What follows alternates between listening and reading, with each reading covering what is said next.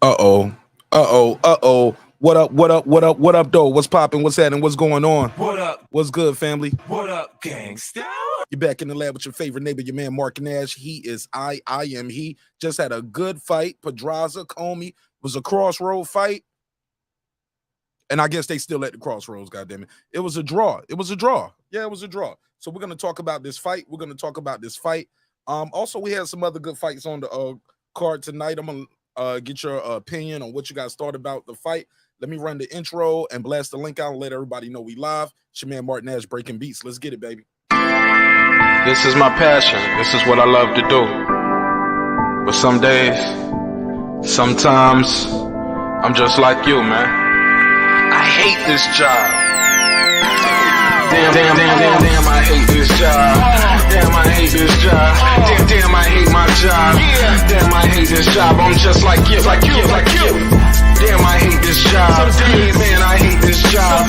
Man, I hate my job. From a good dream I wake, sun rays on my face, planning out my day, hoping this ain't the one that I catch a case. I feel so good, I feel so straight. My manager keep calling me saying, hurry up, you late. Hurry up, you lay off. Y'all, man, I hate this job. Man, I hate this job. Been trying to play it cool, but it's hard to play it off. I've been hanging on to this bullshit, cause my car still ain't paid off. I know I'm on my way up. My boy just got laid off, so y'all, man, I hate this job. Man, I hate this job. These hoes here so ratchet. These niggas here so sneaky. Y'all don't even really pay enough for y'all to only pay bi-weekly. I'm trying to double up my cash. Take this job, shove it up your ass. Yo, man, I hate this job. Sometimes I wanna say, walk in and slap my boss. This shit is getting hard. Damn, I hate this job. Gotta make it out of this struggle, bruh. And I don't really mean to take it out on you. You just a customer, but damn, I hate this job. Damn, I hate my job. Damn, I hate this job. Damn, I hate my job. Damn, I hate this job. Damn, I hate this job. Damn, I hate my job. Damn, I hate this job. We're the reason why your stockholders always stay afloat. Yet I'm asking, are they hiring? Like everywhere I go, schedule will say 9, but I think it's fine if I clock in at 9:04. I work 40 hours a week plus overtime just to be bro. So y'all, man, I hate this job. Hate that I applied. So much has transpired since the day that I was high. Told me I could advance, but you were telling me lies. Gotta give your notice before I quit, but you don't say shit right before I'm fired. Damn, man, I hate this job. Sometimes I wanna say, walk in and slap my boss. This shit is getting hard. Damn, I hate this job. Gotta make it out of this struggle, bruh. And I don't really mean to take it out on you. You just a customer, but damn, I hate this job. Damn, I hate my job. Damn, I hate this job. Damn, I hate my job. Damn, I hate this job. Damn, I hate this job. Damn, I hate my job. Damn, I hate this job.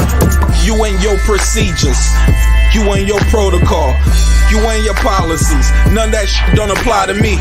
You and your quotas, you and your standards, you and your 2 sick days a year. Y'all niggas bananas. Wonder why the postman's posted with hammers, going postal with Popo on camera. His wage got him enraged, stressed out, it's hard to maintain. He flips the middle, grabs his. He said, if you don't get the picture, I quit, you ain't shoot. Mother, man, I hate this job. Sometimes I wanna say, walk in and slap my boss. This shit is getting hard. Damn, I hate this job. Gotta make it out of this struggle, bruh. And I don't really mean to take it out on you. You just a customer, but damn, I hate this job. Damn, I hate my job. Damn, I hate this job. Damn, I hate my job. Damn, I hate this job. Damn, I hate this job. Damn, I hate my job. Damn, I hate this job. Look, man, I hate this job. I put my pants on one leg at a time just like you. I'm out here trying to take care of my family. Damn, I hate this job. It's not always glamorous, for real, but I do what I gotta do for me and mine, you know? Damn, I hate this job. Damn, I hate my job. Damn, I hate this job. Damn, I hate my job. Damn, I hate this job. Damn, I hate this job. Damn, I hate my job. Damn, I hate this job. Damn, I hate this job. Damn, I hate this job. Damn, I hate my job. Damn, I hate this job. I'm just like you, nigga. Damn, I hate this job. Man, I hate this job. Man, I hate my job.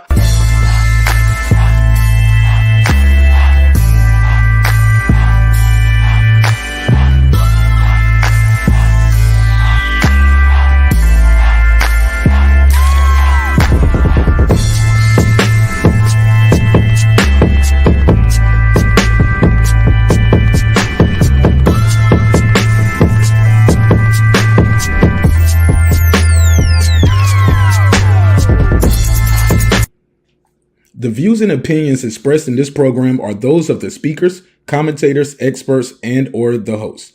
They do not explicitly nor necessarily reflect nor represent the channel's policy or the views held by the channel or broadcaster. The broadcaster or its channel cannot be held accountable for all or any views expressed during the program. Basically, if I didn't say it, don't come for me. You come for the person who said it. And please don't sue me for somebody else's words. With that said, let's start the show, motherfucker. This that squad sound.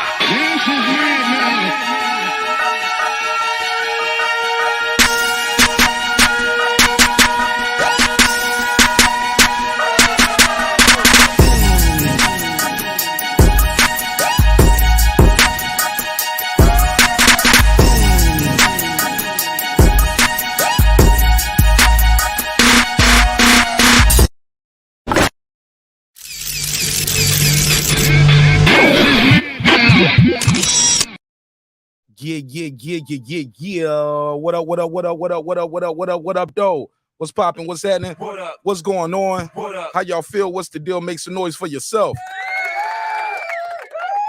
Yes, sir. Absolutely. How y'all feel, man? What's popping, man? Feels so good to be back. Seems like we was just here. And we were. Yeah, man, we had a good night of boxing, I guess. I got a survey in the chat. Y'all bear with me. I'm still blasting out the link, letting the people know we are live. Yeah, man. What y'all think of that fight? What did y'all think of that fight? Did y'all have it as a draw? Pedraza versus Commey. I believe the scorecards was 97-93, 96-94, and 95-95. I was like, oh man, here we go again. My boy said, shout out to Medio. All right, yeah, let me do these drops real quick. Let me do this, these shout outs real quick for all the members, man. Got to do the members only shout outs first. Yeah, I'm still blasting the link out, but damn, man, I ain't gonna lie, man, this was not a bad fight. It was not a bad fight. It didn't end in a knockout. It ended in a draw, but I get it. Some people like, man, I need to see my knockouts, homie. I get it, but we'll talk about that. We're gonna talk about it. I'm gonna drop the link out there. I'm gonna open the phone line as well. Matter of fact, let me drop the link. And then I'll open the phone lines up, and we're gonna do these roll call. But damn, man, I ain't gonna lie, yo, I enjoyed that fight. I enjoyed it. I like it. Some people gonna tell me they didn't like it. I know. We're gonna talk about it though. Let me do these roll call real quick. Let me do this roll call. Shout out to all my neighbors out there and all the friends and family, the architects. Without you guys, the show would not be the show. Let's do this right. Shout out to New Media Today, USA Boxing. What up? My boy HLD. What up? Cooking with Sir Senior. What up? Appreciate y'all, man. What up? Matty Yoel. What up? Deuce Times. What up? Brandon Washington. What up? Born Supreme. What up? Karma Serene. What up? Lisa Bell, she never fails. What up? That guy Eclipse 330. What up? Ace Retro. What up? Lady Shan Dundam Season. What up? Dub Right Side. What up? Jake Lago. What up? Boxing Lounge. What up? My boy Tank, the Sweet Science Examiner. What up? Pierdo. What's poppin', my G? What up? D Bevel the Champ. What up? Rob G Films. What up? And of course, Derek Lincoln. What up, gangsta? What's poppin' with y'all, man? Damn, yo. Okay, I see the people in the chat. Got my boy Matty Yoel in here. I see HLD. Okay, Matty said it was Matty, what you think of the fight? Did you have a draw? Who did you have winning, Matty? Who'd you have winning? Let me see. Let me take this off the screen. Man, I ain't gonna lie, y'all. I call that shit. When I think it was like in the 5th round, and I was like, okay. I didn't even realize when they told me I saw a banner on the screen, they said Pedraza. And I was like, they said Pedraza landed 40 body punches. I was like, damn, I ain't even see all the body punches. I saw him doing some tapping down there. I saw him doing some work, but I was like, damn, he landed that many body punches? It was like 40 to 10. And like the 5th or 6th round or something like that. And I was like, oh man, I thought he was losing some of them early rounds. And then it's like Commey gassed out. Oh, he was huffing and puffing. Commey was looking like a fat boy in line at Wendy's when the drive-thru broke. Like, damn, I gotta walk inside. just huffing and puffing in there. Hey, look, you know it's bad when your corner's like, do it for your family. For your family. Like, you know it's bad, like, when they start bringing your kids involved. Like, you're going to feel bad tomorrow. Yeah, do it for your kids, your son, your daughter. Like, bro, you are doing the most in the corner when you got to summon the children. Do it for your father in heaven. Like, damn, man, you don't, bro. God, heaven, the kids in it, bro, you probably losing this shit. You need a knockout. The referee made a couple mistakes in this too. I don't know if y'all saw that. The referee ruled that it didn't matter at the end of the day, but the referee had ruled that headbutt as a punch. Oh man, see, you start seeing bad officiating. If you watch boxing heavy and you start watching a lot of these undercards, or you watch a fight like this, that's the main event, but it's a 10-rounder. There's no title on the line, so you don't see the big names. You don't see the Birds. You don't see the Baileys, the Tony Weeks. You don't see those guys, right? You see these off-brand ass referees, respectfully, and they make mistakes. But we'll talk about that. Big Baby Miller had a hell of a performance as well too. I mean, second round knockout. I saw Big Baby Miller making some mistakes early on. Yeah, I get it. I know what y'all gonna say. Mark Nash, I got to put a case on you. He won. He knocked the guy in the second round. Why are you complaining? I'm not complaining. Just making observations. This is boxing, right? And when you're 11-0 with 11 knockouts, you're still in there working on some things. It's still some things you probably should be working on. I like how he came out in South. We'll slow down. Am I moving too fast? Yeah, I'm probably moving a little too fast. Put a case on me. Let's slow down. I don't want to bury the lead. Let me see what we got with the survey. The link is out there if anybody want to join. Let me pin that to the top. Pin that at the top. Let me pin that at the top so I don't have to keep dropping the link all night. Yeah, but look, Big Baby Miller came out with that southpaw stance, and he came out with the jail outfit. Let me get my screenshots, yo. I gotta pull up some screenshots. Your boy came out there with Akon locked up with the damn with the handcuffs on. How did y'all feel about that? Did y'all think that he was doing too much? Did y'all not like him doing that? Coming out to make black men look bad. It's a bad to see a black man come. You know we're gonna get that right. Man, he shouldn't have did that, man. He made black folks look bad. I know I'm gonna get one or two of those. I already know, but that's okay. In the meantime, in between time, I got my guy Dub, right side. What's poppin', my G? Welcome home. What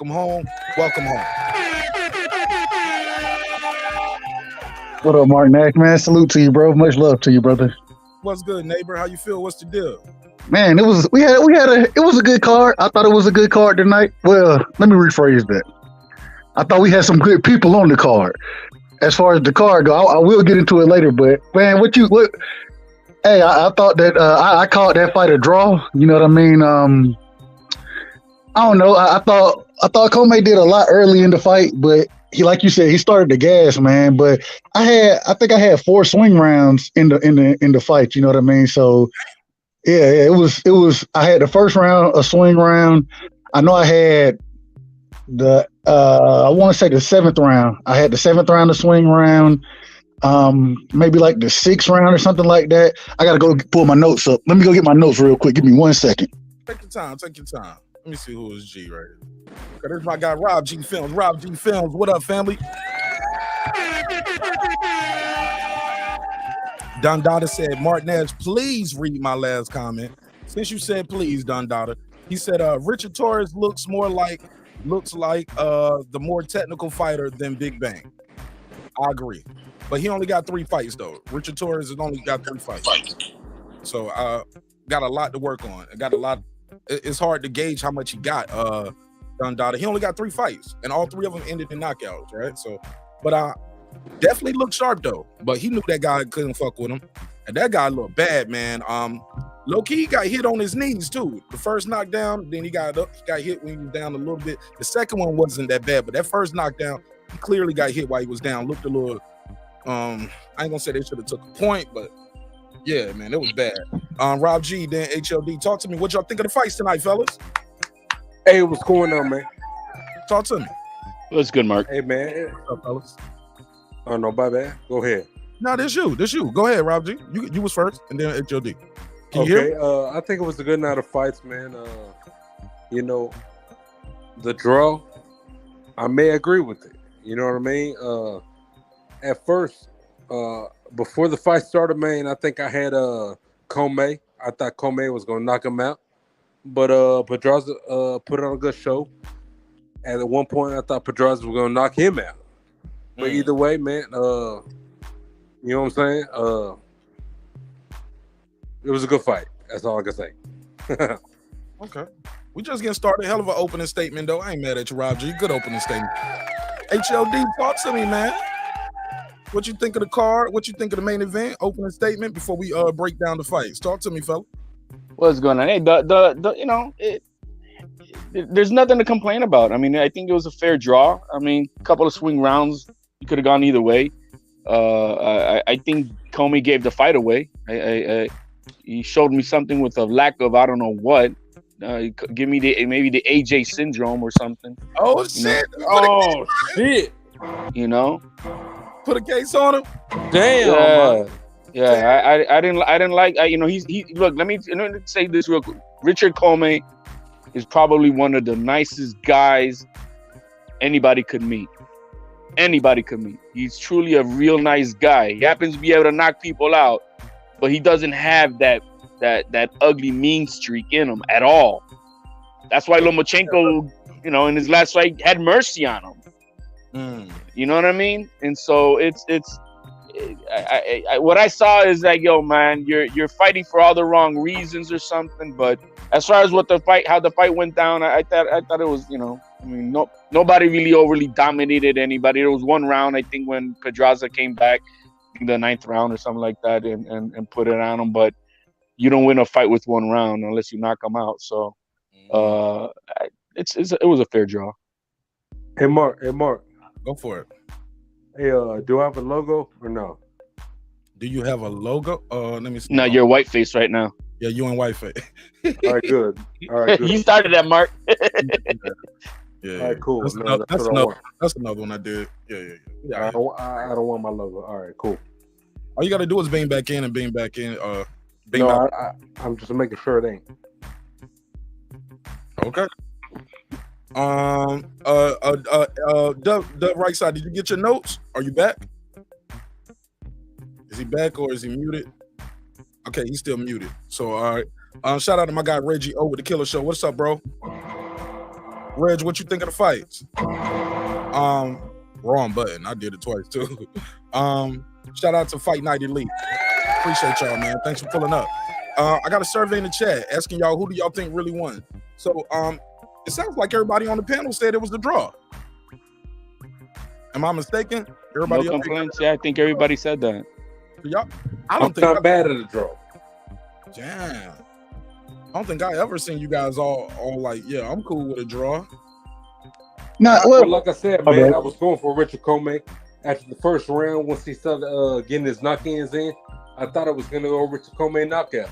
But at the same time, man, once it started progression, I thought first of all, Pedraza was going to hit him. But you know what I'm saying? Now that it played out, I'm not mad at it. Yeah, no, I agree with him. That first round, I had the first round to swing round. Although I gave it to Commey, I thought it was a close round. You know what I mean?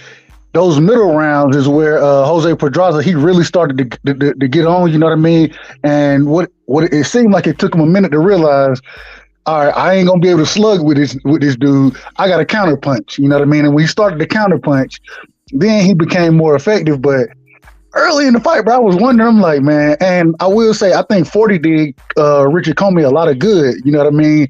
He looked like he carried his power up there, as well as in some of his previous fights, he looked a little drained. He looked like he was a little more, even though in the late rounds he did gas out, he still looked like he was a little more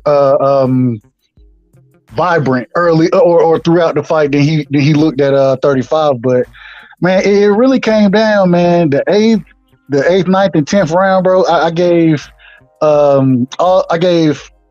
the 8th and the 9th to Jose Pedraza. I had the 10th round as a swing round. You know what I mean? And I end up giving it to Pedraza, but man, it still ended up being 5-5 for me. So I wasn't mad at a draw. I didn't think it was gonna be a draw though. I was shocked that it was a draw. Oh, really? Okay. So you had it as a draw. Wow. So all three of y'all had it as a draw. Damn. Okay. We're all content with the draw. You know, we're happy. It's you know, we didn't see nobody overly dominate anybody for us to say, damn, that was a robbery. It's a 10-round fight, you know what I mean? And so it's you know, a couple of swing rounds and it changes everything. And my thing, if I got four and I saw how the judges kind of scored it, I think one had it 97-93, the other had it 96-94, and then one had it with 95-95 or something like that. I'm like, shit, I can't be mad at it because, you know, with swing rounds in there, hell, it just goes off of what you value. You know what I mean? And so I couldn't be mad. I wasn't mad at the draw at all. I wasn't mad at the draw.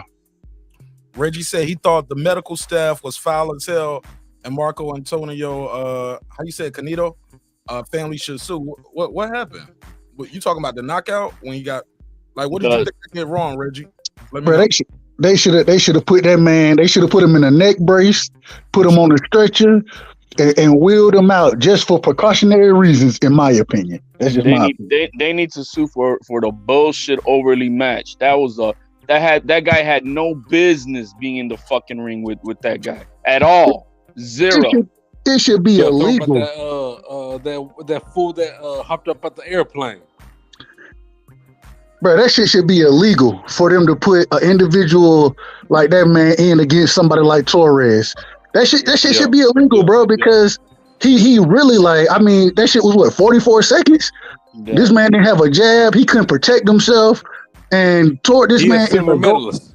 Come on, man, like, and silver medalist. We see what he did in his last fight. He knocked the nigga out in like 58 seconds. Like, this guy just came off a knockout. He came off a loss. He was knocked out in his last fight. Somebody needed, man. I love boxing, and that's why I said we saw some good fighters, but the individuals they were matched against, and people would tell me Top Rank do the best matching.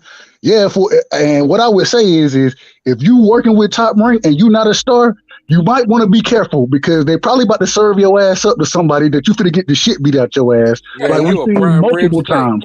But that was the only bad mismatch of the night. I mean, overall, the other fights, they were good. Like that kid that came from Mexico and fought Abdullah Mason. He can fight. He can fight though. He can fight. That kid, I put it this way. He's lucky this fight was in 6 rounds because I think that kid was gonna bring it to him. And the last part of the 4th round, he was really bringing it on. So I would like to see that young kid again. But I think the highlight that I saw today was I love the camaraderie of the top prospects all together, having a blast. They were a unit. They were supporting each other. That was fucking awesome to watch. I don't think I've seen that anywhere else. That was fucking dope. I loved it. Yeah. Kudos to Keyshawn Davis because I think he's probably like the nucleus of all that shit. But it was awesome to see. And then the low was that bullshit ass fight with Torres. I don't give a fuck. He didn't. That's not a spectacular nothing. That was a disgrace. Facts, HLD. That was dope, man. We all saw them ringside whenever they put that camera on them. Everyone was hyped up. Oh, yeah, I loved it, bro. Man. That was dope because you don't see that in any other network like that. I have never, or I just haven't seen it. I haven't really seen it. It was awesome. I think Don Dada, I don't even know what you mean right here. He says so Torres gets a KO and it's bad, but Big Baby gets a KO and it's the greatest thing since no, that's not what they're saying. They're saying, well, hey, Don Dada, all you gotta do. Let me finish. Don Dada, what they're trying to say is the guy was overly matched. I mean, he went down for the first time in 20 seconds. I don't think he landed a punch. He didn't. And I want to be very quick. Look, you cut me off too. Don Dada, I just want you to know this though. Nobody is hating on Torres. Nobody. And they're just talking about the way the opponent was done after the fight. Like they should have put him on the stretcher, put him on the neck brace, things of that nature. And that guy was overly matched. But shit, if Big Baby would have looked like he killed that dude in the ring, I'm sure they would have said the same thing. But they're not bashing Torres, homie. I promise they're not. But go ahead, fellas. All you gotta do is just hit that like button and join the panel. Dundada will join the panel now. He will do that. No, I know he will. I just want to say this. Outside of this Torres, though, I thought that the guy Big Baby he was fighting, I thought he was overmatched as well. I didn't like that matchup. I said from the beginning we saw some good prospect or we saw some good fighters on the card, but the matchups were horrible. And even the FA, I can't say his last name. I'm gonna fuck his last name. Ajaba. That dude shouldn't have been in the ring with FA, man. He shouldn't have been in the ring, bro. Like, I understand matching fighters, however, but at the same time, at least with Tiger Johnson, they gave him a game opponent. Now the skill set was totally different, but his opponent was game and wasn't just getting beat. Well, he was getting beat up. I ain't gonna say he wasn't getting beat up, but all I'm saying is if you're working with Top Rank and they trying to put you on the card. Hey, man, you need to be careful about who you getting in the ring with, bro. You really need to be careful about that. That shit should be illegal, bro. The guy that they matched up with Big Baby, the guy was game, and he put some leather on Big Baby at the beginning. Yep. So he was not overly matched. It was just that Big Baby's just a different animal. Period. I think he also landed that leather too, because Big Baby came out in that southpaw stance, and he's been out. This is probably his 8 months. Yeah, he's been out. Okay, 8-9 months, whatever it was. That's his longest layoff. You got to keep those young guys in there. But that Big Baby, man, he worked that body nicely. Yeah. Look, now when we watching heavyweights, I don't know about you guys, but me, I'm always looking, how can they do against Usyk? What can he do against Tyson Fury? Because that's the top guys, right? I think he can do all right because he's so technical too, man. Like, I think they talked about on the broadcast. He's not one of these other American heavyweights that was baby, football player, washed out basketball player. Like, no, I box, homie. I've been boxing since I was a baby. You feel me? He gonna be a problem, HLD. But I don't want to hype the guy up because I don't want to do that. I've always had him in my pocket. I know he's hype him up like you hype Tio up. No, Tio already proven. I don't hype up Xander Zayas though, and he's the number one. Oh shit. All right, I don't hype up Xander Zayas. I keep him quiet. And I leave him alone. I like that's my ace in the hole. You know what I mean? That I'm not gonna let him do his thing. Same thing with Big Baby. I'm not these people who gonna start hyping their fighters up and they haven't done shit yet. You know what I mean? Big Baby is coming. He's gonna be the next true skillful American heavyweight champion. Right. Okay. Dundada, thanks for pulling up, man. Talk to us. So you said the panel hating Dundada, on man. Dundada, you said the panel hating on Torres, huh? Talk to me. What's going on, everybody? Thanks for letting me. Big Dundada, man. What's going down? Hold on, Roger, you all over everybody right now, big dog. Hold on. Let me hear him. He already low. Wake up, Dundada. You hear me? You hear me? There you go. All right, nah. Thanks for letting me on the panel, but y'all not hating on Torres. I just want to say that, ESPN, they have great matchmaking, just like they do for Torres, just like they do for Xander Zayas. They got matchmaking for Big Baby and they got great matchmaking. You know what I mean? Their prospects are doing big things, unlike the PBC prospects like Vito Melanicki Jr. and Joey Spencer. Right? Top Rank got the best fucking matchmaking in the fucking game, and they doing big things. That's all I gotta say about that. Man, what happened to Joey Spencer, man? Exactly, right? He was supposed to be the next big thing 2 years ago. Look, right? I remember he said something about Tyson Fury and them gloves, man, and Top Rank ain't been fucking with him since, it seemed like. Nah, Joey Spencer's with the PBC. Oh, he wanted the PBC? I thought he been PBC. Joey Spencer was supposed to be the next big thing for the PBC. Damn, what happened to him? Vito Melanicki Jr., but he lost like fucking 2 fights ago. Oh shit! Well, that explains it. Joey Spencer's still on, though, right? Yeah, they all still with the PBC, but that's what I'm saying. ESPN got great matchmaking. I mean, overall, I say yes. The ESPN or Top Rank They are They the know best. how to develop the talent. Develop fighters. They're the best. The proper Period. way. The proper way. Hey, No. Pure, pull Go up, ahead, man. HOD, I didn't mean to cut you off. I agree that Top Rank, they matching their fighters well.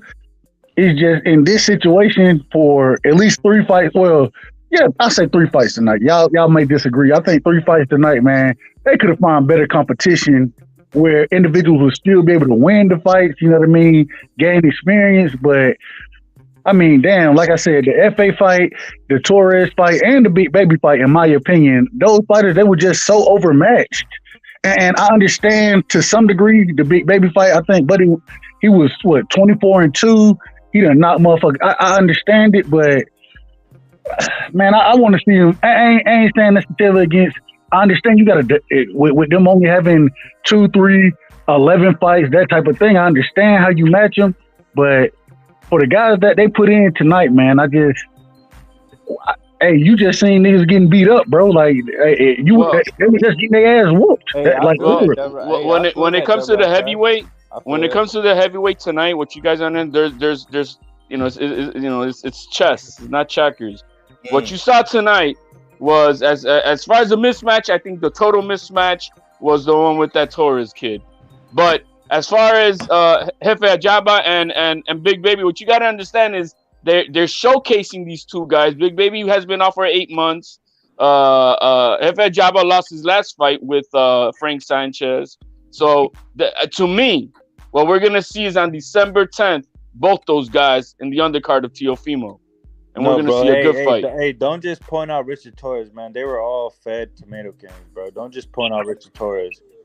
Don't do that. Don't do that, HOD. Nah, man, he was fed. Man, he was fed. He was fed my uncle, man. They were all fed tomato cans. He was fed my uncle, bro. Come on, bro. Don't point him out. Just keep it a bug. They were all fed tomato. Nah, man. That was wrong. Every that was a wrong, bad, ugly matchup. No, Richard Torres is a silver medalist in the Olympics. Exactly my point. Why is he fighting this guy who doesn't really have much of anything? It's like if he was fighting Nico Ali or something. A weak contender, or is he just a silver fucking Olympic medalist?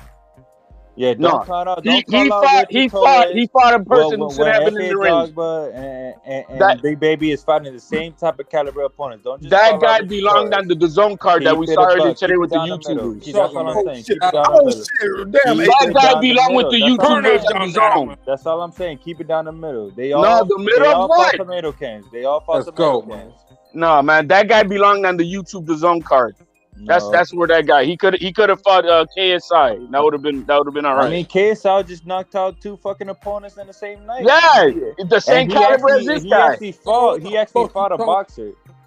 He actually fought a boxer, unlike Jake Paul. But that's a different story for a different day. Nah, we right here now. Turn up. No, it's let's talk about it. Let's talk about it. Man, this is the thing. Yeah, let's not talk about influencer boxing. The thing is, I'm just saying, let's keep the same energy for everybody, man. We know they all fought tomato cans, so we can't just call out Richard Torres because he knocked him out in one fucking round and made him look like a fucking. He dropped the guy with the first punch.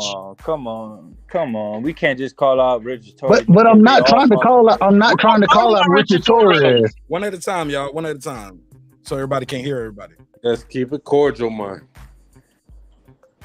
Go for it. Though. Go ahead. I'm done. Go ahead.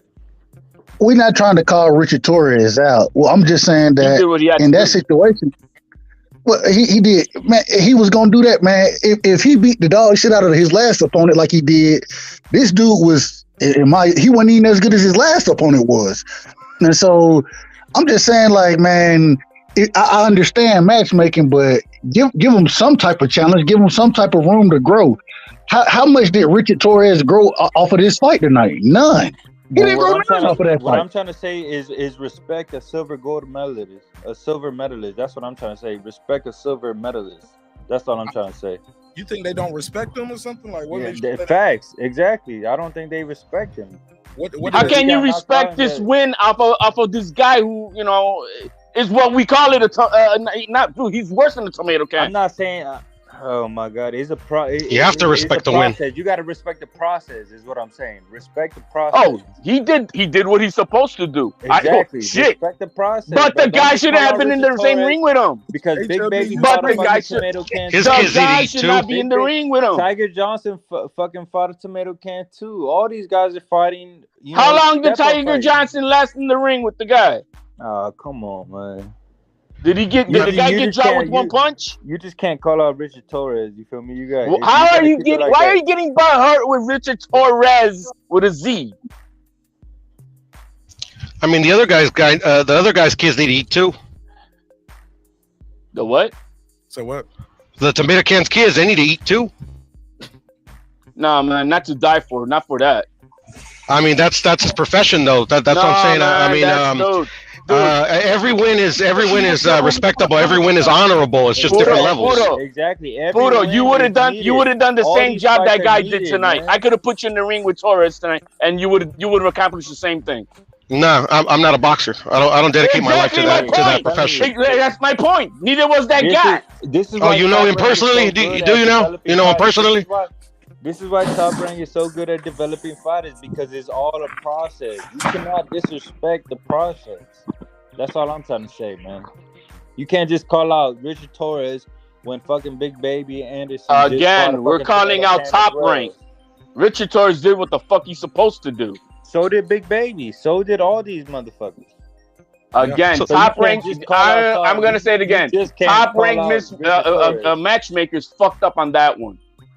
And all the hardcore pugilists out there, not the regular guys like us. Look, one at a time. All the top guys out there are saying it. Y'all hear me? Hey, HLD, let them get more than one sentence off, because your mic is super loud. So when you cut them off, and you like, hey, he's a bitch, he's a butt. We can't even hear them. Like, you kind of filibuster when you cut them off, HLD, because your mic is so loud. So just try to let Dundada, because Dundada got the sleepy voice over here, so we ain't gonna be able to hear him. My fault, y'all can't hear me? I'm fucking with you. Now when HLD turn up, you good, but when HLD turn up, you like I'm just proving a point that Mark Nash, this is what happens when you're mismatched. Hold on. Let me say something to Mark Nash real quick. I'm here to respect your channel. I respect your channel to the fullest, so I'm not gonna be over here trying to holler and argue over anybody. You feel me? Yeah, that's why I'm trying to tell HLD. That's what I'm trying to say. I'm not here to argue, holler over anybody. I'm here to just have a dialogue. Yes, sir. Yes, sir. And I respect you, and I appreciate your time and your energy. Go ahead, get your bars off. It's gonna be a little discourse here and there, but yeah, of course. I'm just saying we can't call. We just gotta call it even.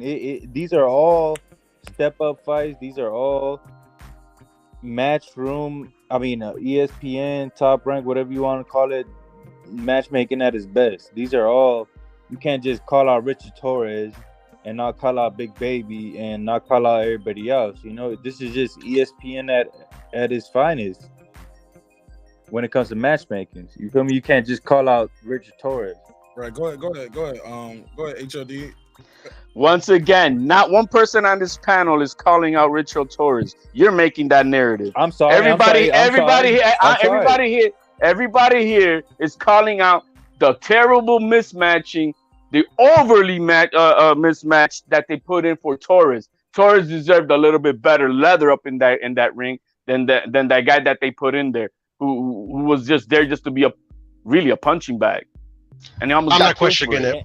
And that's what you think, HLD. That's what you think. The guy just came off being knocked out even in his last fight. How many fights he had? 4, 5?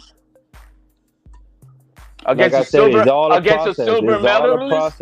Against that's what Torres had better opposition in the Olympics than this guy. Come on, it was terrible. It's not so much that we're trying to call a fighter out. I'm just saying that I think all of these fighters, especially the individuals they're trying to highlight on their cards, right? So when we look at Abdullah Mason, I thought he was matched very well tonight. You know what I mean? He had a difficult fight for him.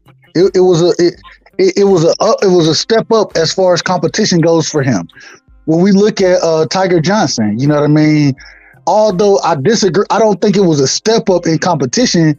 I do think that the individual I can't remember buddy name, Galata or I can't say it. I think it's Galati or some shit like that. But Galati, I think it was something like yeah, that. Galati. but he at least he was there to fight. You know what I mean? When I look at FA, when I look at Torres, neither one of these opponents were there to really fight, bro. They was there to take punishment, and they both kind of fell. Hey, you know it is what it is. They both got their ass whooped. Even with Big Baby, bro. If you look at that fight, you know the reason Big Baby did get touched is because it was more him than anything else. You know what I mean? And so when he made the adjustment and then started to touch the body, he ended the shit pretty easily. And so all I'm saying is for all these fighters, and I understand when you say respect the process, I understand that. What I'm saying is that I can feel. Let me just finish, bro. Let me just finish, bro. Speed it up the right side too, because we got a lot of people trying to get in. All I'm saying is at the end of the day, if we want to say respect that process, the process from Top Rank, it got to be a tad bit tougher than what they showed us tonight. That's all I'm saying. Hey, I feel all that you saying, right?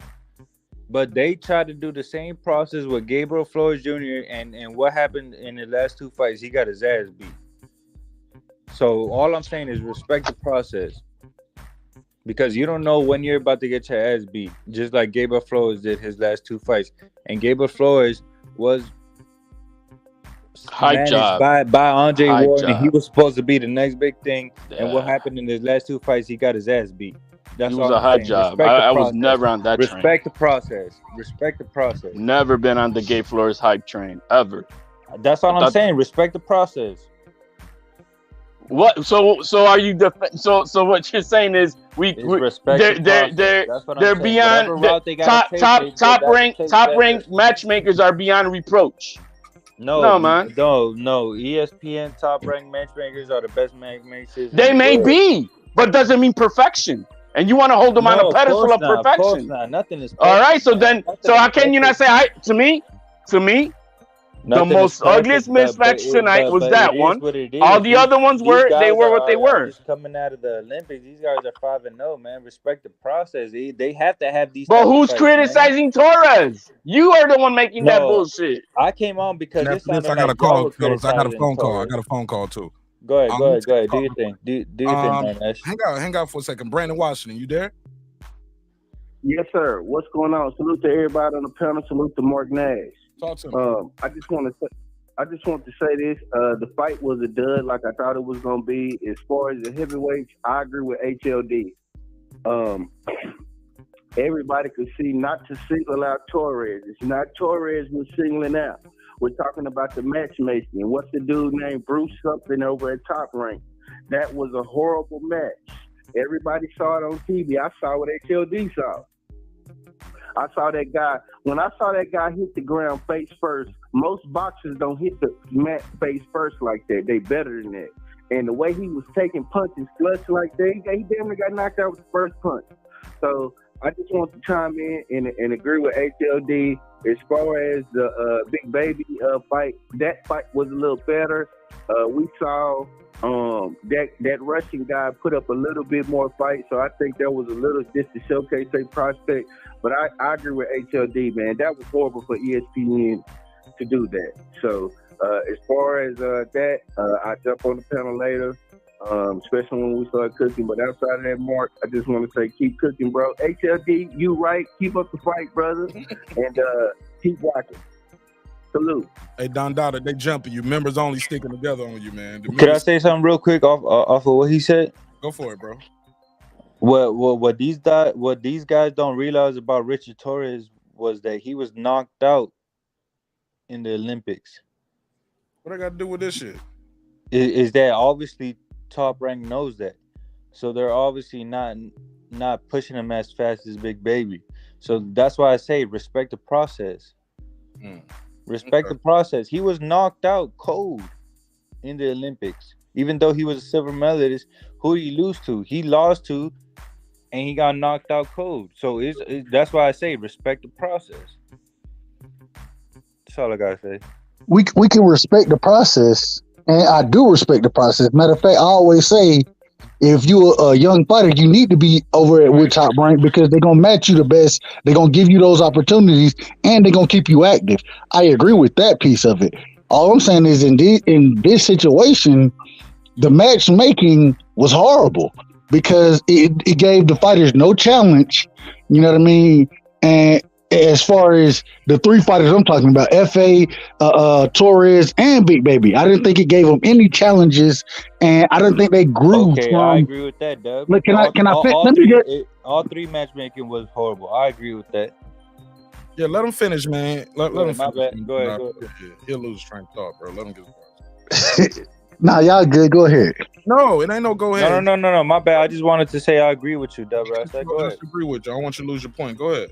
Nah, all I was saying was I think they matched it well for their fighters to win. I thought that it could have been matched better for their fighters to have some type of challenge and then still come out victorious. So I didn't think there was challenges presented in a lot of these fights. And when you look at the individuals that's fighting right now, I want to see them challenged. And so that's all I'm saying. Go ahead, Reg. Yes, sir. What's happening, y'all? What's popping, my G? Reggie O with the Killer Show.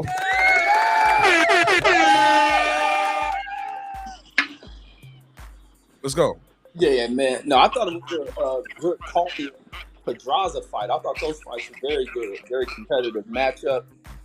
The Big Baby one, I just thought the Big Baby fought a little lazy to me. I don't think he was woken up by the opponent they put him in there. And he was able to kind of like style and kind of clown with that dude a little bit. And he was getting hit with some punches in there that he shouldn't have been getting touched with.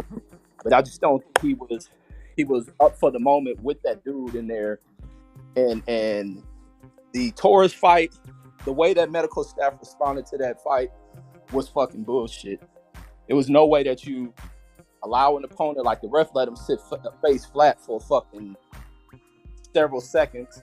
Rather than turn them over, it was enough time for a doctor to run clear from another side of the ring to be at the dude before they start rolling them over. Dude's eyes roll back, making him to wake up. No stretcher in the ring. Just nothing. Just taking the time to make sure the dude woke up. When his eyes finally did open up, he just still looked fucked up. And then to make him walk out, that shit is bullshit. You see that in a lot of these damn fight events where these fighters have to sit there and be walked out the ring. That's the same shit like even with the kid who got killed at that college fight event. Like it's no different from the professional level. These motherfuckers make so many damn cuts on what they provide for these dudes, and I thought that was fucked up. Hopefully the dude ain't, for that dude to be knocked out back to back and then get that level of care to be made to walk back was like fucked up. And hopefully he's okay, but they should still sue the motherfuckers. Like that's bullshit. Yeah, we seen somebody die after that too. They let somebody walk out the ring, they end up dying later. Yeah, that is shit. I think that was a Top Rank event as well. No, that was a PBC event, I think. Dude walked out the ring and ended up dying later. But Reg, let me ask you this. You said something about Top Rank had terrible matchmaking. What'd you say in the chat? Like you said they don't make no stars? Yeah, they development. Everybody talking about how they match make and they got all the young talent. They ain't gonna make none of them young motherfuckers into superstars. They don't do shit. And even with Big Baby wants better competition. That's why I'm saying even tonight he fought lazy. He wasn't woken up by his opponent. He feels that he should be fighting better people. Even in his last Fight Hype interview where he's speaking about the type of opponents he's getting out of there. Like everybody you look at with the prospects they putting in there, they giving them soft shoe ass opponents, and then when they step them up, you find out these fools are so far undeveloped. Belanga going through the same shit. A lot of these dudes, and talking about what they got, who are they creating to stars? Shakur has to do his own shit to be a star. They ain't doing shit for Shakur. Shakur should be bigger. Shakur ain't even a big name to announce amongst other people. Even with Loma push, they ain't developed Loma into no star. They fucked over Crawford's career as far as where he should be. Like, Top Rank ain't shit. Matchmaking and boxing is full of shit to me. I don't even know why that shit exists. If they did better with ranking people, you'll get better fights. You wouldn't get these mismatches that are taking place at some of these fights. Wow. So we're back with another episode of Reggie Owens Hates Top Rank. Oh, that's a fact. Completely agree with that. And he hates the zone too. Yo, hey Reg, you kind of made some good points there, but by your logic, though, my brother, who is a star in boxing? Like, by that logic, it's only 5 stars, like Fury, AJ, Canelo, Wilder, even if it's for some losses. That's about it. There ain't no big stars out there in boxing. No, but you got other known as people that are out there, but when they do I a said better those job. people earlier, They you told me. do a better I'm sorry, you job. just said they're known, but they're not stars. No, You chopped up, Reg. You chopping? Hello? Can't even hear you. You blacked out. Check 1 2. All right, now you muted. All right, Yeah. hello. Hello? Now I can hear you. Yeah, you go. There you go. Go ahead. yeah, no. It's other people that are known out there. They're just saying mega stars, but they bigger than what top rank fighters are. Top rank has very good talent that should be fucking big time stars. Shakur should be a big time star. There should never be no shit people questioning where Bud is. How is he known? None of that shit should be questioned. And then every time you look up, Mikey Garcia having to leave there to become a bigger star, Floyd having to leave there, Oscar having to leave there, Pacquiao being fucked over, pimped and played by Top Rank. Like Bob has had the talent based on how he has his company structured. People feeling they can trust him, and they ultimately find over they've been snaked by the motherfucker. Like ain't no top shit coming from Top Rank. All them fighters who are big names gonna have to leave that motherfucker to become something. Shakur included. Oscar was a big star when he left Top Rank and created his own shit. He was already a big star. These guys just wanted more money. They wanted the lion's share. They all went off to do their own thing. Facts. They wanted money. But They was wanted stars, money. Well, of course they want money. They're Facts. an attraction. That's what you're supposed to be, and you're No, supposed to but put they was a star. Bob made them do stars, all 3 of them. But there's a difference. There's a difference Bob between made making. all them stars. They just wanted money No, that Top they Rank made didn't want themselves to pay stars them. by what they do, and Bob Facts. doesn't want to pay them dudes. Facts, Martin Nash. Facts. They were all stars. They just didn't. Bob Aaron just didn't want to pay them, but they were all stars. Facts. No, But there's a difference between stars, making. as soon as it's funny how they can leave Bob and then numbers just explode. No, man. Dude, Y'all you said got it all fine. fucked Ain't up. nobody- They were all stars. Come down off your Bob high, Arum and made then maybe all somebody these guys listen. stars. He made them all stars. Man, hey, put the drugs down. Whatever you put into your mouth. Hey, have you ever I would never have put you the ever drugs flown down. away from your nest? Have you ever flown from the coop? Man, Exactly. get off the drugs, dude. Have you ever sound flown high from your coop? Exactly. Or you still living with your mama? I live with my Hater. Mama's out of it. Hater. Yo. Let's bring it back down. I Damn. live with mama, and that don't mean nothing. I ain't on drugs in her house, nigga. Reggie said, "Yeah, I live with my mom." Nah, let's leave the moms out of it, y'all. Hey, look, let me say this. Doug Right Side was trying to get his bars off. Go ahead, Right Side. You forgot. Right Side, you still there? All right. Well, shit. Let's get back to the mama jokes then. No, I'm joking. I'm joking. I will say this. You funny as shit, Mike Nash. Man, shit. He talking about you get off the drugs, nigga. I just rolled them up. Shit. Reggie, you don't agree that like they start blowing up and making more money because now that they are co-promoting their event, they get a bigger slice of the pie? That would be No. why they're blowing up and making more money, right? No, because they became better promoted, better advertising, better building. Bob ain't done shit. Bob has signed great talents coming out the fucking Olympics.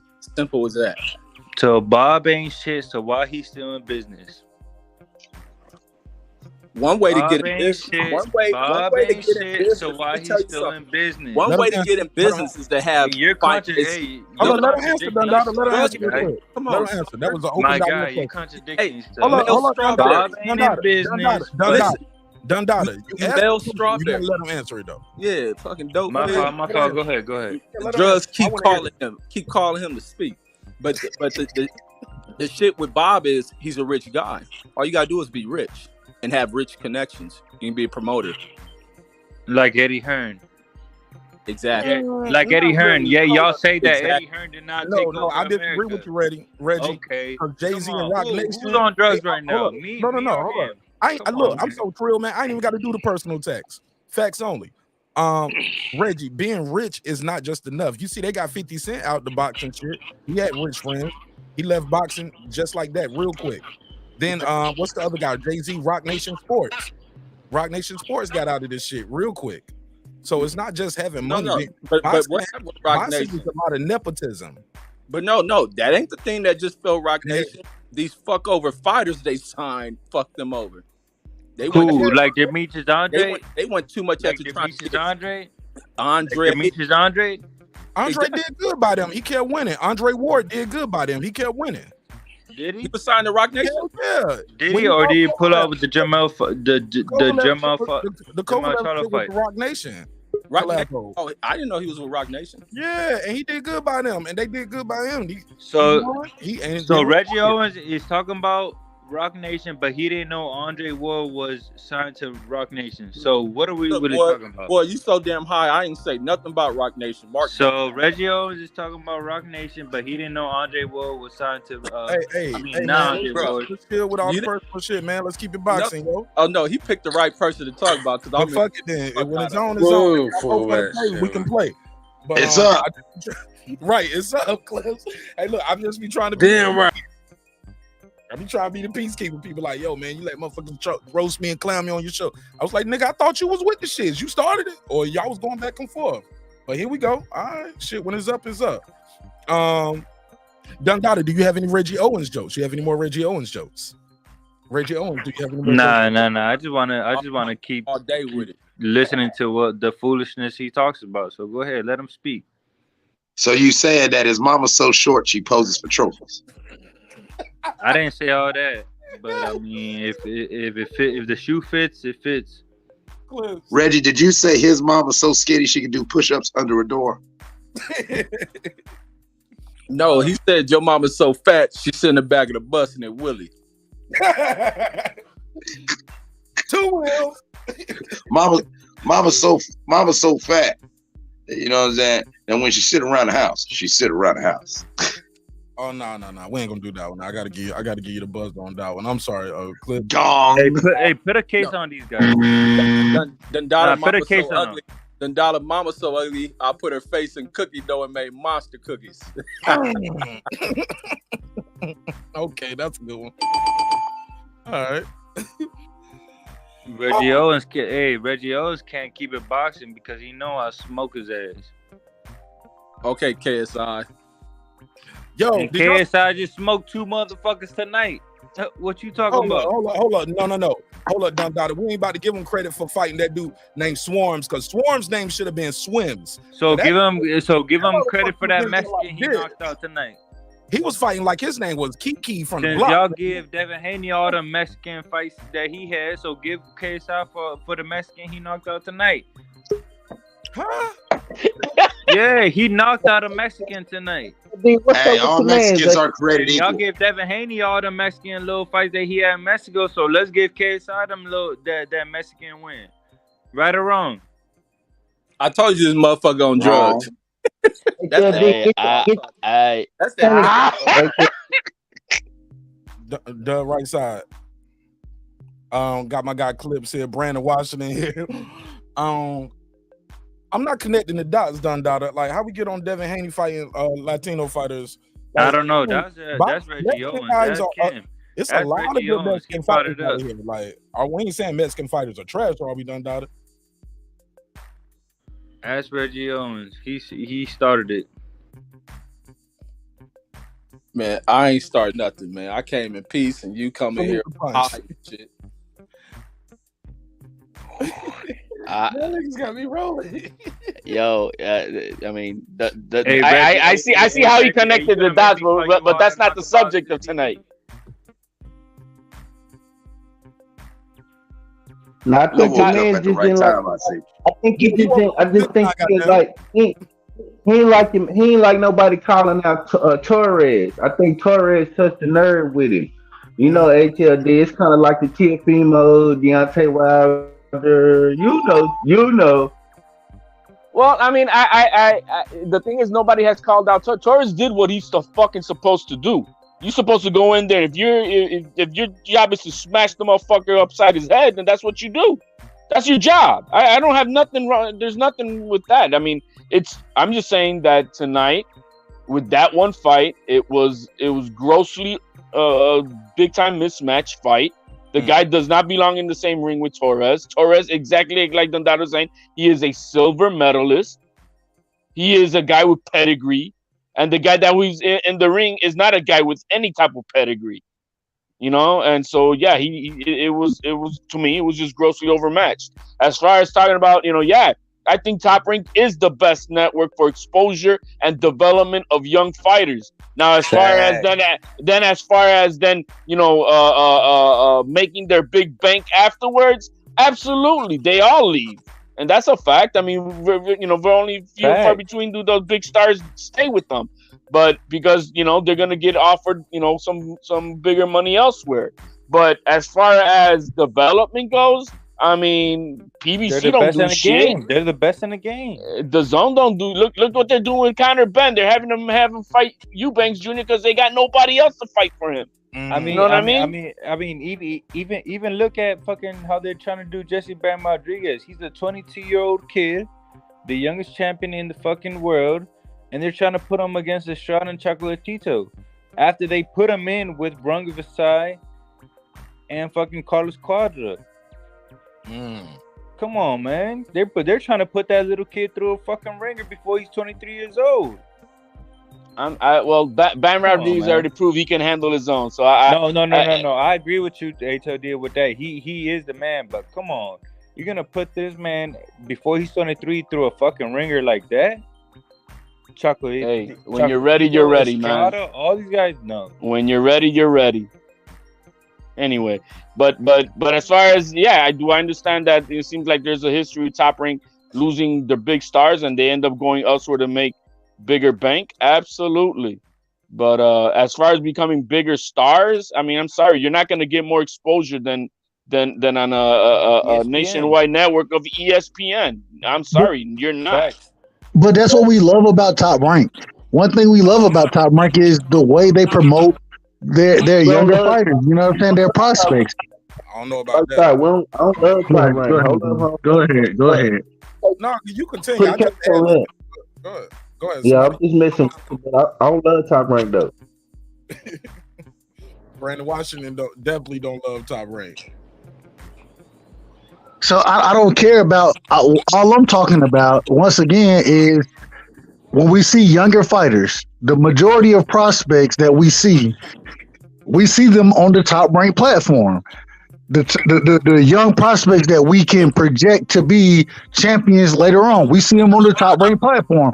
The reason that is because they the matchmaking that they give and that they have, it shows that it can build you into a good fighter. Now, when you get once you get to a certain level, of course, a lot of these fighters, they leave, and I have no problem with that. All I'm saying is as far as building prospects, Top Rank does it the best. Okay. I agree. They do it the best. I don't think nobody disagree with that. Are we going back to mama jokes? Reggie disagrees with that. But you build them up. Let me know if we're going back. Reggie said, y'all, they get known, but they don't get the bag. They don't get the big opportunity. They don't become big stars until they leave Top Rank, is what he said, right, Reg? Or no? Yeah, exactly what I said. But my thing is this though, Reg. We know Xander Zayas. We know Berlanga. We know these guys now. Boxing fans know. Hey, look. What, 7 and 8? We know that. Watching all of their fights, 8-0, 7-0, 10-0, 11. We know them, but casuals don't. Yeah, we know them. The casuals don't know Bud Crawford. No, we know casuals don't know Errol Spence like that. But the difference is if they move to a different platform, that platform usually isn't going to move them the same way that Top Rank moves them. Top Rank gives you the opportunity to develop, to grow your stock. You know what I mean? And then when you move, you can go to different platforms and perform at a level that individuals can get to see you, and you can be a star there. Whereas with Top Rank, when you do move up, there are a lot of times you still don't get the big fights that you're looking for. So as far as building a fighter, building a prospect, Top Rank is the best at doing that. Yeah, these other companies, they may have. Can I say something real quick? Hold on, let me just if I could just let my guy Clips get his bars off. He ain't really said nothing yet, other than Mama Joe's. Go ahead, right side finish, and I got to let Clips jump in real quick. all I'm saying is once you get to a certain level, the reason these people move is because they can get bigger fights over at different platforms. That's why they leave. So Top Rank does a good job building you, but at some point in time, you're gonna leave the same way we've seen with Floyd and multiple other fighters. We've seen this. So go ahead. And I want to say this before I pass the clips. That's not exclusive to Top Rank. People leave Eddie. People don't left PBC. People left Floyd.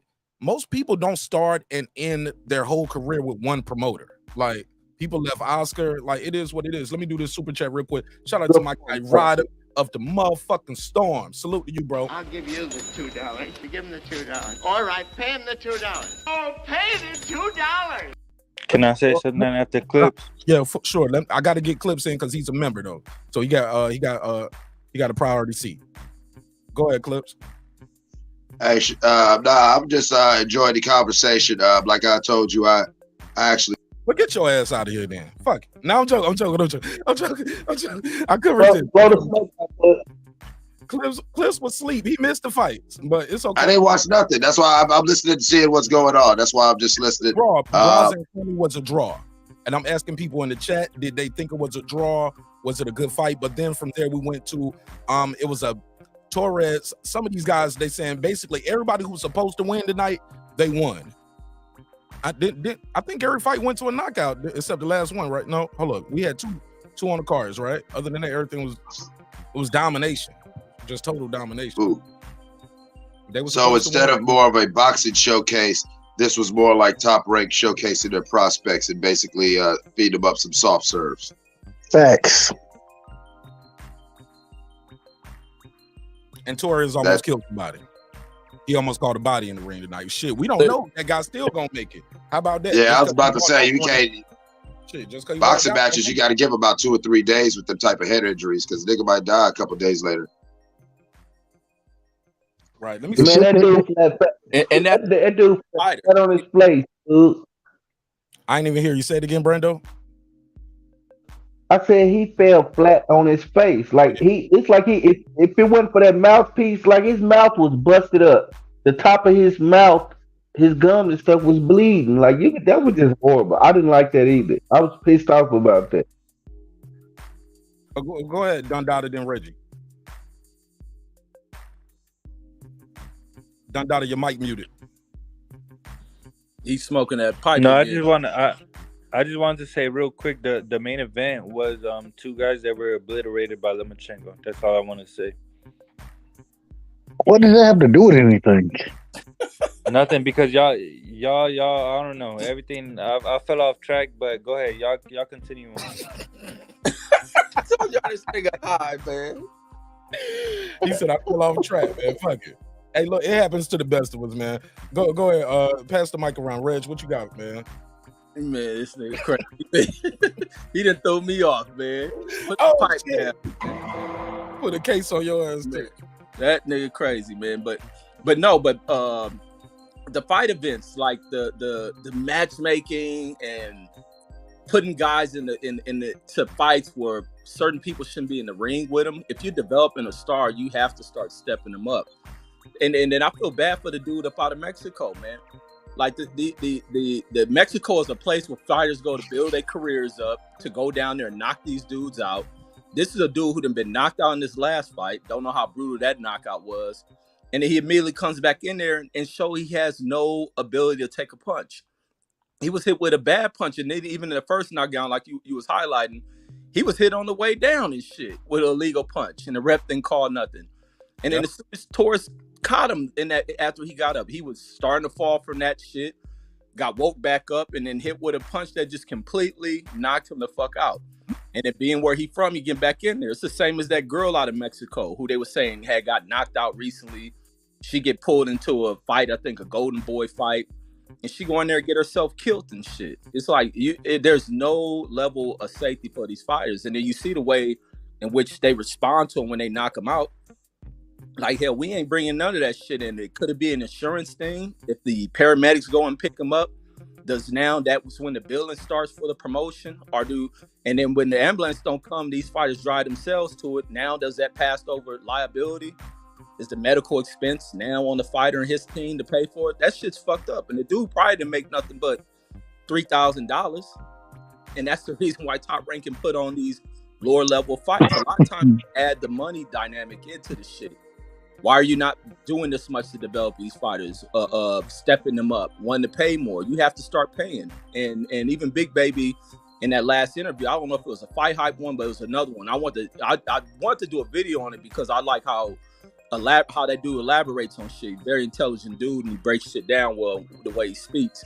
And he was stating about how busy and active he was, but he stated as he moves up in competition, he'll end up fighting less because of the preparation and time it'll take as you fighting more developed and challenging fighters. Because in this fight, he wasn't challenged. There was certain shit he was doing. He was being lackadaisical with shit, leaving his hands down, kind of toying with the guy. And that guy kind of came in the fight until he started getting touched up, and Big Baby started breaking him down and let him know he wasn't going to play with that rough shit. Because Big Baby started hitting him in them clinches and shit and hit him at the ref broke him. Big Baby let him know, like, we ain't going to play that little trying to be WWE shit. I'll get rough in here with you as well.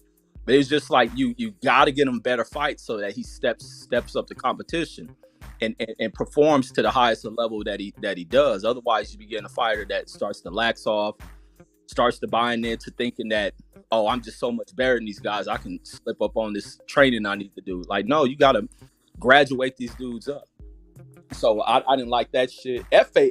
Jogba, he might as well keep getting those easy touches because it ain't no stepping him up. It ain't no stepping him up at all. I think he's regressed a whole lot. He fucked up breaking away from Rodney Shields, and it's over for him. He ain't in the hunt no more. He has regressed like a motherfucker. All right, my guy Punch said Golden Boy built Thurman, Broner, Wilder, Danny Garcia, Canelo promoted promoted almost all Money May fights after Top Rank. Now they got Ryan, Jaime, Zerto, and Virgil. I say bullshit, and more bullshit. They didn't build nothing. All of them was on that roster, and they didn't do nothing with them until Al Heyman built the PBC with them. That's when they became stars. So yeah, they was on Golden Boy roster, but they didn't become big. And as far as Golden Boy did not promote Floyd. They co-promoted. So let's not act as though that. And also Canelo was built on the back of Floyd pay-per-views. So let's get off the gas. On Golden Boy. No, Brandon was cooking. Canelo's development is a Floyd production. On Golden Boy. Produced by Floyd. That's co-promoted. That's 50. No. 50-50. It was co-promoted by both. It was co-promoted by Golden Boy / Mayweather Promotions. So they didn't do nothing. And nobody knew about all of them put together. What Al Heyman did was put them together and showcase all of them. Leo Santa Cruz, Abner Mares, all of them. They was not showcased like that on Golden Boy. So stop it. Nah, that's the truth though, bro. Golden Boy put that work in with those guys, bro. I think you have a little. Like I said, they did nothing. They were the lead promoter. It was Golden Boy. Hey, can I say something? It was the time when you can't name a Golden Boy show. Keith Thurman. You can't name me a Keith Thurman Golden Boy show. Go. Hey, can I say something about that real quick? What's good? There's a video and there's it's on record where Floyd says that Floyd and Oscar De La Hoya built up Canelo to eventually fight Floyd Mayweather.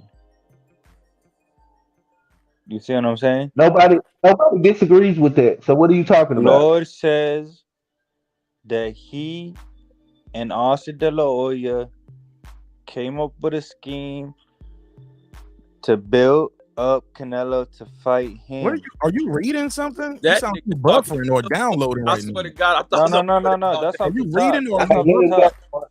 Because I just heard somebody say about something about that, so I wanted to clarify that it was all a scheme. How's it a scheme when the guy's winning in the ring? Drugs then broke this nigga down to syllables. Come on, bro. No, but it's not a scheme. It's business. Exactly. Yeah. I don't mean facts. I don't mean a scheme. I mean business. It was all business. It wasn't that Canelo was this fucking dominator or anything like that. It was just all business. Floyd and Oscar. Floyd says it at his own mouth. I got the video to prove it. If y'all want to check it out, I'll email it to y'all. No, I'll take your word. He says that he and Oscar built Canelo up as a facade because they had the Mexican American fan base and built them up to eventually fight and lose to Floyd. And you see what I'm saying? To fight and eventually lose to Floyd. It's called business. So you Exactly. It's called business. Exactly. HOD. It's called business. Yeah, but Exactly. like So I don't get the point about what you're saying that because don't say nothing else. No, what? I'm gonna keep it the way I see So it. don't say nothing else. It's not a scheme. It's called business. It's business. Everything is what it is. Don't say nothing else. I don't agree with I don't have the panel was saying that Mayweather created Canelo. I mean, like what, off of one fight? That's bullshit. That's all I wanted to say. Did he get more exposure? Yeah. But was he already on top say. of his reign when he was getting to it? Yeah, That's he was. all I wanted to say. Hold on, man. Hold on. Bro. Oh yeah, bro. Don't do that. Cause my old lady used to do that sometime, bro. No. So what I'm saying is, you said that's all you wanted to say. Let them speak then. You don't have to say that. Hold on, man. Hold on. That's all I want to say. That's all I want to say.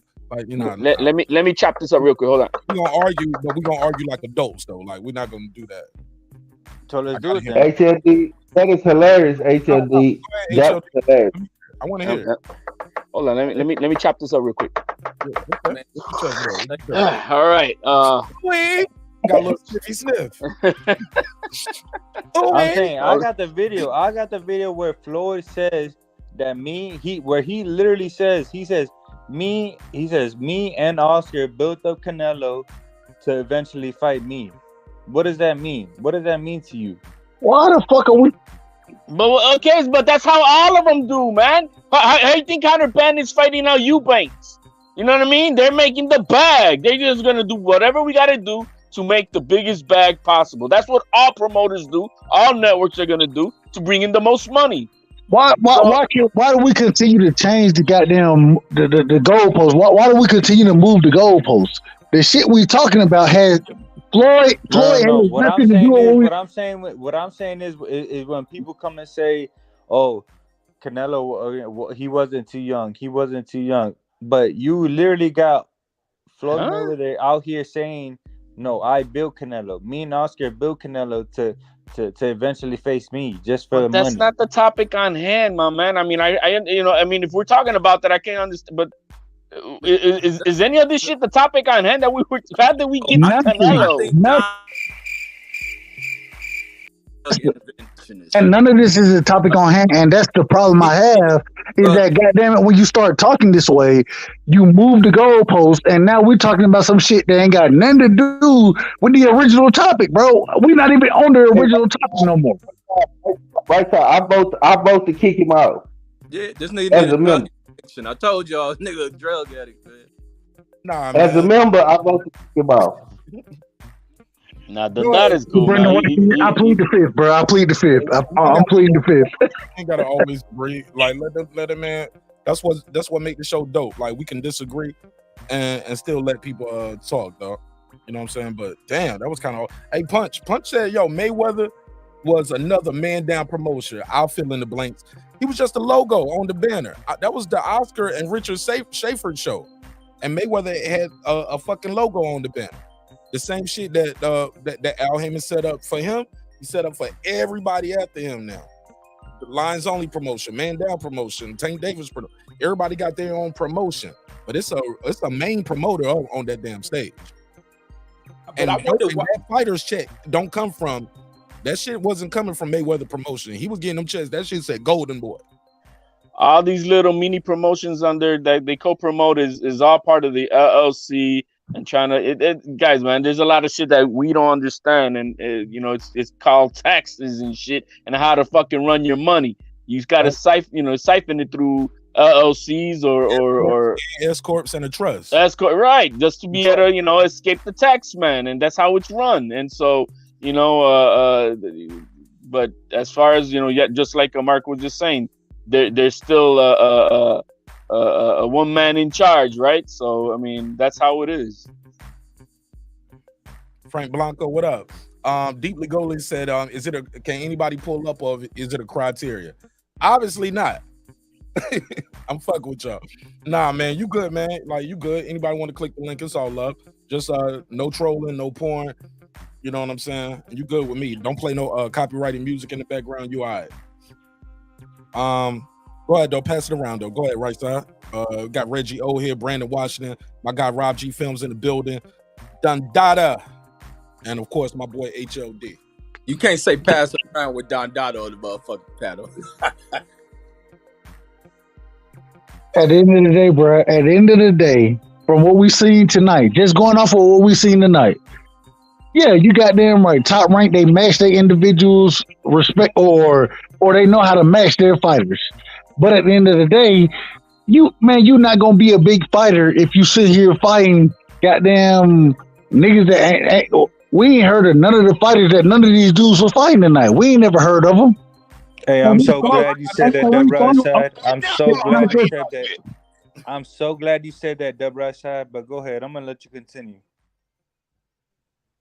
All I'm saying is we ain't never heard of these dudes, and respect to all of them because they get in the ring. You know what I'm saying? They're trying to make it happen, but damn it, we want to see you matched against tough, or not even the toughest competition, but tough competition.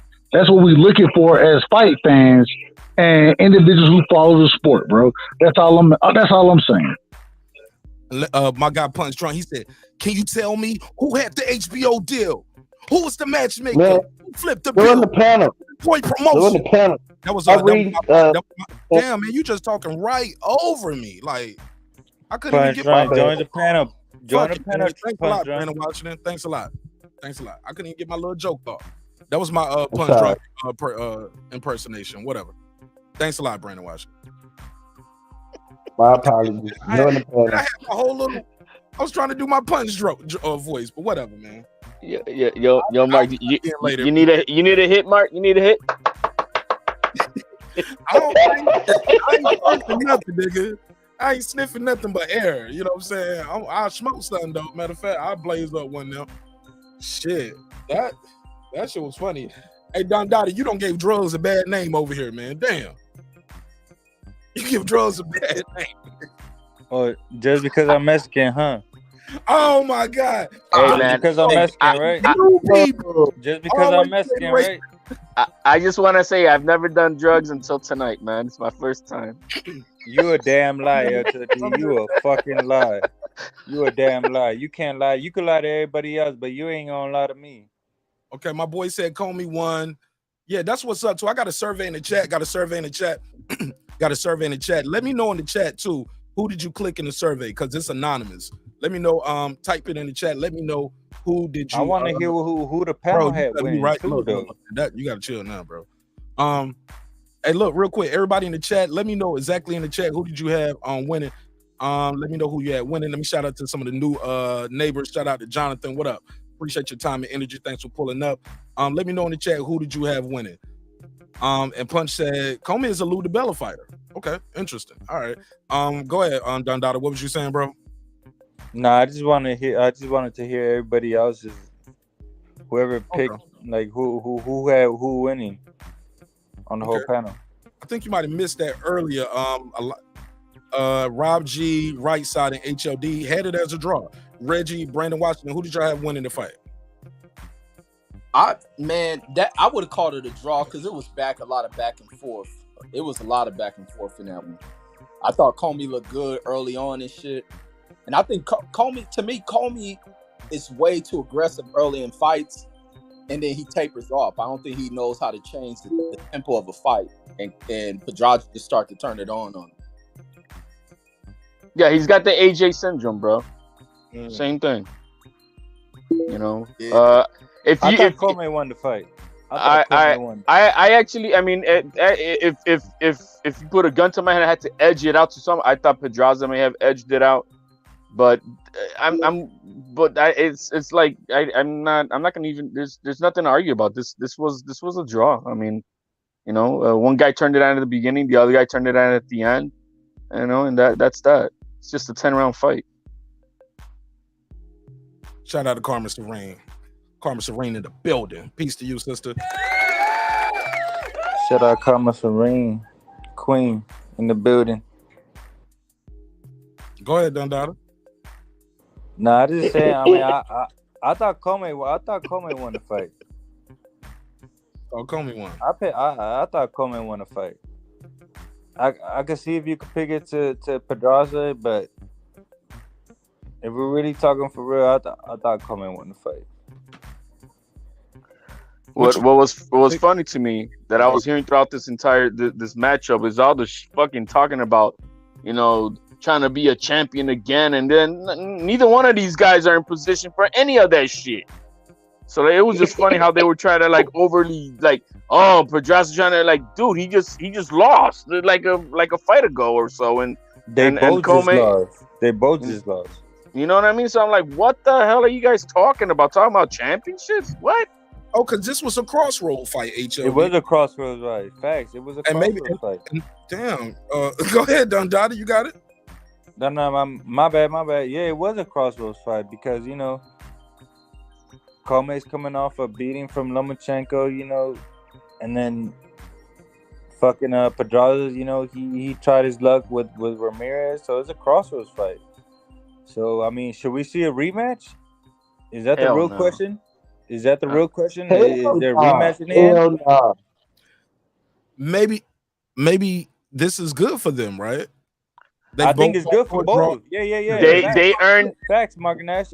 Yeah, I think this is good for both. What Top Rank did is that, look, we're gonna save these two guys, and we could get some fights out of them to feed them to the other guys. That's all. HLD, hold on, HLD, say it again. We can feed them to the other guys. Respectfully to both fighters. Both great fighters, you know what I mean? But they're at the point of their career that they're going to be getting fed to individuals. Both of them, especially with Commey moving up to 40 now. And so what I look for is they both going to be matched tough, very tough in their next fight. In my opinion, I think that, and don't quote me on this, I think Tio fights or has the opportunity to fight Pedraza next, you know what I mean? And the next announcement. They said that on ESPN. Can I say something? Let them. You just jumping right in. While he's talking, just to ask me, can you talk? Just let him finish, and after he finished saying what he say, just jump right in. They good. Go ahead. Yeah, just. No. Go ahead. Finish that, bro. Once I tell him you to go ahead, man, you don't always yield, man. Just get your bars off. All I'm saying is that I think that the fight tonight, I think that it was made for Pedraza to win. I think that Pedraza fights Tio next. Now, with it being a draw, I think Commey is also an individual that they can match with Top Rank as far as the best fighters, somebody that he can definitely lose to. And so I look for the Tio versus Pedraza fight next. And then it's interesting. Go ahead, bro. Go ahead. Right side. Damn, man. I'm a dude, man. Right side. Don't be that. I can't. I try my best to be respectful, bro. Right, and I'm gonna let you know I do drops on the show, bro. So if the drops are offending you, I apologize. They're not offending me. It's not offending me, but I give this shit. Hey, I've been told I'm long-winded. I've been told I'm long-winded multiple times, so I give it up now because I don't want to be long-winded. So it is what it is. All right, let me go in. Let me go in real quick. Let me go in. Since Lomachenko is talked about with Haney. Since Lomachenko is talked about Haney, so how's that fight going? Since Loma beat both Pedraza and Commey brutally, so how's Haney going with Lomachenko? What kind of question is that, dude? The question How's makes that fight going? Is what I'm saying. How do you see the fight playing out? It really doesn't matter how we see the fight playing out because it has nothing to do with the conversation right now. We talking about the 40 pound. We talking about the 40-pound division and Commey and Pedraza. Those are the fighters we're talking about. That fight, if it takes place, it's going to happen at 35, and so it really doesn't have any bearing on anything we're talking about right now. Respectfully. I know you say that. I know you want to say that, Pedraza, because you're a Haney fan. But I mean, to each his own. Oh. So because I'm a Haney fan, because I rock with Dev, and he's fighting at 35. What does him fighting at 35 against Lomachenko have anything to do with these two fighters, bro? What does it have to do with it? It just seems like you don't want to address the problem, but I mean, go ahead, to each his own. Well, you said I don't want to address the problem. What's the problem I don't want to address?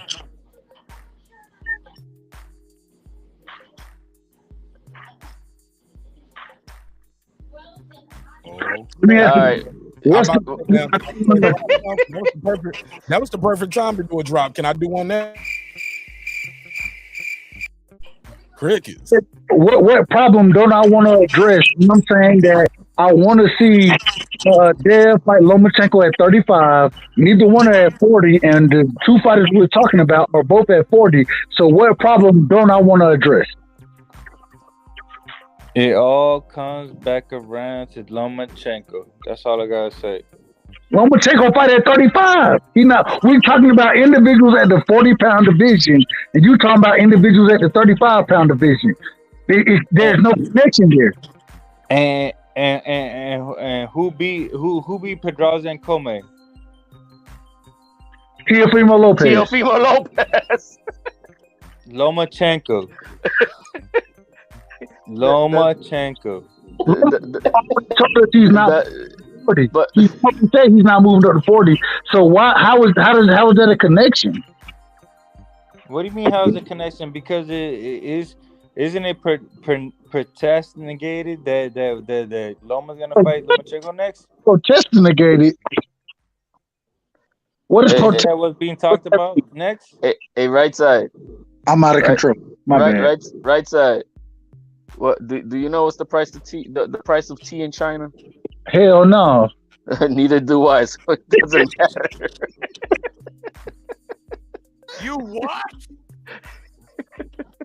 And Dundee, you know I rock with you, bro. You know I rock with you, but I don't know what you're talking about, bro. I have no clue what you're talking about right now. This is your brain on drugs. I mean, look, I know where he's trying to come, but the thing is that Dandara, we're trying to stay lineal to the conversation. You know what I mean? No, I hear you, but I hear you, but you know what I mean. So like I'm just giving Pedraza a hard time because he's a Haney fan. I'm just giving him a hard time. But I mean, to each his own. Just But I mean, right now we're he had a point. Yeah, but I'm just giving Pedraza a hard time because he's a Haney fan and I'm a Loma fan. So because I'm a Haney fan, you want to go out? I'm just giving you a hard time. Yeah, I am gonna go out my way. To go out Evan versus Loma. When we talking about the 40-pound division, you want to go out your way because you know. But the funny thing is that the 40-pounders we talking about is Commey and Pedraza, who both got dominated by Lomachenko. That's all I'm trying to say. And I'm just giving you a hard time. But if y'all want to keep it moving then. We talking boxing right now. I I'm understand you. talking boxing too. I understand you're a fan of Loma. You know I And rock I with that. understand you're a fan of Haney. Facts. But And I'm I'm not just trying to gonna give be. you a hard time, so keep it moving, man. Hey, I was just giving you a hard time. do we got I'm gang just signs giving for you a each hard one of them? time. You know what I mean? I'm just giving you a hard You time, got bro. you got the Haney gang sign and the Loma. I'm just busting your chops, man. Don't take it too hard.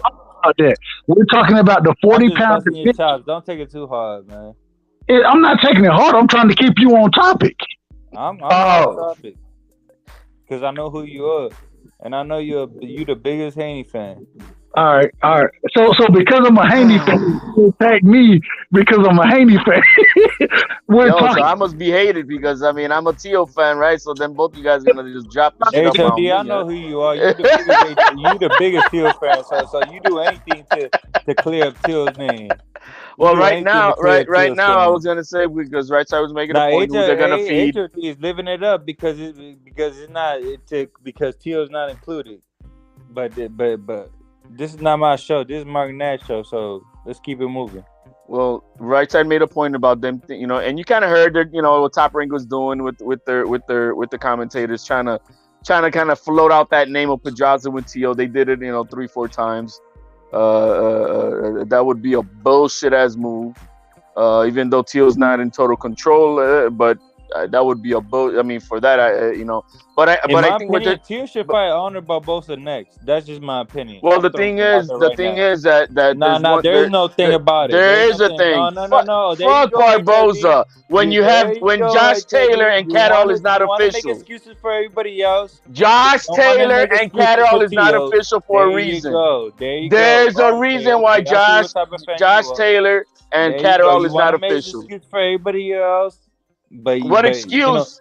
Who the fuck would fight Barbosa when you can fight Taylor for his WBO and Lineal Ring Magazine belt? Why the fuck would you have that? Why would you give up that opportunity? Teal versus Arnold Barbosa is the fight to make. There's no other fight. No, it's not. Barbosa almost got knocked out in his last fight. What the fuck you talking about?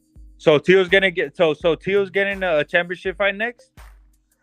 Taylor and Catterall is not official right now. Getting a championship fight next. So says who? Fight Arnold Barbosa. Says who? Taylor doesn't have a mandatory. He dropped Ari's belt. So who's he gonna fight? LTD? Who's he gonna fight? Taylor is not official with Catterall for a rematch for a reason. Come on, man. For a reason. You want to defend everybody else, but come on, man. What are you talking? If he's not fighting Arnold Barbosa, who's he gonna fight then? No, he's not gonna fight Arnold Barbosa. So who's he gonna fight then? He's gonna wait to see if he can get Taylor, and if not, if he could get Taylor, not Ramirez. Another Compa? Another Ramirez. Come on, dog. Come on, man. You just said that Top Ring has the best matchmakers, man, and now you want to shit on him. I'm trying to think. No. But I'm saying exactly facts. But you want to shit on Lomachenko, but you don't. But what? Who's shitting on Lomachenko? When I say Tio has to fight Arnold Barbosa, you say no, he doesn't. Who's shitting? I'm gonna be an asshole now, man. Who's shitting on White Jesus?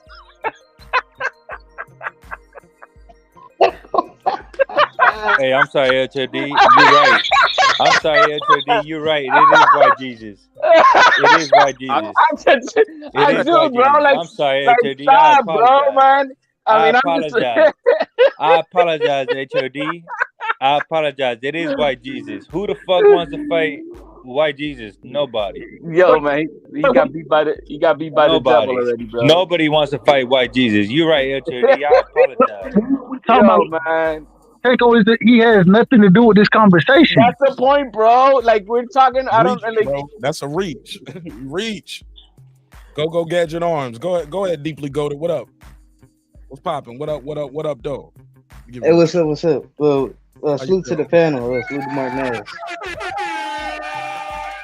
Appreciate you, man. Thanks for your time and your energy. How you feel, homie? What's the deal? What you think of the fights? I saw you in the chat. I always say people in the chat, they want to be in the chat for a reason. So you pulled up to the panel, so you want to be here. Talk to me. What's on your mind? No, I thought the fight was good. Honestly, I had Commey winning. I think he threw the hardest shots. He was the aggressor, throughout the entirety of the fight. He had Pedraza on the ropes, and he had like high work rate. So I think Commey had won the fight.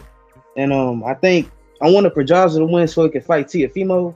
And Teofimo could beat Pedraza, then probably fight like a world champion, but ended up being a draw. And I agree with that. Mark, can I agree? I just want to say this. You said you had Commey winning, right? Or no, Pedraza winning? No, I said I wanted Pedraza to win so he could end up fighting Teofimo in the future. But you thought Commey winning. Yeah, but I thought How many rounds? I thought Commey won 6. Okay, so a draw isn't a robbery, so it's a close fight. You had it could have went either way. Yeah, it could have won either way. Go ahead, right side. And I agree with him. I thought that because of what happened between Pedraza and Tio the first time, he beat him in the second round, knocked his ass out. So I didn't think that that fight was going to come into play. But I did want to see Pedraza win because I felt like if Pedraza won this fight, then it would be a perfect match made between Tio and Pedraza. And so now with the draw, bro, it leaves some questions in my mind as far as how Top Rank, how they're going to match Tio and who his next opponent is going to be, because he got to get tested at 40 and he got to be in position to win a title, in my opinion. So I agree with him. I agree 100% with the brother. On the business side, what Top Rank was trying to do is because the fight would take place in New York, right? And so you would have the Puerto Rican crowd and blah, blah, blah. You know what I mean? So on the business side, but Tio would send Pedraza to the shadow realm, bro. I mean, that's not even. But HSP, I think they wanted him to send him to the shadow realm. I think they wanted that. It's just that because he didn't win this fight cleanly. Now I don't know if they can make that fight happen. But the thing is, Tio's not gonna. Even though he's not, he doesn't want that. You think he wanted to fight Campa? But Top Rank is now really pulling hard on the strings with him as far as how they want to direct his career. But so right now, with a fight with a Puerto Rican in New York City, make it a little bigger or something like that. Yeah, but there's a reason why Taylor and Catterall is not official. It's not. I agree with you. I don't think they wanted to see. Taylor's only got one fight left at 140, and he could cash out right now. Hold on, real quick, HLB. I agree with you. I don't think they wanted, you know what I'm saying, to say Tio fight Camp or Campa. You know what I'm saying? I don't think they wanted that, but I felt like that if Pedraza won this fight clearly, then it gave them the chance to match him that way. Let that be a title eliminator, and then put him in position for a title. And now I don't necessarily see the path. There may be a path there. I'm not saying it's not. I just don't see it. I believe Teofimo is ranked by the WBO. I think he should fight Sandor Martin or somebody like that. I don't think he should go straight into like a Catterall, Josh Taylor, Regis Progress type of fight yet. I don't think he's been active enough to fight one of those guys. Hey, yeah, if y'all do remember, Tio was ranked like number 1 before, Ramirez and all them that they petitioned to have a redo or a recount. If y'all remember that.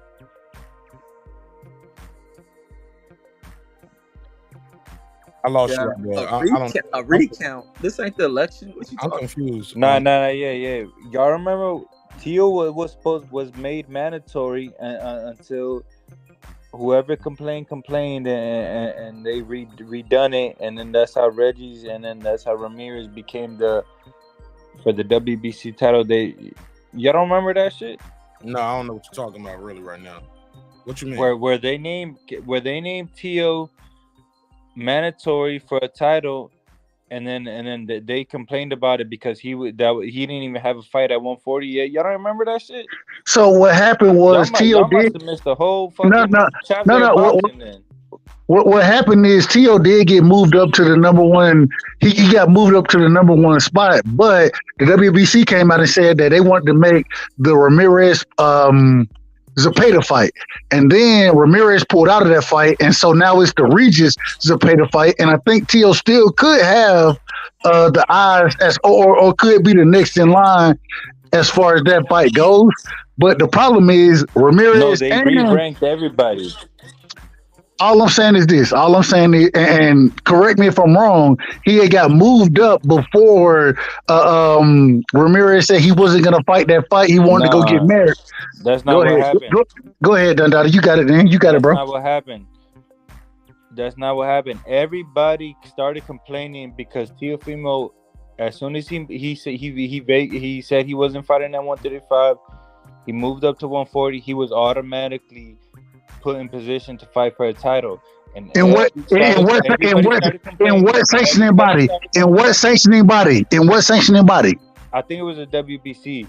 And that's the fight that's the. Hold on, wait a minute, Dundada. Wait a minute, Dundada. Everybody started complaining. Wait a minute, Dundada. And then they redid the rankings. Wait a minute. The rankings. No, this is what happened. So right now, the WBC belt is up for grabs between Zepeda and goddamn. I know that. Dundada, let him speak, Dundada. Go ahead, right side. And I agree with what Dundada saying, but what happened was it was supposed to be Zepeda versus Ramirez. Ramirez said he going to get married, so it ended up being Zepeda versus Regis Prograis. That's what the WBC that's for the WBC championship. And so if Tio, I don't know where Tio is in that, but if he's still at the top, that means he got to fight one of them individuals next, and those are not favorable fights for him. Neither one of those fights, regardless of who wins that shit, is going to be a tough-ass fight for him. And so that's when they start to try to remix this shit, when they realize that, okay, this shit may not work out the way we need it to work out. That's what happened, bro. No. I mean, if I could say something real quick, the way I remember it is that as soon as Teofimo moved up, he was automatically ranked to fight for a title, and the whole fucking boxing community was fucking talking shit about him because he didn't have no fight at 140. So when that happened, they immediately redid the fucking rankings, He's coming off a loss, and redid the rankings, and then Ramirez became. He had no titles. He had no belt.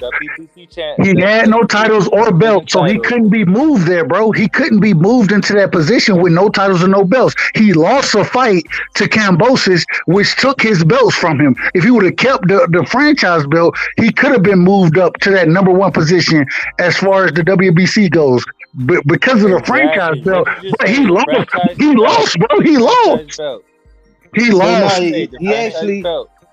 He actually telling the truth on that. If y'all wanna really follow the timeline of this shit, Teofimo, y'all remember Teofimo was ranked to fight for a championship at 140, and when everybody heard about that, everybody got up in the stir, and then that's when all the rankings got all fucked up. Probably should have been in the start, dude. Why are you trying to change the standards on boxing? I'm not. That's just what happened. You can't be moved into the number one position with no belt, bro. You can't be moved into the number one position with no belt. Because Teofimo Lopez was ranked to get a championship title.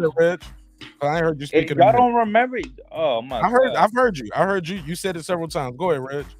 Yeah, no, I'm saying to this dude, it makes zero sense in any structure of the sport. He talking about everybody went into a rage over Teal being ranked. He's coming off of a loss. He's going through a state of depression. He walked away from the game. He doesn't need to be moving to number one, and especially to go and fight this dude he fought in his last fight. Like Teal should be forced to work his way back up. You got other guys in the division who are right there on the cusp of getting title shots. When there's one face, one name in the division, he vacated some belts. But ain't no way Teal jumps in that. Teal and them need to take their fucking time working themselves back into the damn sport before they railroad everything again.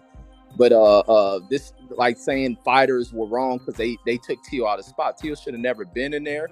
The rules into the sport and what sanctioning bodies do to try to push people up into positions they're undeserving of needs to stop. And I'm glad the fighters spoke out against that shit. And Tio is forced to have to take his time. But Tio's right back in there. He's going to get a big fight in New York. And we'll see what happens with that. Hopefully they don't let the shit go to their head. And it ruins everything. But hell no. Tio don't deserve no shot. He ain't done shit. I mean, he won the title and only held the belt for one defense of it and lost it. Like, he ain't deserving of no title shot at 140. And when he moved up, he didn't have any belts. If he had the franchise belt, you feel me, he would be in that number one position to fight. But he had no belts when he moved up. And so if you don't have a belt when you move up, you can't be in the number one position. How can you jump everybody else when you don't have any titles? It doesn't make sense. People, I mean, you gotta be honest though. Rankings are very political. And I disagree with Reggie, but yeah, Teofimo actually is number one ranked in the WBO.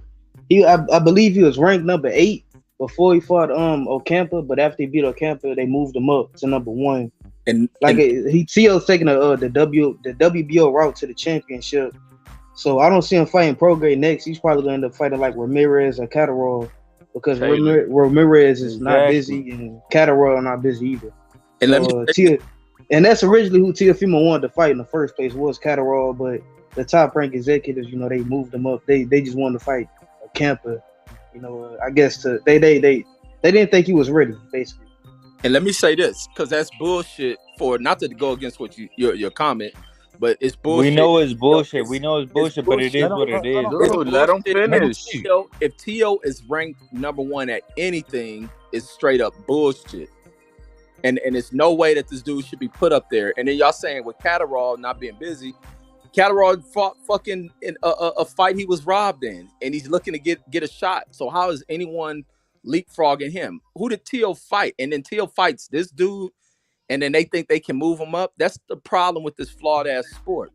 Like Teo ain't number 1 at shit, and Teo needs to go down, trying to rush himself back into fucking a top ranking before he rules. Like, bro, this ain't the Cub Scouts, bro. This is a fight game, bro. You're ranked where you're ranked. Of course, it ain't the Cub Scout. This is a grown man sport.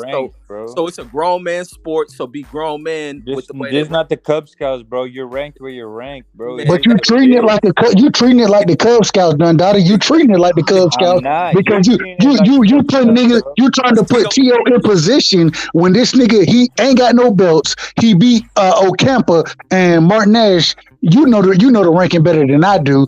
What was Ocampa ranked, bro, when Teo beat his ass? 62. WBO number 11.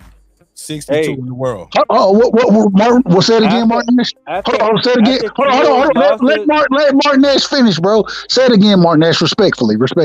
62. So if you beat that's not in the sanction. That's for boxer, bro. Overall. That's not up to me, bro. You're acting like I'm the fucking committee, bro. It's not up to me. But it is what it is. It just is what it is. The WBO Campo was number 11. What about the IBF HLD? What about Teo was fighting for a regional title versus Campo. What about everybody else having ranked at HLD? How many titles did Teo hold when he beat the IBF? Got him ranked at number 10. No, he hold Teo. Yeah, they got Teo ranked at number 10. Teo won the NABF title. Y'all know what that? Do y'all know what the NABF title is? The NABF title is. Do y'all know what that type of title is? Not a goddamn thing that means anything in the sport of boxing. That title gets you ranked. Those type of titles get you ranked. When y'all say that all these titles don't mean shit for guys that don't have shit and that are training their whole lives, those titles mean something. They add up to the score. Those titles get you ranked. Those titles get you ranked in the world, man. So y'all keep trying to diminish every fighter and every title. Just ain't never had nothing, bro. You don't went to somewhere else with the conversation, Dundada. I didn't know that's why you was cutting people off just to say that. Like, I get where you coming from. I agree with you on, but that's not what we on right now. That's not even where we at with it. They was talking about something totally different. You kind of did that again. You kind of switched the gears. Like, nobody said, nobody was even talking about that. Am I mistaken? Hell no, you ain't mistaken. You right on point. You right on point where this has nothing to do with the conversation we talking about right now. Respectfully. We had 62 in the world, according to he was 65, then they moved him up to 62. And then I guess HLD said he was. You gotta go by the rankings because he's fighting under a sanctioning body. The box track has nothing to do with the sanctioning bodies. Okay, when you're fighting for titles and position for titles is per sanctioning body. WB. But I think Campo was moved up at the last minute or some shit. I remember hearing people saying. Yeah. Campo was number 11 on WBO. Not when they first made that fight, bro. He was low on everything. They even moved him up in the world rankings. Like That has nothing to do with the sanctioning body. So number 11 gives you. Okay. My bad. Go ahead, Mark. My bad. What Tio and Campo were fighting for was for a regional title, and I guess that other belt that Dada was mentioning. I mean, it just seems like whenever I mention something, it don't matter. That's No, just, no. yeah, that's what you're making it seem like. No, whatever bro. I say, it don't matter. But No, just go move ahead, do your forward. thing, do your No, thing, no, do no. your You was thing. kind of off subject, and I'm not just saying that. The panel has said that several times tonight. It's not that it don't matter. Like you kind of just be somewhere else with it sometimes. Like I'm not connecting the dots, and if I'm missing it, enlighten me, my brother. It's nothing personal. Nothing personal at all. I don't know you personally, so it can't be personal. It's just I wasn't connecting the dots. That's it. I could respect that. I could respect that, Mark Nash. But go ahead, man. Continue your show, man. All I'm saying is if go ahead. No, he gave me permission to continue, so you can continue. No, ain't no permission, but it's your show, bro. It's your show, man. Don't even. All I'm saying is that when it comes to more, go ahead, right side.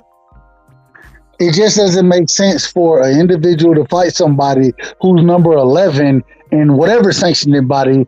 If you beat that individual, how do you become the number one individual in the body, bro? It doesn't make sense. And so I'm not saying It that happens all the time. So how they can't both right side, right? Done dotted. See what you did right there? That's what you've been doing right there too. My fault. Just so Go quick, ahead. give a reaction. No, don't be so reactionary. Let I'm the done. motherfuckers talk. Keep doing it now. You don't have to unmute when I mute you.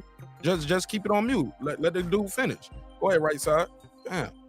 I'm not disagreeing. All I'm saying is if you fight somebody 11 in that sanctioning body, that does not make you number one. And so at the end of the day, regardless of where TO is as far as these sanctioning bodies go, you feel me? There's no way he should be next in line for any belt. You feel me? It's not there because you got individuals who've been campaigning at this division, and I can name the individuals if you want me to. I don't want to go through that because I think you know him. He can't be number one right now. He can work his way up there, and I want to see him fight the best. But at the same time, if he fights somebody like Ocampa, somebody that I really don't know, damn it, and somebody ranked 11th in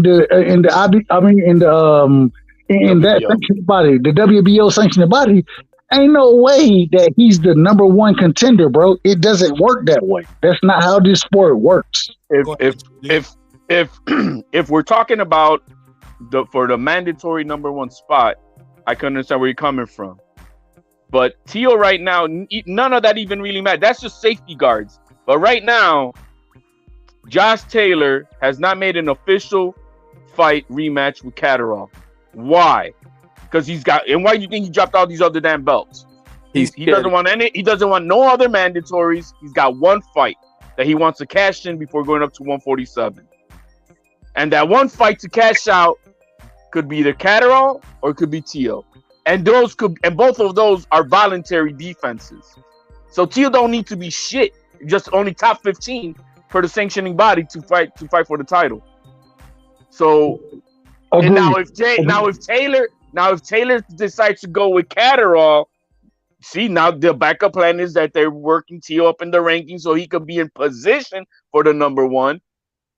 But he doesn't need to do that if he wants to fight Taylor, if they agree to fight with Taylor in December, because it's a voluntary defense.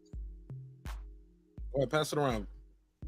I agree with you, HLD. I agree with you 100% because one thing you said was that it don't have to, and if you ever look at how individuals get picked to fight these fights, you don't have to be the number one guy. I agree with that. Now, if he's picked to make that fight, I understand it. But at the same time, we haven't seen that yet, and everything I'm hearing is going to be a rematch. And like you said, maybe the rematch won't happen with Catterall. Maybe it won't happen. But from what I'm hearing, the rematch is happening. And it's not even going to be at 40. It's going to be at a catchweight. And so all I'm saying, and then we see Josh Taylor dropping belts left, right. He done dropped 3 belts so far. It doesn't make sense. It doesn't make sense in my mind for Tio to fight Catterall excuse me, not Catterall, Tio to fight Taylor because Catterall is a bigger fight than Tio is right now, especially in the UK. And so I just don't understand where you're coming from with it. There's a reason why it's not official. Personally, I see Taylor. I think Taylor end up fighting Catterall, and then he'll eventually end up moving up. And then Tio is gonna be prime for that vacant title shot. I can see Josh Taylor vacating the WBO after he beats Catterall. Then we see Tio end up fighting like Barboza or Ramirez or somebody like that for the title. I'm okay with that. There's a lot of possibilities. There's a lot, there's a lot of moving parts. This is very fluid. It's not, nothing is set in stone. Nothing. You know what I mean? So, I mean, we'll see. But as far as the Pedraza with I think that's some, I mean, I'm a fan. I think that's a shit fight. If he has the opportunity to fight Taylor or Catterall or shit, if they can come with an agreement to fight Dan Garcia, I'd rather see that. You know, I'd rather see that. Danny Garcia? No, man, Ryan Garcia. No, Ryan Garcia, man. We know. I understand where you're coming from, HLD. I agree with you. I'm just saying that at this current moment in time, from what we're looking at in these sanctioning bodies, we can't say none of this shit is going to happen yet until we see how it plays out. We got to see how it plays out, especially with the draw that we had tonight. And once again, I said, if Pedraza would have won the fight tonight, clearly, I thought that they would have made that fight or it would have been a title eliminator. But because it ended up being a draw, now that throws a whole nother wrench into the conversation. And so I think Tio is in a spot where, because a lot of these belts, you know what I mean, you got individuals fighting for them already. And so Tio is in a kind of no man's land, in my opinion. I disagree. They're all waiting on who. See, what Taylor's waiting for is like, who's gonna drop me the big bag? Who's gonna drop me the big bag? Is it gonna be Catterall's side, or is it gonna be Top Rank side? Catterall side will always be bigger because it's in the UK, and the UK fan base is different from the US fan base. It's gonna be a bigger fight over there for him. And they fought in last thing, HLD. Josh Taylor, remember, he had certain things tied with Kinahan. So Josh Taylor can't come to the US like that right now. So if the fight happens, it's gonna have to happen in the UK. It's a lot of things that go into it, and I don't think Tio is gonna go over to the UK to fight either one of those individuals, bro. Shit, if he got something going on with Kinahan, he ain't about to fight on Top Rank or ESPN either, though. Bob ain't gonna be involved in that shit. Facts. They not but gonna he's signed with what's that? I forgot who he signed with. Sky Sports. Yeah, Sky Sports, is it? No. Yeah, go ahead. No, I was just about to say, I don't know. I thought Catterall was the one that signed the Sky Sports deal. But I'll tell you this though. Whoever they are working with, somebody bleeding back into the show. I think that's Dundada. Whoever that is, though, they ain't going. ESPN ain't gonna be giving them no check if Kinahan is involved. Facts. It's just too much to risk. So I don't think Josh Taylor and those dudes are involved with them. So they ain't gonna be fighting on ESPN. So it is what it is. Oh well. Go ahead, Dante. What you trying to say? Or whoever that was. Go ahead. Yeah, but Taylor before Catterall's fight was on ESPN. I'm talking about now that they got that bounty for Kinahan. If he's involved with Kinahan, they ain't gonna work with him, bro. Josh Taylor can't bring his ass to the States right now. Respectfully, he can't fight in the States right now because of the Kinahan nonsense. Is that verified? I don't know. I don't know if he's with Kinahan or not, but I'm telling you, if he's with anybody dealing with Kinahan, they ain't getting no American checks, bro. Well, no, that would be a fact, but I'm saying, is it factual that he is? I don't know. Kinahan, right? He's old boy just said it. Right side said he ain't gonna fight here because he got the Kinahan situation, and I was like, well, shit, he ain't gonna fight over there and get no ESPN check neither with no Kinahan situation. Yeah, that's a fact. It ain't just about That's coming a fact. to the US. That That's a company fact. can't be seen doing business with a fugitive. I'm just telling you what's been reported, and these are my thoughts. I'm just telling you what I'm going off of what's been reported. That's it. And right at this current moment in time, the same way Tyson Fury can't fight over here, Josh Taylor can't fight over here. That's all I'm saying. Do y'all think that Kinahan's situation will get like Tyson Fury like stripped of the belt, or you don't think they don't have anything to do with it? God No, damn, this is we just business moved talk. the whole conversation. Y'all got it. My The bad. only reason I My say that because y'all say something about kid. That's the only reason. Go for it, man. You good, man. Don't feel no way because somebody said something. Go ahead. What was the question again? I said, do y'all think that Kinahan's situation will affect Tyson Fury, like possibly being stripped of the title? Hell They no. won't do anything to do. No. Fuck no. Hell no. But it'll get you frozen out though. I think it could get you out where people don't want to do business with you because they don't want to be seen as part of a RICO case or racketeering. You know what I mean? Nah. This is the thing. I've heard Bob say that directly. If Kanahan's involved, we can't be involved. He said that. I've heard Steven Espinoza say, "No, we can't do anything with Kanahan." Like they shut down a whole division over there, like not a division of boxing, like a whole company shut down over there. The dude is a fugitive, so he got a global bounty, and it's like $5 million or something crazy like that. Something crazy. Well, it's not a global bounty. It's a U.S. bounty. Hold on. Let me say this. It's a U.S. bounty though. It's a U.S. bounty, and so wherever they catch you at, bros, that's what I mean. Like, no. All I'm saying is if they find him in Ireland, they want him. Global. Well, you got to understand, and from what I'm hearing, and they don't got extradition on there. No. Well, what I'm hearing, he in Dubai, and the extradition shit over it. Exactly. So it's a little different. It depends where he at, and I'm hearing he in Dubai. I don't know. I have no motherfucking clue. I have no clue. But what I will say is this: as far as business goes, you know what I mean. Want to do business with them. No, hold on. Now, let me just get it off real quick, bro. So if you're gonna do business with them, you're gonna have to do that shit in the UK. And if you're gonna do it in the UK, because the extradition shit ain't in the UK the way it is in the US. You feel me? And so if these fights are gonna get made, they gotta be made in a certain area, which usually is either the UK or like we see Eddie Hearns do in Saudi Arabia, something like that. That's where the fight is going to have to be made because of those extradition charges. You feel me? And so it's an interesting situation. And I ain't gonna lie to you, I ain't no genius on that shit, so I can't really speak on it. Right, because you said extradition charges. Like, I don't think he got extradition charges. Right. I probably used the wrong language, but you know what I mean. Yeah, I know. Go ahead, Dundada. I keep muting your mic because when you're not muted and somebody's talking, I hear this little sound in the background. So that's why I keep muting your mic when somebody's talking. Go ahead. Am I good now?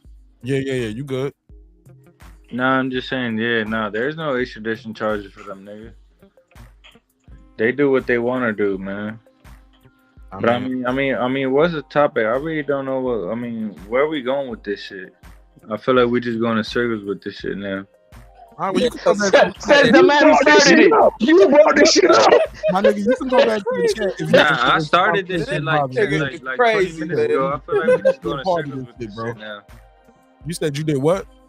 I said I started this shit like 20 minutes ago, but I feel like we just going in circles with this shit. No, like, that where we at with this shit? Hold on, man. I got to. All right. Oh shit. This nigga driving the car and asking us why we lost. Like you the one driving. Okay. You put us over here, bro. You put us over here. Hey, I'm watching Ocean 11, and I'm watching Klitschko walking into the ring. Martinez, put a case on him, Martinez. Put a case on his ass. Put a case on him, man. Shit, Well, Dundada, I appreciate your time and energy, man. Enjoy your movie, man. Jump back in the chat then, bro. No. I mean, I'm with it. I mean, what is the topic? I mean, y'all got me the lost. conversation just flows sometimes. Because you That's see, the the topic was on the thumbnail. You've been flowing and changing the topic all night, my brother. Like, now you got a problem with the topic? Nah. I mean, Hey, Mark, you let me need ask somebody you, to let the conversation flow, bro. Like, you don't have to jump in and say, well, what the fuck we talking about? Let this shit flow then. If you lost, pick it up after you start watching the movie and put the dust down. Hey, let me ask him this real quick, Mark. Hey, Don Delta, should drugs be banned in America? Should drugs be banned in America? That's the dumbest shit I ever heard in my life. So you saying no?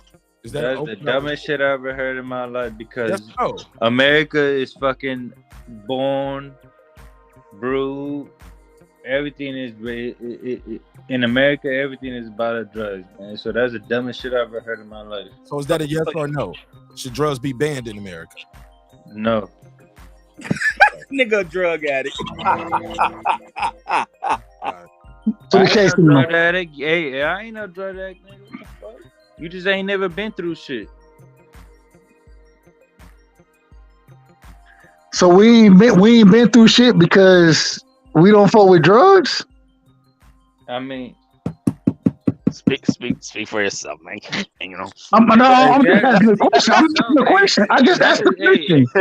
Exactly what my man just said. Speak for yourself. Why you gotta put yourself in my fucking predicament, man? You're not in my predicament. So speak for yourself. Amazing. Oh man. Ain't nothing worse than a drug addict using big words. God damn. I mean, drugs. I ain't no fucking drug addict. I know more boxing than you, and I'll probably whoop your ass if I see you in person, man. Stop saying that shit, man. Chill, bro. Chill. We ain't about violence, bro. We not about violence. I'm running the other way. Cool. That shit is not cool, man. Don, I see you. I'm running the other way. Goddamn it. Yeah, you better run the other way, my G. You goddamn right. My hitchhike close to you about to be his my G. G will start with. What was that? That shit ain't funny to me, bro. That shit is not funny to me. So I mean, I don't know who y'all laughing at. I want to go to the tape. Did you just hear what? I ain't fighting no smoker. HLD. I'm not laughing. I mean, Jazz, keep your show going, man, because I'm not laughing. I mean, whatever topic y'all want to continue on, I'm with it, man. Oh man. Well, look, man. We can't fight nobody through the Wi-Fi, man. So we good on that. Exactly. So we ain't gotta say I'll beat you. I'm trying to. Hey, like I said, I'm having a dialogue. I'm not on no internet gangster shit like a couple of you people be on. I'm trying to have a dialogue on boxing. That's all I'm trying to do. What do you mean, my people? I don't know. I mean, I don't know. You have a couple of your friends on here trying to say that this and that I'm this and that. So I don't know. I'm trying to talk boxing. What you trying to do? I mean, I'm trying to see what you're trying to do. What you trying to do? Nah, I know what you trying to do, but I'm talking about your people. Who's your people that just try to call me out right now? Dundada. Hey, bro. Yo, man, we a family up on this bitch, bro. Exactly. I'm trying to talk boxing. I don't know who's trying to call me out. Nah, but Dundada, your people and we and I don't what the fuck, bro. I don't know what the fuck y'all talking. Man, but bro. Hold on. Wait a minute. You Dundada, bro. And this is my problem with it. I ain't gonna lie to you. Bro, you know I rock with you the long ways, bro. You know I rock with you. I fuck with Dub Rush, and I fuck with Mark Nash too. I fuck with Mark Nash.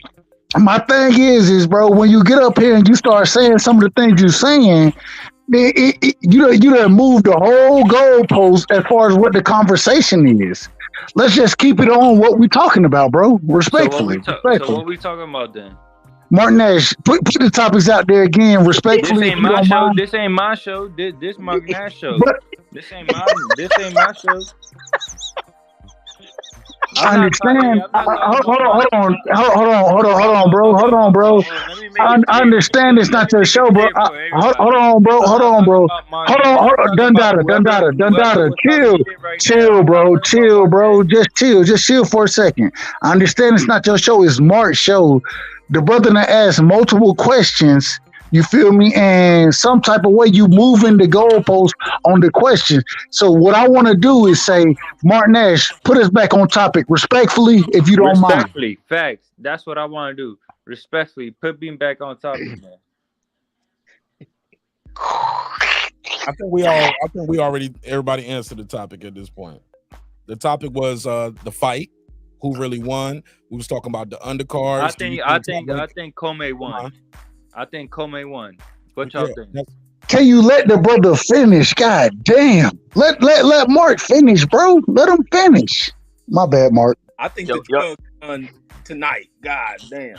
Drugs. Mark Nash, man, you got to run the show, man. I mean, it's your show. You're the moderator. That's what I'm saying. It's your show, bro. I mean, it ain't my show. If it was my show, I had a shit show up in this joint, but I think Commey won. He'd have a session. Respectfully. No, I respect. No, my fault. I respect Mark Nash show. That cocaine shit. I really do respect Mark Nash show, and I think Commey. I think Commey won the fight. I think Commey won the fight. You just said that.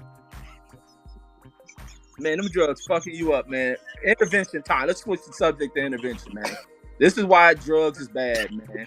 The Don Dada brain is just fried as fuck. He don't know what. Who just said that? You see, that's what I got a problem with. Some dumbass niggas that come up here and don't know shit about life. Who just said that? And I bet you it was Reggie Owens. Your brain. Hey, Dub Rasa.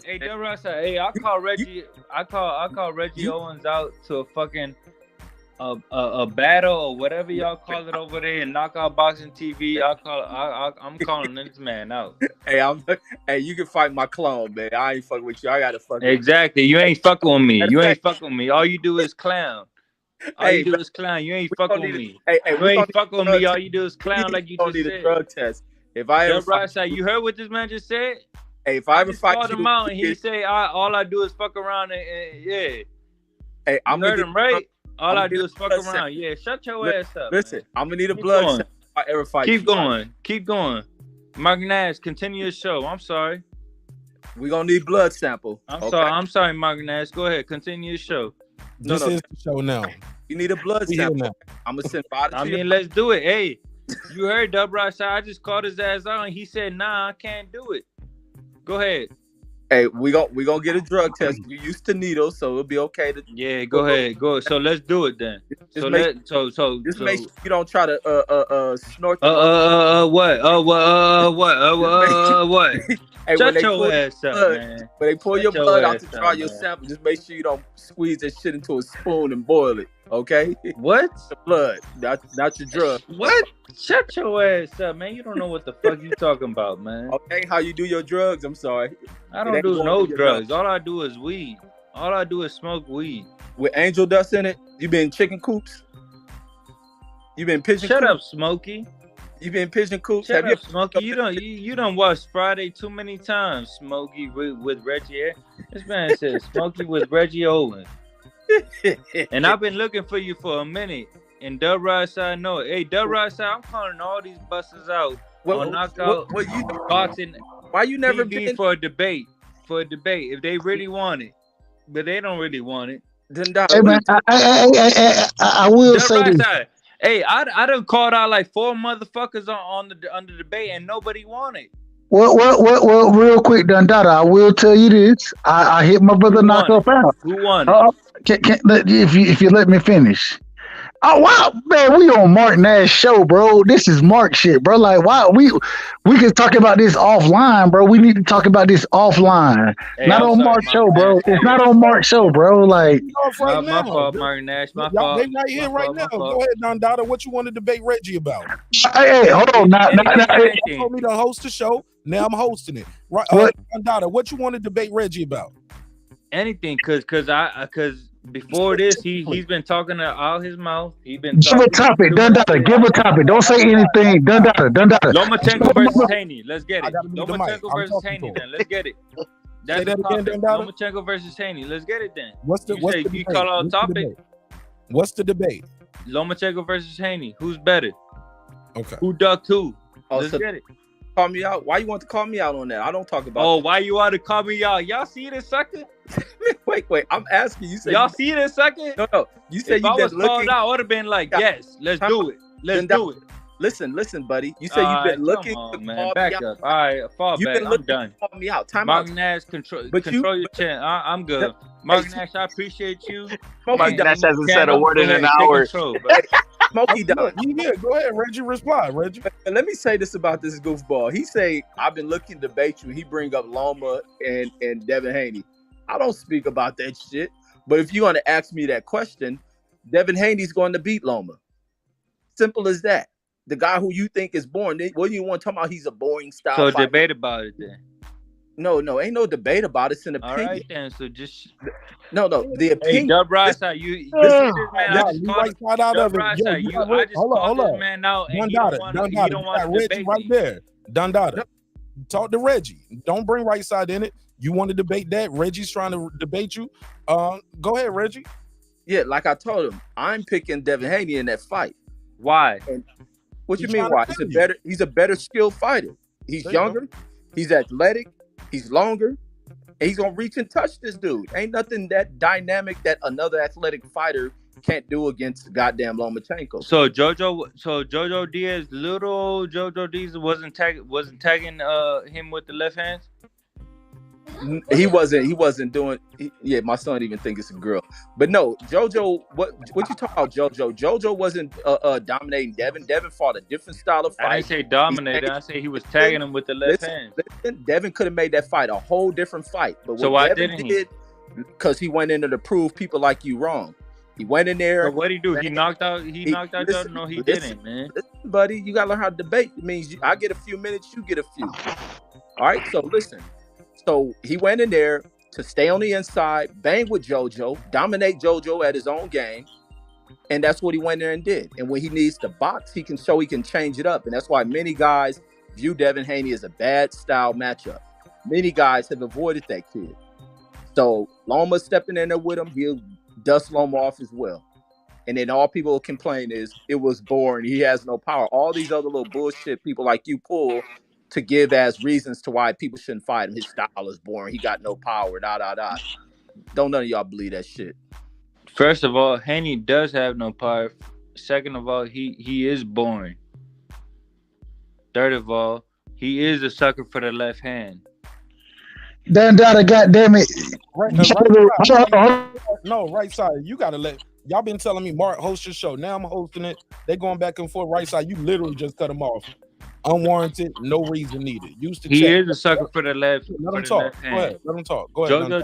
Jojo Diaz was catching him with the left hand late in that fight all fucking night. He is a sucker for the left hand. Imagine fucking Loma. Imagine Loma. Go ahead, Reg. Man, that left hand don't mean nothing. You're gonna get touched with some punches. You got to do something with it. Like I stated, the style in which he fought goddamn JoJo ain't the style. So you think JoJo better than Loma? Listen, the style. That's the thing. He didn't fight JoJo in the style where he could sit. So you think outside. JoJo? So you think JoJo can is your mind on his face, but Loma can't? Hey, rub your head because I think the repeat button stuck. Just rub your head real quick. Yeah, I'll do it like this. Look, I'll put the clock on. Reggie, 1 minute. When I click the button, you got 1 minute. Nobody gonna cut you off, and so as soon as they cut you off, I'll just put them backstage. I ain't even gonna cut you off myself. I'll just put you backstage. Go ahead, do your thing. Button, it's gonna mute everybody's mic. Reggie, unmute your mic. Reggie only. 1 minute on the clock. Right. Unmute, Reg. Unmute it. Oh, there I go. Yeah, back to this thing he keep bringing up about JoJo. The style in which Devin fought JoJo in was a style to go in there and bang with him, to prove himself to other people out in the world of boxing. And he changed some of the dynamics to that. Other fighters, the way he fought Kambosos, you didn't see that same style in which he fought JoJo. He mixed it up on Kambosos. He outboxed Kambosos when he needed to. He got on the inside, roughed Kambosos up, and just let Kambosos. Anywhere this fight go, you're not going to compete on the same level with me. when I want to touch you, you're not going to touch me. I'm going to fight on the inside, touch you up, move up out of here. Now we're at distance. I'm going to outwork you. He could have did the same thing to Jojo Diaz, but he decided to go in there and make it an exciting fight. With goddamn Loma, he's going to do that as well. Give Loma many different looks. He's a dynamic fighter. All right, Dundada, same thing. 1 minute on the clock, and after this, we can open it back up to everybody else. Dundada, unmute your mic. So this man keeps bringing up Kambosos when Kambosos was not a fucking southpaw. What we seen when fucking Devin Haney fought a southpaw. We seen Jojo Diaz. But the difference with Jojo Diaz with Lomachenko is that he has no footwork compared to Loma. He doesn't have the activity that Loma does. And we all know Devin Haney is a sucker for a fucking left hand, which in the late rounds against Jojo Diaz, he was landing the left hand. So this is easy for me. This is easy.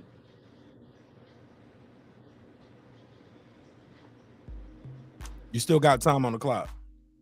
Nah, I don't need time on the clock no more. I mean, Silence. Go ahead, right side.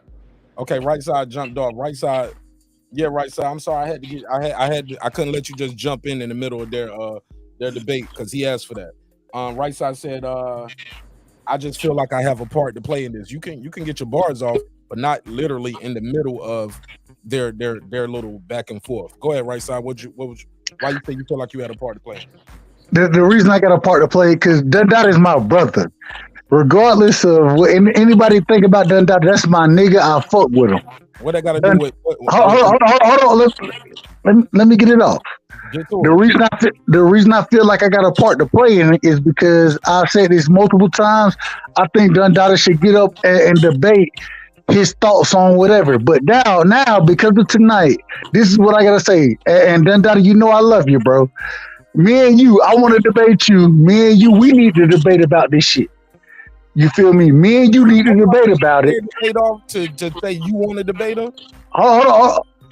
I say yes, absolutely. I say all that to say I want to debate Dundada. I say all that to say that, yes. Put that in the chat. You don't have to cut them off just to say you want to debate them. Hey, I came back. Hold on, wait a minute. I came back up. So back in. So I took the dub. So Reggie Owens needs backup by dub right side. So I took the dub. Easy. I'll say this. Press 1 in the chat if you thought Dundada won. Press 2 if you thought Reggie won. The only dub he getting is a dub of fucking coke. You ain't winning no debates. One for Dundada, 2 for Reggie. 1 for Dundada, 2 for Reggie. Dundada, did you have anything else you that you wanted to say? I'm just saying, man. Like,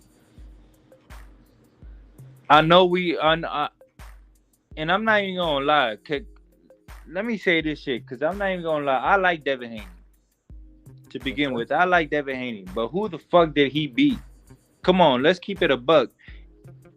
Everybody was fucking biting at the chomp to fight fucking Kambosos.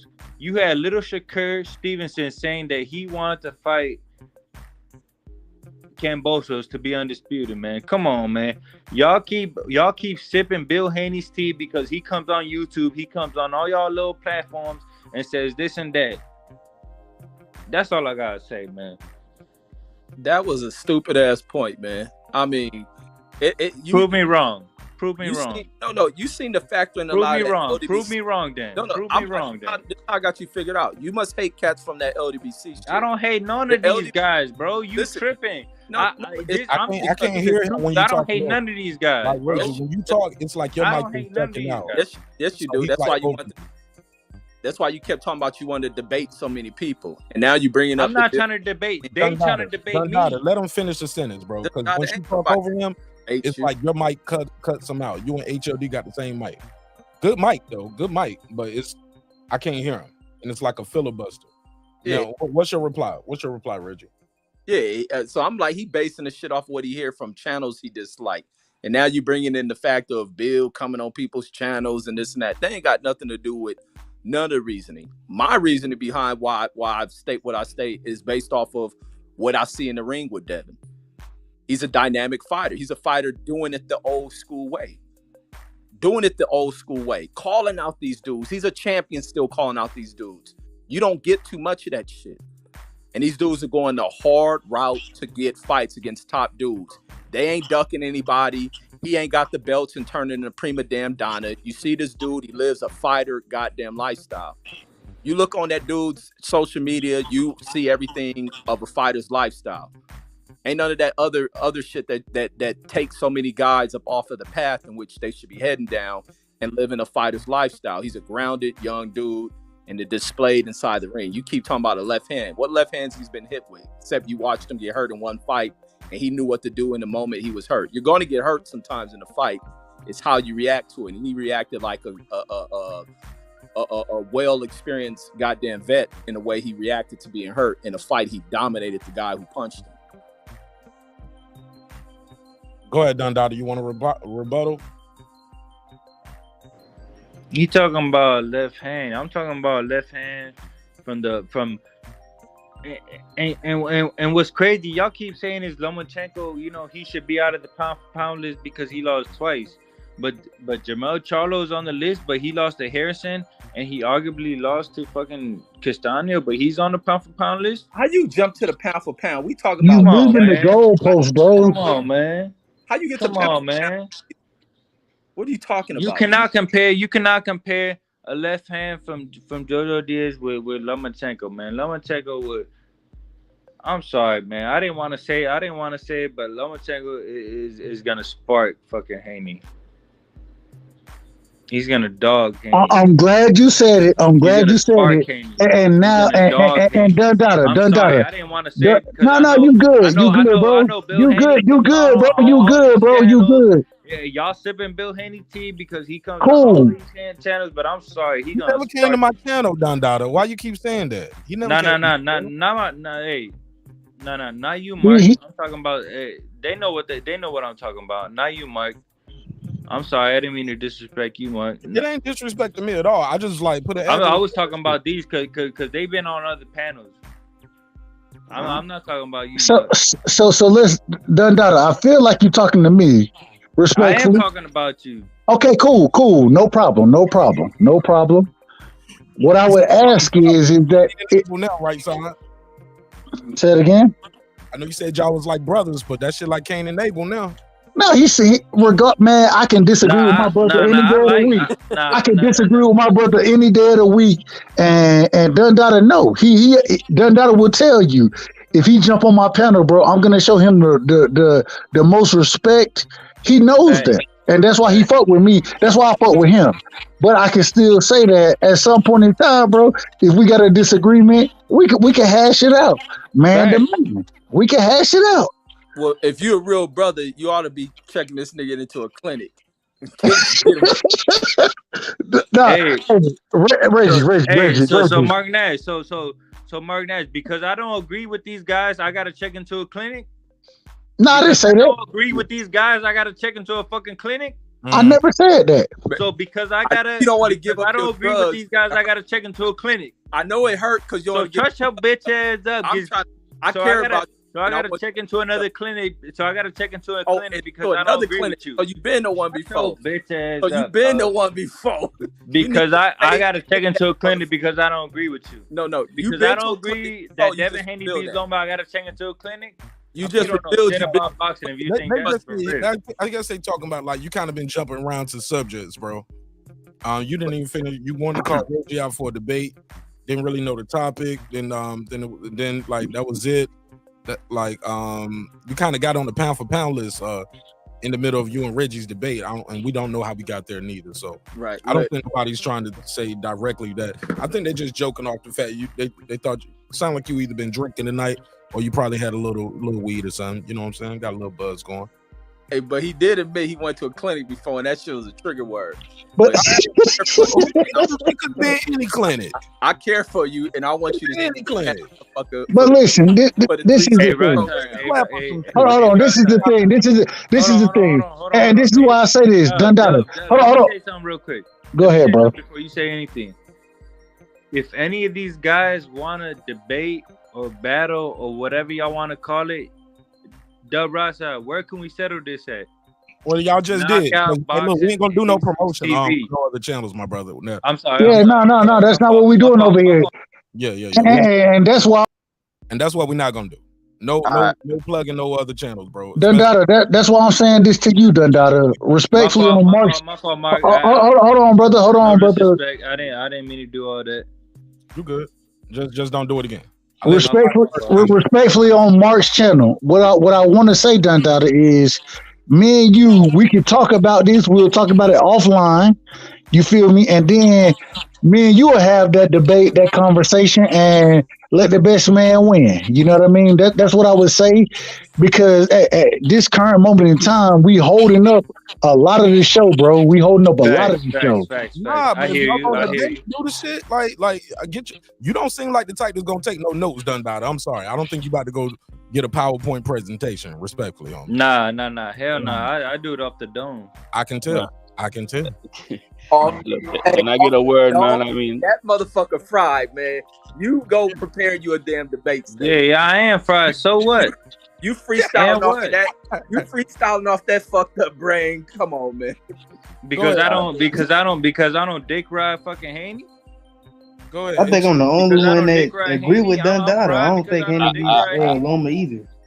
But it's not about agreeing. What it's about right now is facts. No, I'm not talking about you. Hold on, bro. I'm talking about the motherfucker that just commented, that just said something. Go ahead, Dundada. Go ahead, bro. I don't know who just said something, but he said I'm fried because I don't agree with Haney. Fuck. No, nobody said where that. the fuck I want to agree with. No, they said you was fried because the way you've been jumping around the No. Somebody said I don't agree with. He said I'm fried because I don't agree with Haney. No, you said that. You No. Somebody.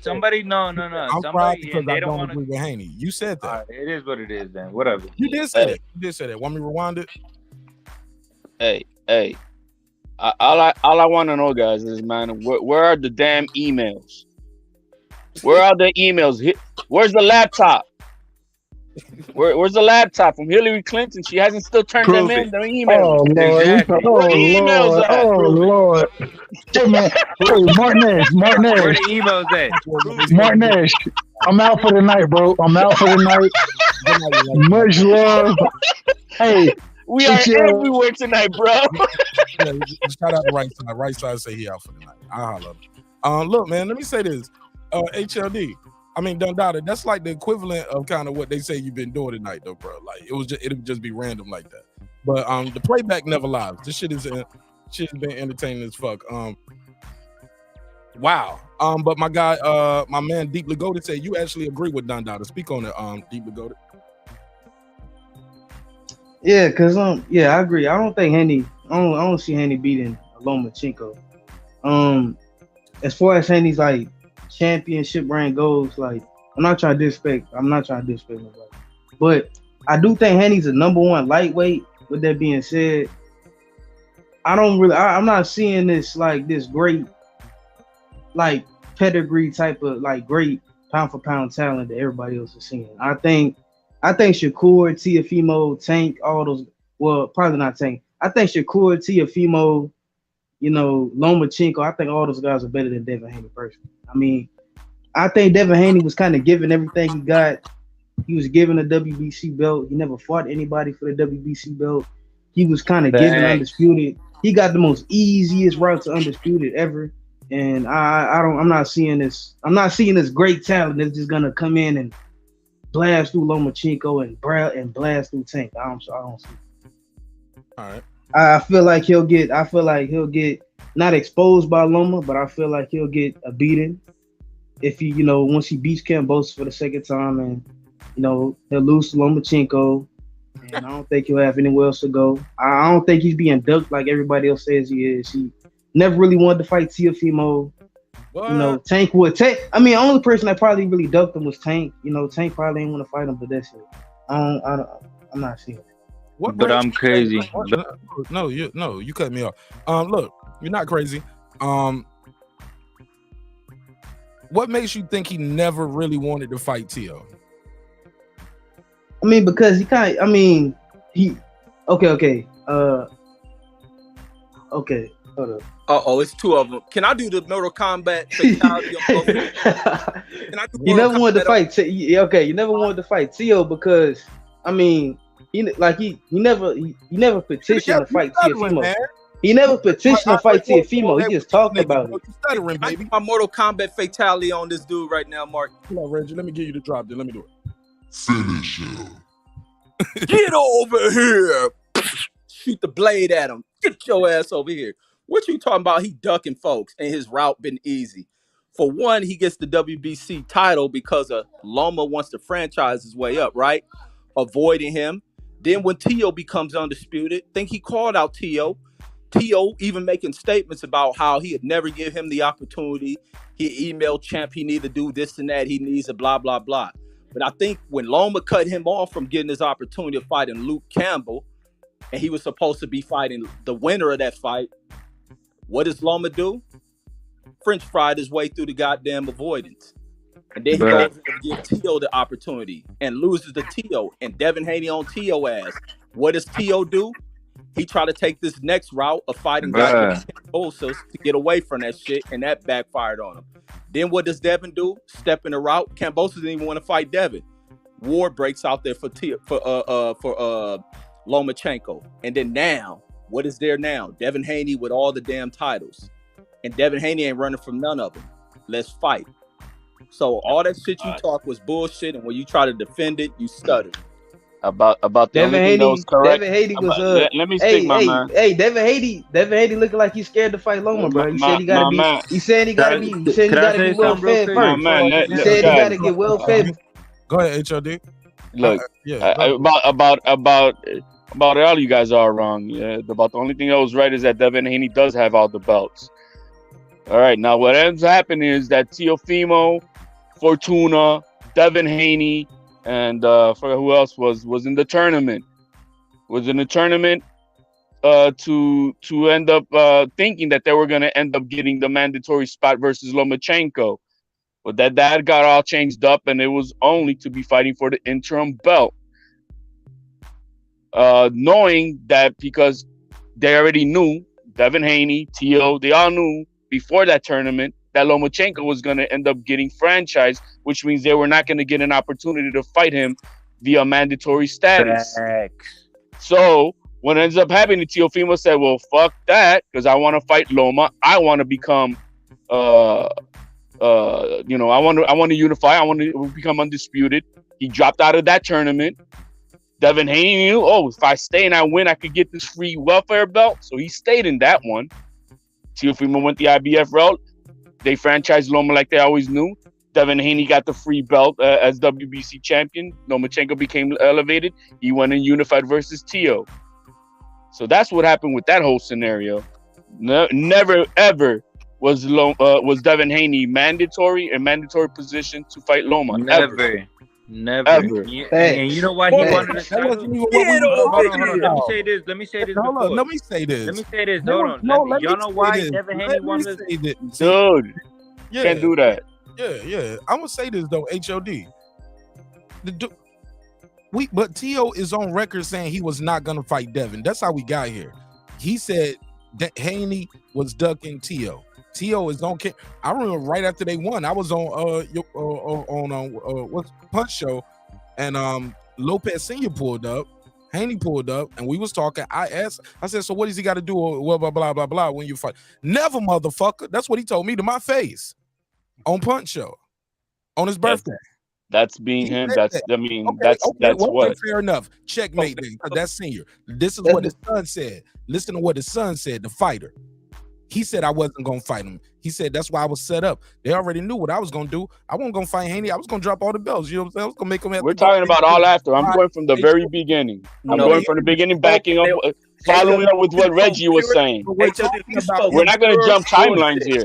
You spoke. Mark, I see what you're saying. We're not talking about him ducking Loma. That's what that whole timeline you did was about. All right, no, but I haven't finished. I didn't get to finish. Mark, I see what you're saying. No, I didn't. Where you got fucked up is that Bob Arum from the beginning said that Haney signed to the wrong promoter from the beginning, so he was never gonna get that fight. So that's Never. not him ducking In a Haney million years. ducking Lopez. Hey, Haney also Years, priced he was himself never out gonna of get these that other fight. guys do not represent But he what I'm took the low saying. ball off My and words are kept both. mine. Dundada, whatever he's saying, because that what you guys on came to net last year. Last year, what happened with Devin Haney? Devin Haney had a meet, supposed to have a meeting with Bob, so they could try to make a fight. And what did them do doing? MIA. Never They didn't showed show up. up. They didn't show Never up. showed up. But they showed up for Now, Cambosis. when we had that, Cambosis, guys, though. one at a time, because and they're gonna keep on cutting me off. I haven't been speaking out. Now I'm about to. Let me finish. Now, when it came to wanting to fight Teofimo, what was that whole argument they were saying? What was screaming out of Devin Haney's mouth? On the zone, on the zone, on the zone. But as soon as Teofimo lost, where did he jump ship to and sign the 3 to 5 fight deal to? Top rank to fight Cambosos. Theo lost on the zone. If you don't know, Theo could have fought him on the zone. No, So Theo couldn't fight him on the Theo was only on a one fight deal on that. HOD, you have killed off all the bullshit you done spoke. None of the shit you stated was true. It fits whatever narrative you. It doesn't fit. Why don't you go? Hey, does. yeah. Network How did it fit? did Yeah, Teofimo Bill Haney was on your guys' favorite show, The Barbershop, and said it himself. Fight. Bob didn't even fucking negotiate for his fucking fight. So what are you talking about? We're talking about that. Why did Bill Haney did not show up to see Bob Arum last June? Because Bob Arum wasn't talking about Devin and Teofimo. Oh, then what are they talking about? And they seen through that shit. What are they talking about? But listen, he got the titles and he ain't talking none of the avoiding shit. So you making up shit. No, we're coming up from the timeline from down to now. You ain't speaking no timeline. You making up shit. No, you made up shit. Nah, you made up shit. Bob Arum stepping in the way. No, you can't talk loud and you're making up shit. You made up shit yourself. No. Now you're trying to go with the narrative that they were. What was the meeting with Bob Arum for? What was the meeting with Bob Arum for? In the motherfucking way of what was the meeting with Bob Arum for? To get the shot and then he go franchise his way out of shit. Franchises for pussies. You watch Canelo. Yo, go see Bill Haney on Barbershop. And what did Bill Haney say? And listen, and now that Devin got the fucking titles, ain't no franchise champions. So ain't none of that avoiding motherfuckers. No, he don't even know it himself. To fight. Out of Devin Haney's mouth, he doesn't even know himself. But guess what Bill Haney said? Wait, where's the franchise belt after the fight? Where's the franchise belt? Stop it. You're capping, Reggie. You capping, Reggie. You capping, Reggie. It's with Mauricio. After the fight, what was Bill Haney screaming out? Yo, where's the franchise belt? We want them all. Devin fighting everybody out there. He fighting everybody out there. Come on, Reggie. Now you on tilt, Reggie, man. You got cap shit, bro. What trick shit is he talking about? You on cap shit right now, bro. Is he avoiding people? Is he gonna fight Loma? You don't want nobody to hear him. Is he gonna fight Loma? Real quick. Loma gonna get his opportunity. I want them to get that back and forth. Devin gonna fight Loma. Devin gonna fight Loma. Loma getting his opportunity. Is Loma gonna take the shit? They didn't call out Tank. Tank don't want to fight the damn dude. Your boy Loma and your boy Tio done ran from the motherfucker. So don't come with that bullshit. Yo, Devin Haney is pinched. He either has to fight Lomachenko or he's gonna have to go to 140, where he's gonna end up having to then guess what fight. He wants Lomachenko. He wants Lomachenko. Choose your poison. No, choose your poison. He's gonna fight Lomachenko. He's gonna end up having to fight Tio at 140 because the Bob father is gonna make sure of that. He wants them. What are you talking about? Make it happen. He ain't avoiding them. It don't fit your narrative. The last fight, I have a nutritionist. I've made the easiest weight ever at 135. I can stay here forever. And now what he say? Daddy's gonna have to let me know. Daddy's gonna have to let me know if I can make weight. Fucking narrative because he's a different type of dude. He don't fit this find new out. age shit. He don't fit this new age shit that you got. I would love him to see that. I would love to see that fight. I want to see that fight. Shit you done got accustomed to fighters clout chasing and avoiding people. Clout chasing? Your man has not fought anybody. If you want to call it like that, who the fuck has Devin Haney fought? That you saying he fought all these top dudes? Gamboa, a one-legged senior citizen Gamboa, who got knocked out by Tank Davis the previous fight?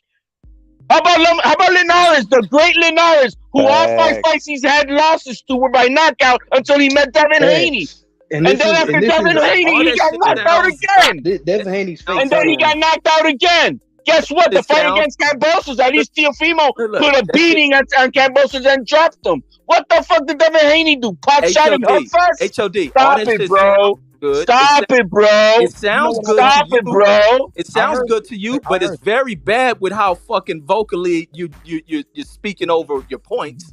My points, what? Good, but it doesn't sound good. It's just facts. It ain't facts. You don't. It is facts.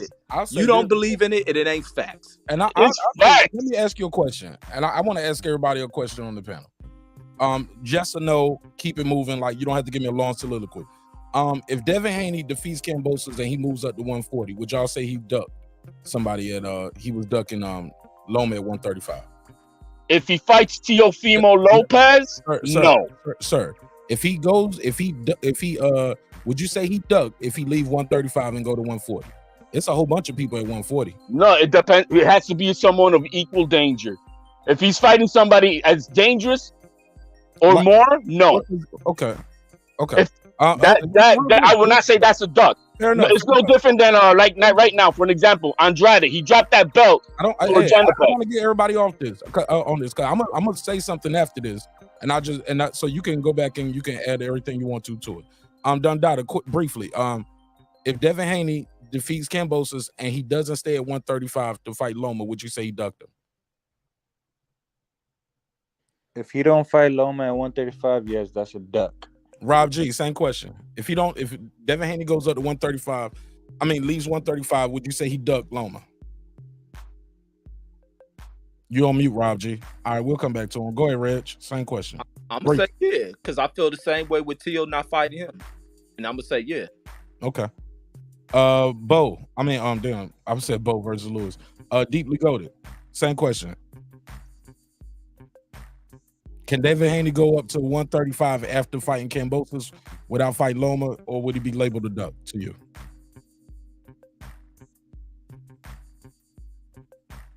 All right. They know you throwing a trick question out while you ask. Oh yeah. Because here's the deal, and here's the real for real. Reggie, I agree with you. What is no? I feel like just like Tio, the guy spent his whole career pretty much at 135. I'm looking at Devin Haney's box rec right now. He's pretty much at 132, 133, 135, 137. He's fighting at 135. He's weighing in at rounded 135 to 130. I think he fought somebody at 139. So this guy's a big guy who's been making this small weight for a long time. He's taller and bigger than Tio. But people are okay with Tio leaving. Can I say something? You gonna let me finish because I gave you a chance to answer and you didn't want to answer the question. So please let me finish. You ain't gotta apologize. Just let me get this off. I'll be brief. I promise I'm gonna give y'all back the floor. People are okay with Tio moving up in weight because saying, yo, he's a big guy. He grew out the weight. He's been at the weight since he was a kid.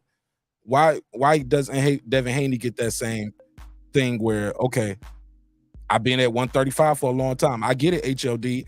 And we talked about this on the last episode where you admitted you do have a bias towards Tio. So I would say this. His father is supposed to say, yo, we had the best training camp ever. We can make 135 forever. You're supposed to say that. You don't supposed to say, man, my son was dying making this weight. Man, he's been angry, blah, blah. He's don't supposed to say that. You're supposed to say the good thing. You're supposed to put a little cap on it. Like, yeah, man, we'll make this forever. Yeah, man, we're going to be here for a while. We can fight him. We can fight. But at the end of the day, each fight, each training camp takes something out of you. So I just think we got to keep in mind what's good for the goose is good for the gander. If Tio can move up to 140, I don't see why Devin couldn't be able to move up to 140. He's accomplished the top goal ever. The goal wasn't just... Your argument is mute with me, though, Mark. The goal wasn't to face Loma. The goal was to be undisputed, beat the top guy. The top guy had all the belts. And he accomplished that goal. I didn't say he would be a duck. He would be a duck if he fights a nobody at 140. But that's what Tio just did. Tio ended up coming from a loss. It's a different dynamic. Regardless, he fought. No, it's not regardless. You can't shove that under the rug. He moved up the weight. He moved up the weight after damn loss. And he had to fight. So then he fought who? Now, if Devin Haney does not fight Lomachenko and he ends up fighting Josh Taylor because he has a franchise, right? So he could go be number one spot. He has a super WBO. He could end up being a number one spot. He goes fights a champion right off the bat. No, I'm not going to say that's a duck versus Lomachenko. I would not say that's a duck. But if he goes up and fights, what's the guy that what's the old guy that Gary Russell just beat recently, who was also Ukrainian? Close, right? He goes up and fights Postal instead of Lomachenko. Yes, super duck. Whoa, so your dude can go up and fight Campa. After a loss, very different. Different dynamic. Different dynamic. But he said he won the fight. Y'all said he won. Again, he lost. Stop. You're not gonna now you're not gonna do it than that on me. He lost. We all know what's up with that. The Teal that fought 2 weeks ago would have beat the shit out of Kambosos. Same way. Ranked number 62. Kambosos was ranked number 5 with the IBF or whatever that was. I say if he was ranked number 62, I'm sure he would. No, you claim that 62. Keep it real. It's by sanctioning body. What was the unsanctioning body? Number 11. If Devin Haney fought Santiago to defend his first title, who's also number 60 something, let's say that. How about Gamboa? What was Gamboa ranked?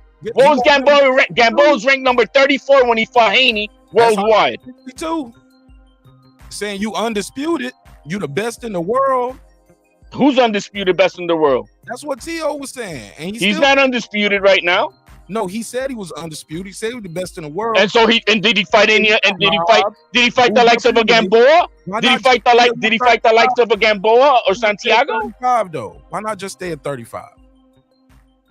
What does one again? What are we basing this on? Fight wasn't he way up? I just said that if Devin Haney does not fight at Lomachenko fight next if he beats Kambosos, and if he goes if he wants to go to 140, if he fights a guy who's as dangerous as Lomachenko at a title run, I will not say that's a duck. It's no different than Andrade. Andrade dropped his 160 belt to Janibek. But guess what? He's going to go fight Parker, who's actually a harder, tougher fight. So I'm not going to say that's ducking Janibek. I will not say that because he's taking a fight that's even harder. Can I say something real quick? Did T.O. weigh 137 something in his last fight? Wasn't he well under the 140 limit in that last fight? He was 138.8. What's his favorite color, HLD? You know. I think it's magenta. And this is the other thing. He's coming in at a higher weight class and can be way up under the damn weight. He can make 135.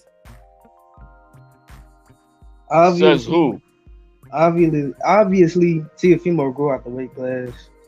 So he obviously, Devin Haney is inside of a contract to fight Lomachenko. So if he was to move up after beating Kambosos the second time, it's a blatant duck because they already in negotiations. They already in contract to fight. So it's clearly a duck. No, it's not. Teofimo moving. Teofimo. I'm not done talking. Teofimo moving up to 140 after a loss is not ducking Devin Haney because they was never in contracts to fight.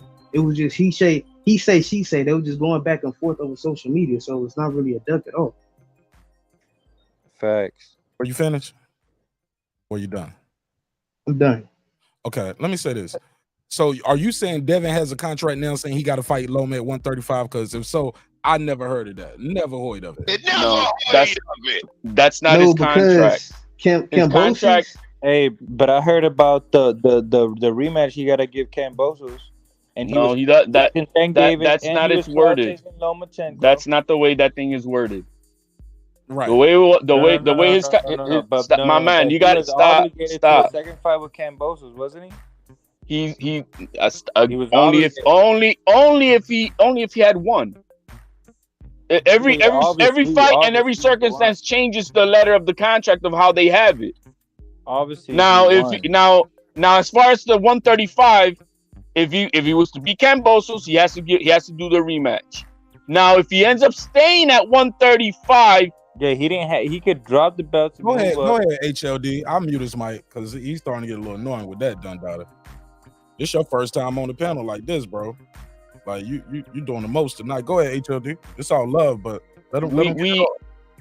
Devin Haney has at least, and I heard Bob Arum say that it's actually a 4-fight deal.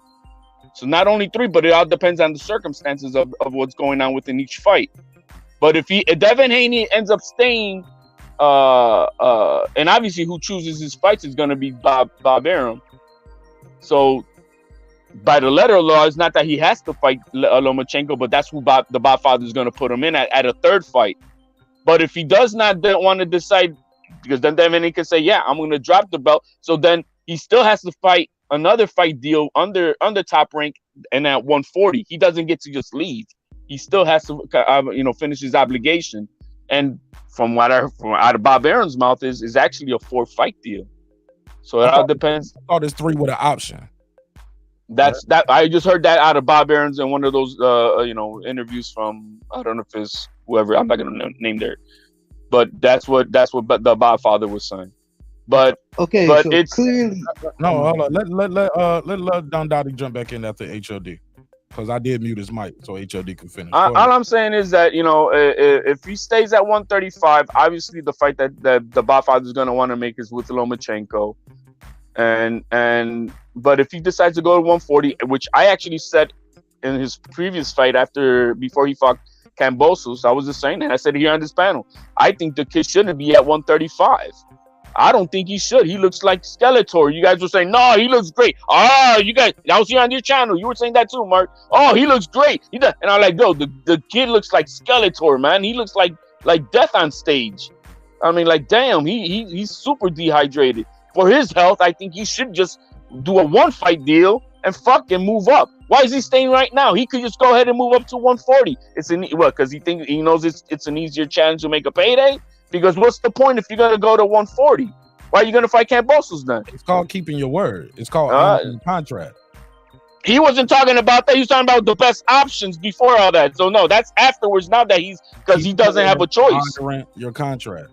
No, that's not at all what Mr. Haney was saying. Because you know what? It was still a possibility that what's his name Kambosos might not exercise the rematch. He exercised his rematch months ago. It was also a possibility where they're gonna fight at. You see, they dropped the room size from 53,000 to 15,000. That's not a big deal. Nigga, man, HLD. That's I know your dude, but listen to what you just said. The room went from 53,000 to 15. That's not a big deal. That's a big deal. It's not a big deal because that's what the average arena is when we have a fight. You missing the point. They went from 53,000 people seeing it here. The rematch was supposed to be there, but what happened was Devin beat him so easily, so one-sided. Nobody really wanted to see the fight. That wasn't because the fight was so boring, bro. Not doing now. Like it's like every line I say, you got a rebuttal to it before I even finish the next line. All I'm trying to say, my brother, is that's a big deal. 53,000 to 15. Kambosos had a rematch clause. Other things are going behind the scenes, and you can't always take everything somebody say as face value. Yeah, they are going to exercise other options. Bob is in charge. Lou is in charge. Kambosos has a rematch clause. So many things going in play right here. But if they had an option to do something else and it was better, yeah, they take it. But when you honoring your contract, giving that guy a chance back who gave you the chance, I don't think that should be something that should be admonished and like put down like that's a bad thing. Dude, they were campaigning not to want to honor this for months. Now we're gonna play like they were. Like I'm gonna take it from what I see, not what I don't know in the background, and hyperbole make things up. I don't know. All I know is what we know from up front. They were for months saying, "Oh, we have options and this and that." When we all know, just like Wilder had his rematch clause, no, you don't have options, Tyson Fury. Your motherfucking ass has got to have to fight me again. Period. Yeah. All right, go ahead, pass it around. I think, I think HLD is right. Yeah, he pretty much forced to honor the contract. But I didn't know.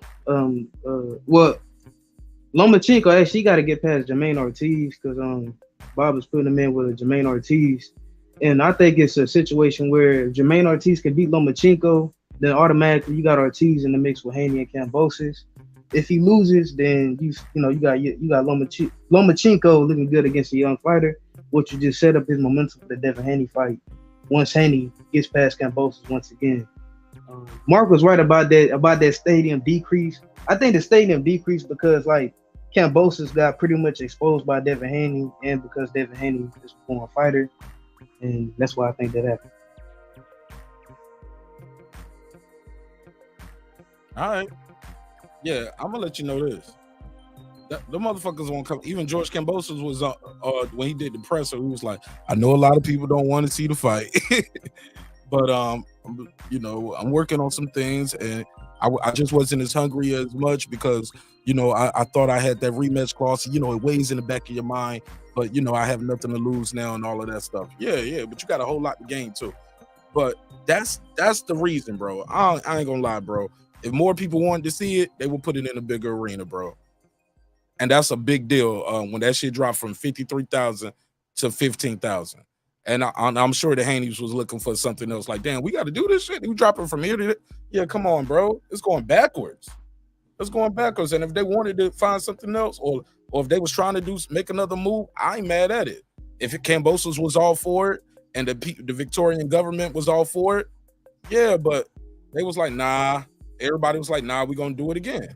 But we acting like the prices of a 53,000 stadium seating is the same as a 15,000. So how much more you think the 15,000 seats are gonna be? They're gonna be a lot more. Huge. They're gonna make their money. They're gonna make their money regardless. They ain't about to know they're not. They ain't gonna make that. Points. You still dealing in the same country and the same currency. Those tickets are about to be less money, and you're selling them off to a lower capacity by almost a whole third of what the fuck you was getting in the first fight. So there's huge hits on the type of money going into this HOD. You more intelligent than what you're trying to. But supply demand. I mean, it's just there's less seats. It's gonna be more money. That means the demand is lower. We just dropped from 53. It's lower. It's lower demand. HOD. They didn't sell out that stadium last time either, to my understanding. They put 50-something people in. Then. That's why checkmate HOD. That means it ain't no demand for the shit like that. Not to mention the whole time guy got his ass kicked. It ain't no demand, and they ain't gonna be overcharging. Oh, that shit gonna be empty too. That shit gonna be empty too. Or they gonna do like they did at the Tank Davis fight right before the fight. Or no, it was the Shakur Stevenson fight right before the fight. They dropped them ticket prices down crazy. Well, for Shakur? Hell yeah, that Heron fight that he had down in Atlanta. Man, I did not buy my ticket early like my brother-in-law and my sister did, and they had some expensive ass nosebleed seats.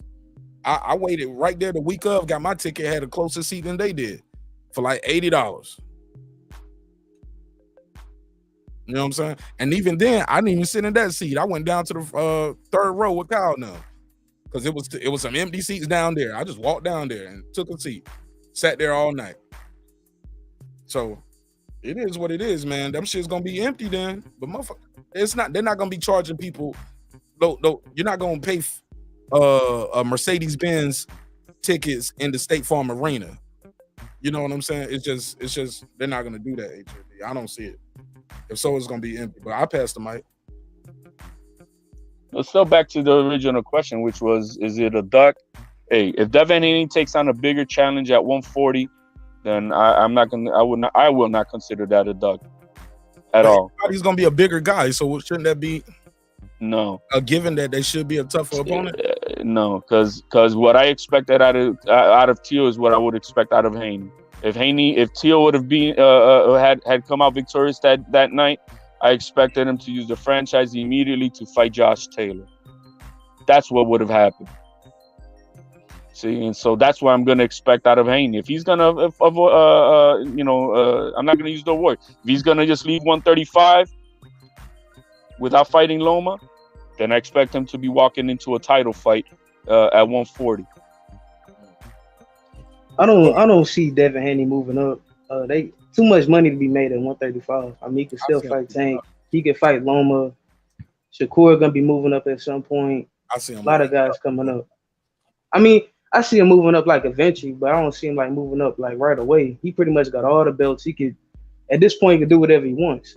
It's like after his contract is over, he can do whatever he wants. I don't really see him moving up. Shit, but now that he's got that undisputed now on his record, he gonna be able to do what he want. And like HLD said, people gonna be chanting his name when he go out now. Just like they was chanting for Tio. Got the undisputed now. That means something, right? or no? I mean, yeah, of course, make him making the number one fighter in the division, but I don't think. I personally, I still think it's a dispute whether Devin Haney's really the best 135 pounder, but I do think he's like factually number one. But as far as him and Teofimo goes, I never meant that Devin Haney ducked Teofimo. I'm just saying he wasn't that serious about actually fighting. I mean, we saw how serious he was about fighting Kambosos. He went to extreme lengths to get that fight, but we didn't really get it. We didn't see that same type of energy when it came to Teofimo. He wasn't their first choice neither, though.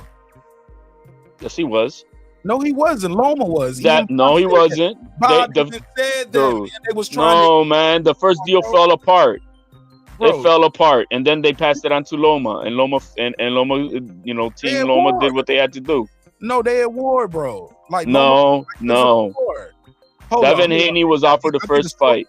HLD, I did a story on this when Bob said, "Hey, we're trying to get the people of the Ukrainian government." I was on a panel with Lou DeBella. He explained the whole damn thing. Well, I'm telling you, Haney wasn't that first guy, bro. Yes, he was. It fell apart. Then it went to Loma. Then after that, after Loma then had to go to, ended up deciding to go to Ukraine. Then it went back to Devin Haney. Okay. Even if Haney wasn't, that sound like promoting right there. That sound like a promoter promoting, saying we always wanted this to be our first fight. I'm telling you, that ain't what was out there, HLD, and that's just promoter promoting. But that war shit, come on, man, they wanted Loma. The deal fell apart with the zone. It fell apart. Why do you think the first deal was with the zone, and the zone wanted all the TV rights or some other shit, and it fell apart? That was, but that wasn't a deal though. That was just negotiation. That's trying to make a fight. But that wasn't even the first. Yeah, and Devin Haney, represented by the zone, messed that deal up. But go back to what your boy said. Well, he did jump through all them loops to go over there and fight Kambosos. He didn't jump through, bro. Well, he didn't leave the zone to make the first deal, but he did it on the second time. Now the second time he gonna leave. That option would have always been there. They didn't want to fight Devin as the first option. Loma was always on the table. Devin had to jump through them hoops, right? It was Loma, bro. That's what it was. That's true. It was Loma, but we gotta be honest. Loma got a lot more clout than Devin Haney, though. Loma got more clout than Devin Haney. It would make a lot more sense to fight. I agree. Loma over Devin Haney. Big fight over there too. In Australia, Lomachenko versus Kambosos, two white guys. Yeah, it was a smart move by Kambosos to do that. Shit, that's a narrative. I want to see that nigga come over there taking all them bills, boy. That 50,000, that 53,000 arena was quiet. Motherfuckers start leaving around the 10th round. You can start seeing them. I thought it was going to get popcorn or something. They just didn't ever come back. Yeah, but go ahead, right side. I see you back. What's up? Man, what is the hate for Devin Haney, bro? I don't understand the hate y'all got for this brother. The man sits there and calls. Let me finish, bro. Let me finish. The man sits here, calls for all the big fights. When he can make the big fights happen, he make them happen. And any opportunity y'all get, y'all want to hate on the nigga. Y'all want to hate on this dude. He's the youngest undisputed champion. And y'all still want to sit here and hate on this dude. What's the hate for him, bro? What? He's pillow fisted. Because is that what it is? Is it that that he ain't knocking niggas out? Is it that he's a good boxer? What is it, bro? What is the hate for him? He sit here and did what Teofimo couldn't do. He did it, but you want to sit here and say, well, if Teo would have did it, well, we go, no, nigga.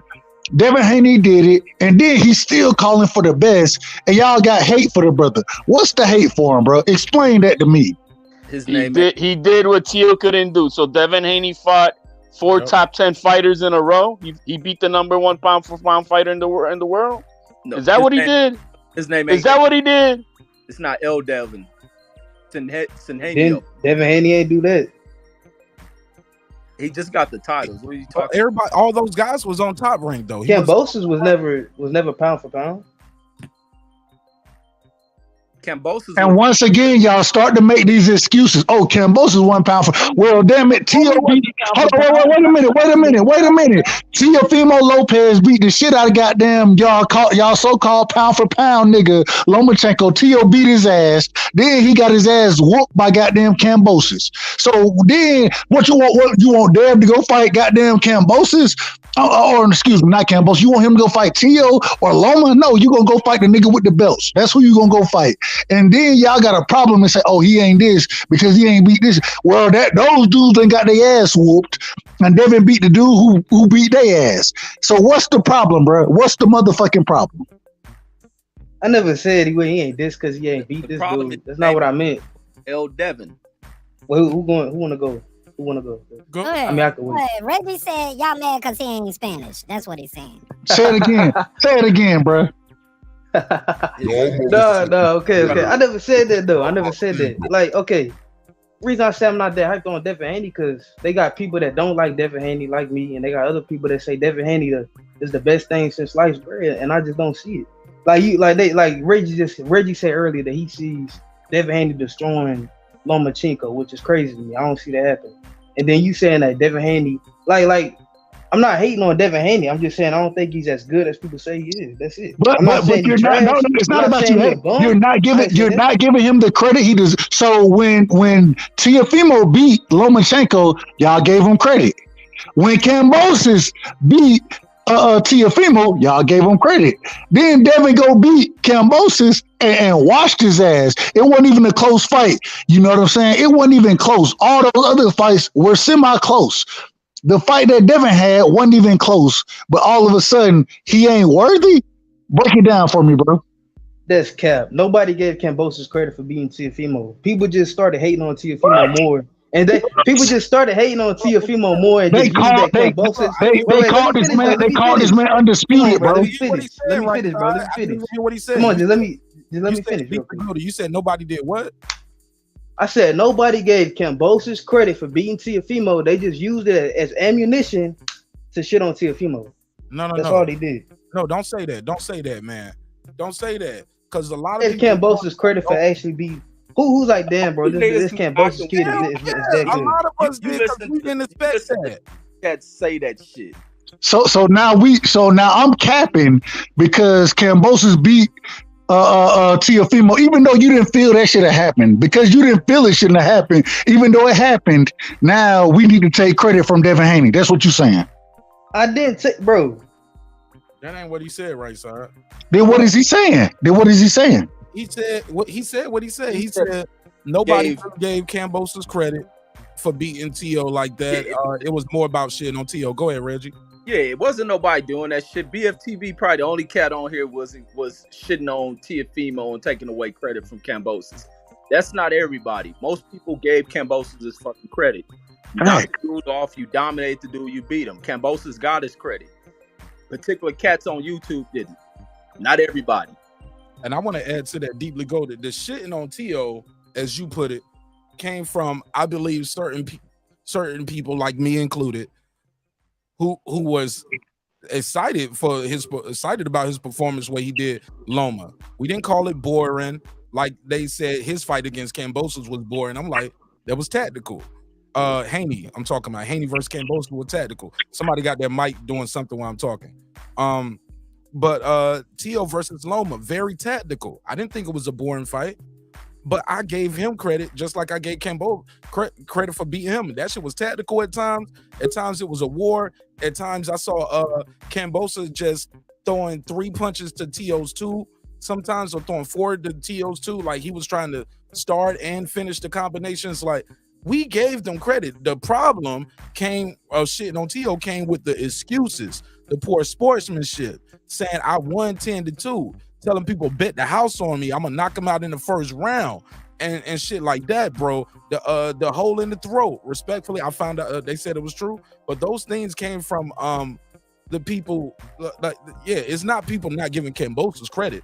They just couldn't believe the zone fixed the fight, the judges, my shoulder, hole in my throat, my wife had left me. It was the Wilder shit all over. It was the Latino Deontay Wilder all over again. no, Some people got on Wilder for that shit and did not rock with it, and some people accepted those excuses, just like some people accepted excuses for Tio. Me, Mark Nash, I didn't rock with none of that shit, and I got respect for both of those teams, both of those camps. I just like, yo, you lost, B. You lost. It's over.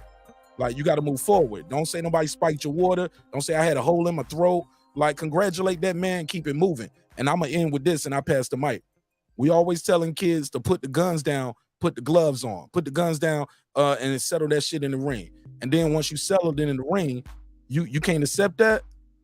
Go back to what Reggie was saying. Like, yo, this shit is it takes a lot out of you mentally when you just look across that ring and that man beat you. He bested you in front of God and country, and that just is what it is. Motherfuckers don't take their losses. Yeah, you're gonna get a little roast, gonna get a little joke here and there. Right? Tio said I won 11-2 in the 12-round fight. Come on, bro. Concussed like a motherfucker, face beat up. All these excuses, man. That's what the shit on Tio was about. Not about just saying Kambosos didn't get the job done, because it won't debatable. At the end of the fight, we all know who won. But go ahead, Deeply Goated, and then we'll pass it around. I just had to. All right. Yeah, no, okay, yeah, that's true. I understand that. But like, let's be honest. Like, does he really have to accept the loss? Like, I don't understand. Like, I don't understand why people. Wait, hold up. Let me explain. I know I'll be saying some crazy stuff, but just let me explain real quick. All right. Yeah. So look. Not a bad Don't fuck with you. No, okay. But I'm like, I don't understand why people be getting like so out of body when people be like making excuses for their loss. Like, it's normal for somebody making an excuse for a loss. Doesn't matter. Like, it doesn't matter that they don't give somebody that beat them respect. At the end of the day, they still lost the fight. So regardless of what they got to say, it doesn't really matter. Like, in the big picture, like, see if him thinking he beat Kambosos, it's whatever. You still lost to the dude. So why does he need to give him respect and be like, oh man, I lost? Like, you know, it don't matter at the end of the day. You still won. Like, it matters. Really don't. Hold up, because boxing is corrupt the fuck enough that we don't need to have a guy in there who clearly got his ass kicked telling people the judges were bought off. My shoulder was gone. I had a hole in my throat. My dog died. My wife left me. Triller. He blamed Triller. He blamed Kambosos' team. Like, he blamed everybody except his dad giving him poor advice in the corner. Blamed everybody, bro. Boxing corrupt enough. We don't need that shit like that, bro. You lost. What's wrong with holding people accountable? Deeply Goated. Bro, damn near every fighter makes an excuse whenever they lose. Like, no, they don't. Bro, if you're gonna be competitive, you gotta have an excuse for why you lost. They're just like, oh, the guy's just better than you. Like, somebody's always gonna think of some type of excuse. It's a normal thing, and it's easy to criticize a fighter for losing and making excuses when you're not the one fighting. Like I'm thinking we like expect too much of these fighters, and Teofimo's a young dude on top of that. So I don't understand like the hatred when it comes to that. I just move past it. It's not hatred. No, that ain't no damn facts, Puro. Not hatred. I'm gonna say criticism. Not hatred. I'm gonna say criticism. I grew up with motherfuckers saying tonight I lost to the better man. You was the better man tonight. But when you want to talk about hatred, it's one thing for the dude to come out and say that he Go ahead, right side. It's one thing to make excuses for you losing the fight, right? That's one thing. Even though we all saw this man, he beat your ass, bro. He beat you. He knocked your ass down. He split your shit. We seen him beat you, bro. We seen that shit. But this is my problem. When Devin Haney go beat that same motherfucker that you made excuses about, goddamn, and he beat his ass way more convincingly than he beat your ass. Then, nah, he ain't that good. He don't deserve it. Nah, bro. Why Devin Haney don't get that? That's my question. Why Devin Haney don't get the motherfucking credit he deserves from individuals like yourself who want to sit here and say, oh, well, nah. Where does that hate come from? That's my question. Where does that hate come from? And look, this is the other side to the Tio dynamic. It ain't just so much of people hating on him. What did Tio say when the shit was coming out with Deontay Wilder? He was very vocal about Wilder making the excuses, calling him a bitch and all type of other shit. Yeah. Now, when he suffers a loss, his excuses are to the 10th power of what Wilder made as an excuse. So Tio has to bear the brunt of taking the defeat and not making excuses. He was the one that even drove about a person accepting defeat. The problem with Tio is that Tio thought he was invincible and got his ass whooped by somebody who was lesser than him. Now come out already. There's a number of fighters at some point that think they're invincible and then lose. It's the natural progression of the sport. Bro. It's like I'm not gonna sit here and just not expect fighters to not think highly of themselves. Like, you're supposed to be very confident. So when you take a loss, it's normal, especially as a young fighter, to make up excuses. Like, there's really nothing wrong with that at the end of the day. At the end of the day, Tio still lost. He still got to come back for it. He's still gonna get clowned for it regardless. So why does he have to be like, oh, now he got to accept the loss? If he's gonna get roasted, if it's gonna be an L on his record, he's gonna get roasted for it. Why does he have to still say, oh, I respect you for all that, if you still don't like the dude? Like, I don't understand. Like, that logic just doesn't make any sense. No. You ain't got to do all of that. You ain't even got to do that, Puro. Boxing is corrupt enough without you saying somebody robbed you. Triller did it. The Zone did it. Like, come on, bro. Like, boxing is corrupt enough. That fight. I agree with you, Mark. I agree with you. But the thing is, me personally, I laugh at the excuses. I always have, because Tio, Deontay, any fighter, I mean, it's not like they all do it, but they've all have. You know what I'm saying? So I just laugh at them. You know, these guys, like, especially when they get knocked out, these guys are concussed. They say the first thing that comes in their mind. Yeah, exactly. You don't even know how the dude felt at the end of the fight. You probably mentally fucked up and shit. I mean, of course, gonna say something that's crazy. It's like, it's easy to criticize people when you not, when you just watching. It's easy for me to criticize somebody that just took a loss.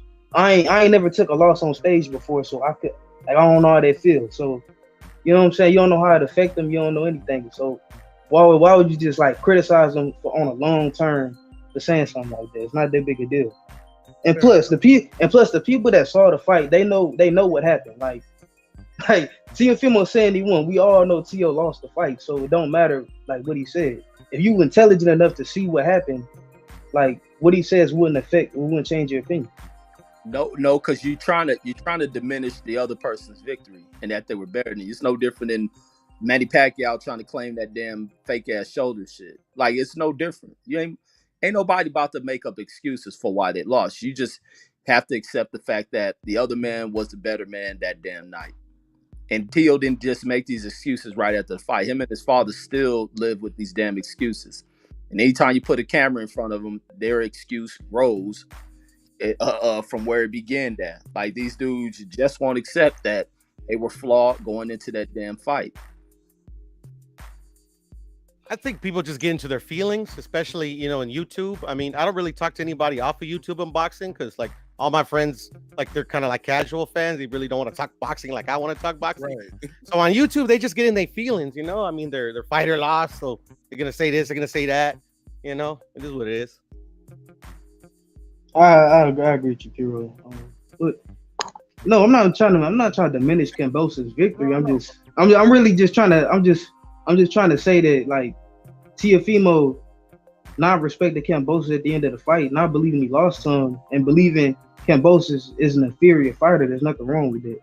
It ain't got nothing to do with whether I think how good I think Kambosa is. It just has what I do with, like, what I think of Tio as a fighter. Okay, yeah, man.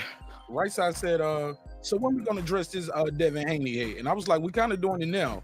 And I would remember HLD saying, and I think we had Jerry from Baltimore. They was just like, he's boring. And I think right side, you was there for that. But when I broke down, I said, well, that fight was tactical. So was the fighting versus Loma.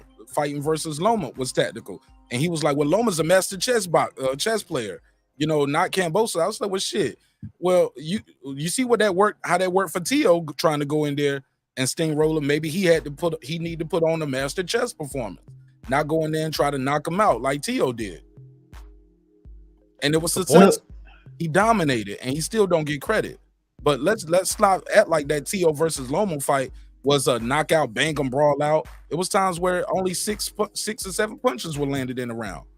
Like, I don't think no punches in the first 2 rounds. But it was a more entertaining fight than Kambosos. I mean, the Haney versus Kambosos.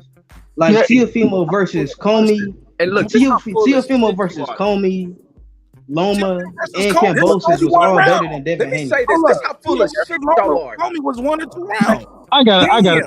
Damn, these dudes don't realize how full of shit they are. How was Teal more entertaining than Kambosos and what you call?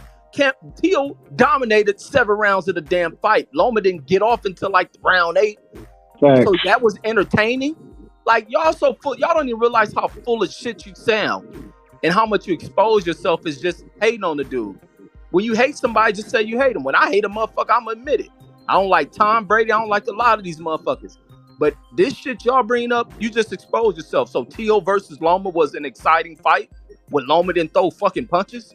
So I guess think it meant Kambosos. Think that's entertaining. No, you want to take away from what Devin did. You watch Devin implement a style and nullify a fucking fighter who was trying his all and couldn't do shit against him. But he goes in there against the fighter you talking about had an entertaining fight against a fighter he didn't throw punches for 7 rounds. He just got bopped on his fucking head.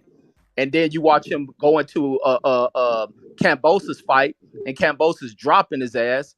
But you can't give Devin credit. But Teofimo versus Loma was more exciting than Devin versus Kambosos. And the reason it was the reason it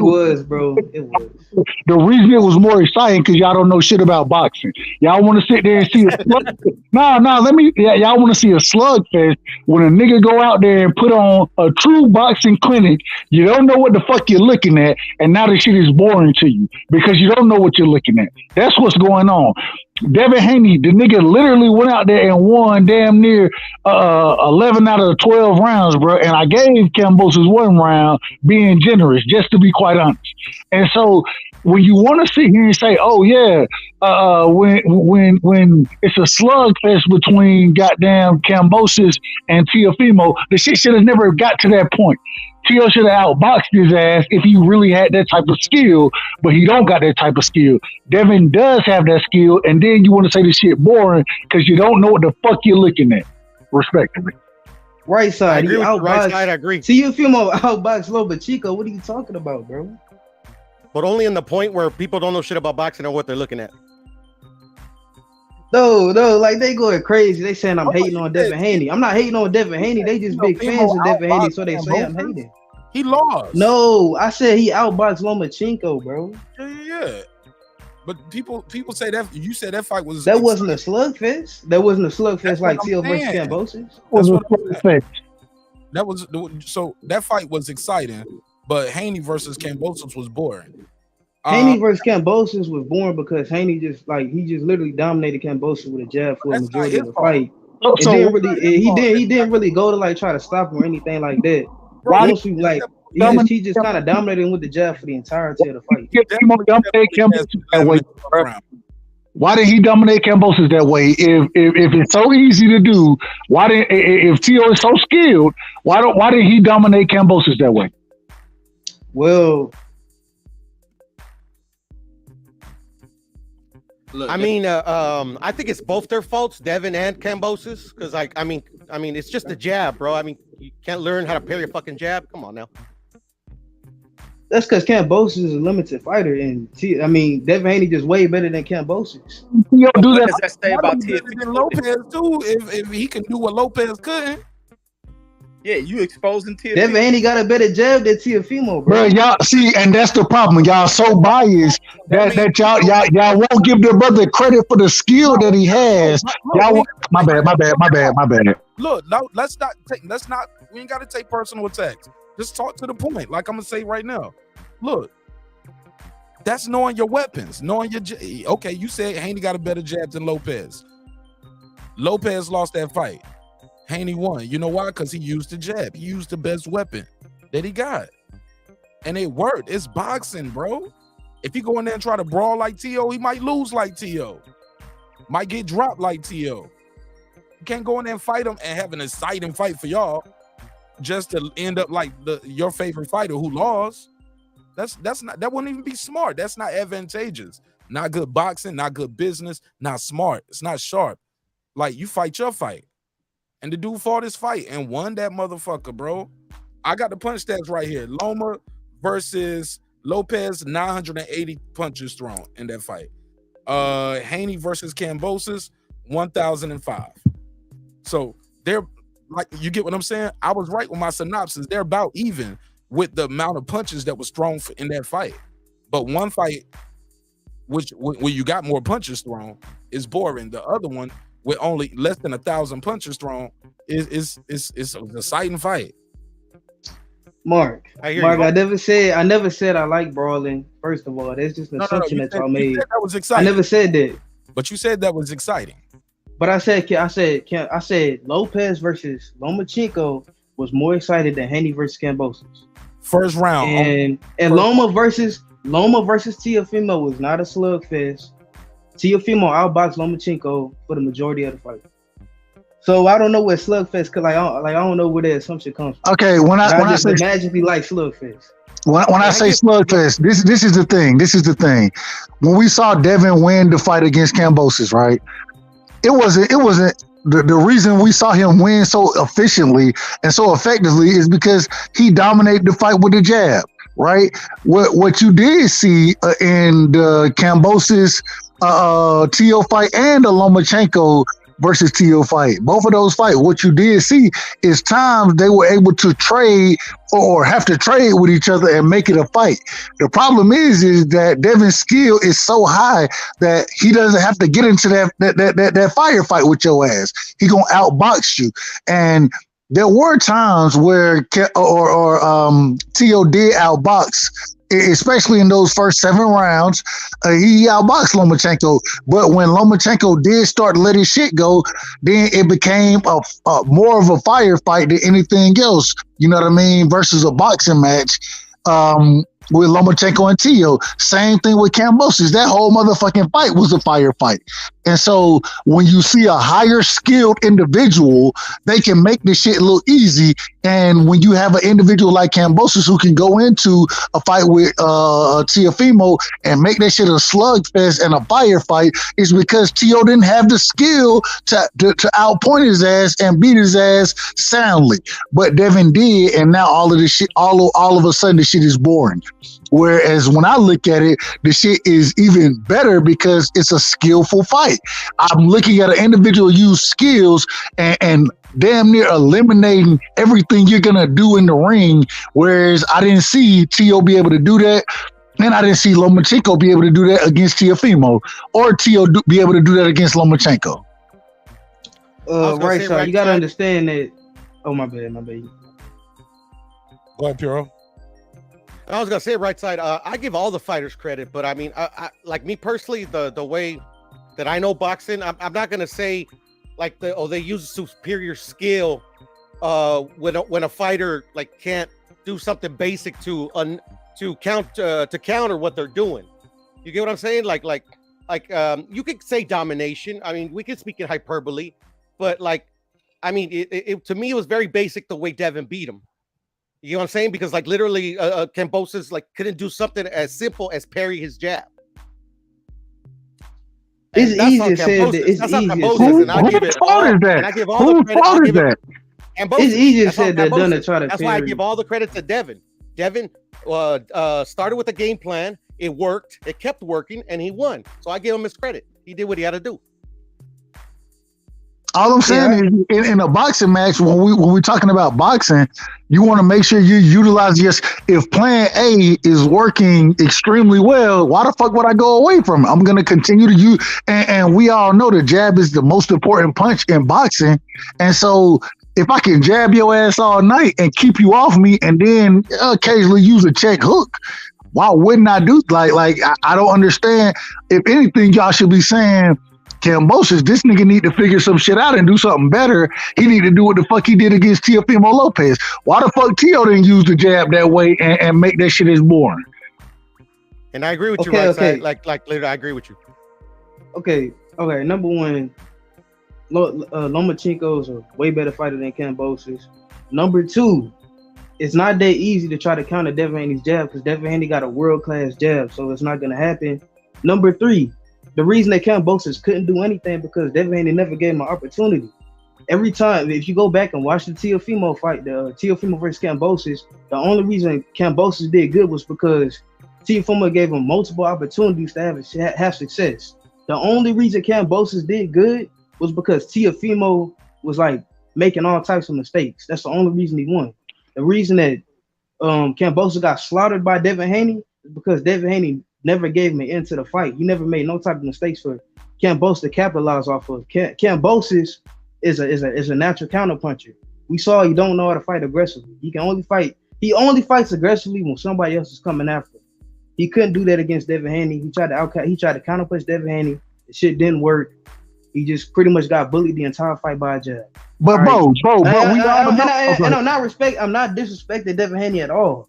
I didn't say Devin Haney was a bum. I didn't say Kambosos was, a fraudulent one or whatever. I just said I don't believe Devin Haney is like top 5. I just said I don't believe Devin Haney is like the best. All I said was that I don't believe Devin Haney could beat Lomachenko at the end of the day. That's all I said. People saying I'm hating and all this BS, but it's really not true. All I'm saying is if you want to sit there and say those things right there, right? And like by the way. No, I understand. I ain't mad at your opinion. I ain't mad at it. But once again, when you go back with the things you said, whose fault is it that an individual can use a jab and shut your whole shit down? Whose fault is that? Isn't it, bro? You gotta understand. I'm judging Devin Haney because Devin Haney should have finished him. I mean, bro, Devin Haney don't have. And now you move the goalpost. Now you move the goalpost, and now you want to say versus answering the question I asked. That's why I said it was. I asked you a question. I said, whose fault is it that he was able to use a jab and shut your shit down? Whose fault is that? Answer that question first. It's Kambosos' fault, bro. And then that's what you want me to say. No. And then I got a reason I asked that question. The reason I asked that question is because if it's Kambosos' fault that Devin was able to use a jab and shut your shit down, why couldn't Tio do that? He had a hole in his throat. It's actually your fault, right side. Bad shoulder, and his wife left him. No. The reason that Teofimo couldn't do that was because he didn't come in with a game plan, unlike Devin Haney. Devin Haney had a game plan. Teofimo did not have a game plan when he fought Kambosos. So Devin Haney ring IQ is just higher than Teofimo, is what you're telling me. Teofimo ain't have a game plan, bro. So I mean, if we're gonna be honest, Teofimo gotta have a better ring IQ because he's been tested against a higher level fighter. Let me see if I can turn Reggie mic up. Come on, unmute your mic, Reggie. Because whenever somebody talking and you talking, you can't have a game plan. Devin did. Don't make bullshit to make you feel good or fit your excuse. He went into a training camp. They developed a plan. It didn't work. And then Tio got in the fight to where what he thought he was going to do to his opponent didn't work. You watch Tio look confused as fuck in this fight because what has been working for him, going in there, knocking cats out with one punch, didn't work. And it got him put on his ass, his nose busted. He had a game plan. It's just he got in there with a guy who wasn't going nowhere, and it began to kind of fuddle him and his damn father. They know what to do. And this is what happens when you do matchmaking and getting guys into fights to where they just landing shit. Even the Commey shit didn't work for him. He ended landing one damn punch and getting Commey up out of there. But it was a fight that he even looked a little confused fighting Commey. And it just Commey threw a dumbass punch. Tio landed. And they didn't have to go many rounds with him. Then he goes in there against Loma, and he has 7 rounds to go his way against Loma. But the thing was shown in that Loma fight is he has flaws. He don't like for people to fire back at him. And Loma was able to dominate him for 4 rounds that he started throwing back. 3 or 4 rounds he started throwing back at Tio, tagging Tio face up. And so when he got in there against Kambosos, it showed. It was like he didn't throw shit when he had a fighter fighting back. Tio has an Adrian Broner type way about him inside of damn fights. You see it in some of them old sparring videos. He gets in there against somebody who's going to fight with him. He folds up a little bit. He doesn't have openings to where he'll find counters against better jabbers. Yeah, he's a good counter, but he counters off that stupid ass leaping at you hook. And he was showing that shit even in that last fight he fought. He's food for these dudes out here. Everybody's seen them flaws, regardless if he stopped the dude who shouldn't be in the ring with him. But that dude had moments of showing where Tio has these damn issues with not wanting to be hit. He's going to get dusted off. They had a game plan that didn't work on Kambosos. So don't try to steal away Devin. Devin able to box, dynamic. It wasn't that he couldn't avoid a damn jab. Devin showed many styles in that damn fight, and he displayed shit that people don't have. And you don't knock every fighter out. You give a damn who you are. Everybody ain't a Deontay Wilder or a goddamn Ernie Shavers. You ain't knocking everybody out. Nah, bro, I don't think you know what you're talking about. Yeah, it wasn't necessarily him trying to knock anybody out. It wasn't necessarily him trying to knock anybody out. It's just about like, you know, you beating a guy up, your levels above him, like you can just go try to finish him. You ain't necessarily gotta knock him out. You could just get the ref to you could just hit him enough times to get the ref to step in, bro. Stop right there. Like this what Vasyl Lomachenko did with Richard Commey. Lomachenko not a power puncher, but he was tagging Richard Commey up so badly he was trying to get the ref to step in and stop the fight. That's what Devin Haney could have did to Kambosos. He could have did whatever he wanted to do with Kambosos. He could have did whatever he wanted to do with Kambosos. Four different fighters though. You can't compare what he did with Kambosos and what Loma did with Commey and Kambosos are different fighters, fam. I'm comparing the skill. I'm comparing the skill gap. Also, look at what the pain level. Look, Kambosos was still a live dog. He wasn't ready to go out like that. Devin hadn't inflicted enough punishment on him because he had been controlling the fight with the jab, occasional right hands, a little jabs to the body, but keeping his man at bay, scoring points, landing, confusing his guy, making the guy miss, making him pay. But it wasn't those things where Kambosos, where Devin can go in for a flurry and the ref was about to stop the fight in Australia. Kambosos won't fucked up that bad, bro. He won't fucked up that bad. Let me go to Q to God, then my boy DJ. What's up, Q? Q, what's up? What up, though? What's poppin'? What's good with it? What's good with it? How y'all boys doing? You, man, what's good with y'all? Good morning, man. Man, good morning. Man, I'm gonna be honest, bro. I like everything Devin do and all of that, but bro, I'm gonna be honest, bro. That fight to me, it wasn't like exciting, bro. It was impressive. It was impressive his performance, but the fight as a whole, it was boring, bro. I'm gonna be honest. Like it wasn't like nothing exciting about the fight. I done seen a lot of boxing, and beating somebody with just a jab is not an exciting fight. Like you can say what you want to. I'm not hating. I'm not lowering Devin's skill. I'm not saying I think a different person can beat him because of that. But the fight as a whole, bro, it wasn't exciting. Be real. Like, and then anybody that say the fight was this and that, or motherfucker, you don't know what you looking at, and this and that, like Kambosos couldn't do that. Like, yeah, that's cool. Kambosos couldn't do none of that. The fight, it was what it was, but bro, you can't sit here and tell me that you sitting there watching that fight fucking excited about you literally seeing somebody who got the offensive prowess over somebody. Literally, he can't touch him, can't jabbing his face off, and that's the only thing he giving me. Why? But Q, before I go to DJ, matter of fact, I'll go with DJ off at this point. Hey DJ, they said Devin Haney was chinny though, so that's what should make the fight exciting, because at any point he could get hurt, right? They say Linares was old and washed up. Linares caught him good in the 10th, made him wobble back to his corner. Hey, look, did the Olay. So that's the fact that the theater of the unknown with boxing. It don't matter how good you can lose. I saw Mickey Bay lose a fight by knockout with 10 seconds or 30 seconds to go. Who's that making beat? Somebody. But that's Q? Nah, I ain't making no beats.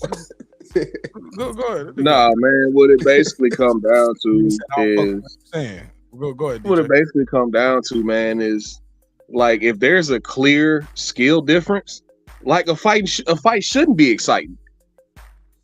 It should be an absolute dog walking, which is what we saw. Dog walkings don't always end in knockouts. Devin Haney and his team probably sat back and watched Teofimo Lopez fight Kambosos and give Kambosos every opportunity to win that fight, which in conclusion he ultimately did. Devin Haney probably watched that fight with Teo and Kambosos and said, wait a minute, I got longer arms than him, I got a better jab than him, I'm not going to give him an opportunity to knock me out. So I'm going to keep him on the end of this jab. I know his best opportunity, because he can't outbox me. His best opportunity is to get inside of me and pause and land a big shot and possibly drop me and make this a dirty fight. I'm fighting in his country in front of his fans. I'm not going to make this an exciting fight. I'm not going to make this a close fight. So my job at the end of the day is to win the fight. And I have superior IQ, superior skills, and I'm going to put those on display. That's all Devin Haney did. Teofimo Lopez did not do that. Teofimo Lopez came in there doing what he does, which is try to knock guys out. He has the power, he has the speed, he has the footwork to knock guys out. That's what he does. Kambosos wasn't going for that. So it turned into a fight. Anything can happen into a fight. Anything cannot happen in a boxing match when the skill difference is that bad. Now, I got a with question that for you. Let him finish. Go ahead, Let him finish. No, go ahead. Go ahead. No, finish. We got a live chat and we got a private chat. Write it down on a piece of paper. Text it to yourself so you don't forget. But I want to hear this. I invited DJ up here. Go ahead, DJ. I want to hear it. But yeah, man, like I was saying, when the skill difference is that wide, it should not be an exciting fight. It should either end quickly or go the way it did with Devin Haney and Kambosos, an absolute shutout. Well, I did give Kambosos one round. I gave him the fourth round, but that was about it. It was a clear skill difference in that fight. We didn't see a clear skill difference in the not the Lomachenko, but the Tio and Kambosos fight. Tio decided to throw all his skill out the window and fight. Now it all comes down to what you are willing to look at. Like, I appreciate all styles. I appreciate guys who can box and not get touched, like Shakur, and I also appreciate guys like Deontay Wilder who go out there and just stretch shit out. So it all depends on what you like to see. All right, we had a question. Go ahead. Let me say this before they go on that question about non-exciting fight. This is everything that made that fight extremely exciting. Is everything that Devin Haney was faced up against. And then also going into this man's country to have to worry about whether or not you'll get home cooking. Judges end up robbing you of a fight.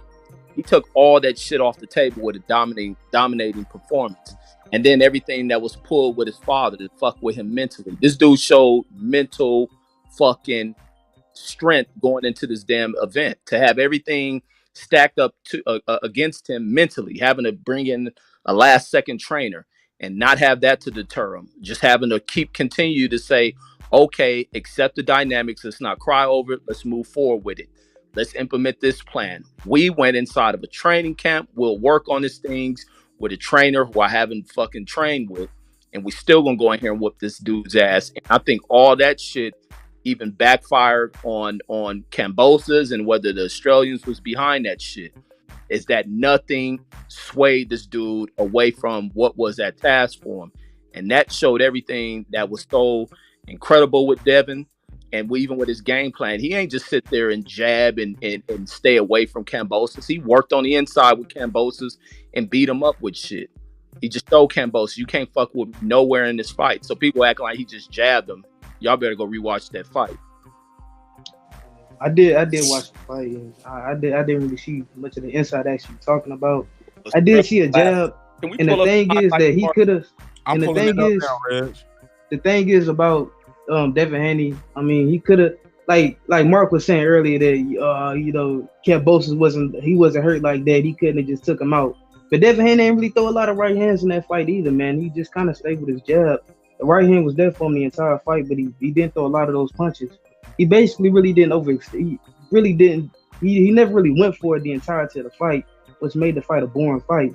And because I think the fight is boring, it automatically means I think Devin Haney is trash or something like that.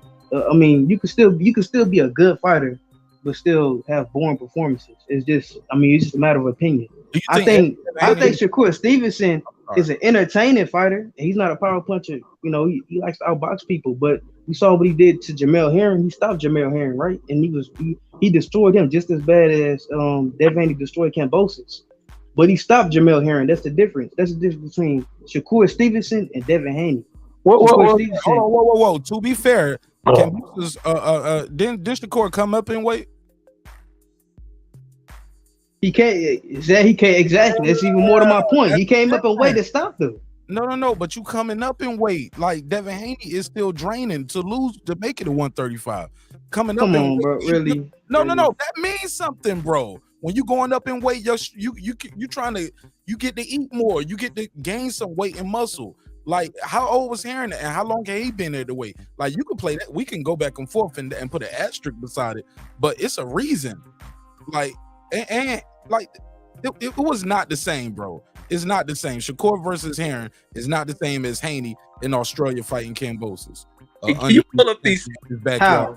Okay. How is it not? How is it not like as far as like the stealing jab and the domination? You ask how.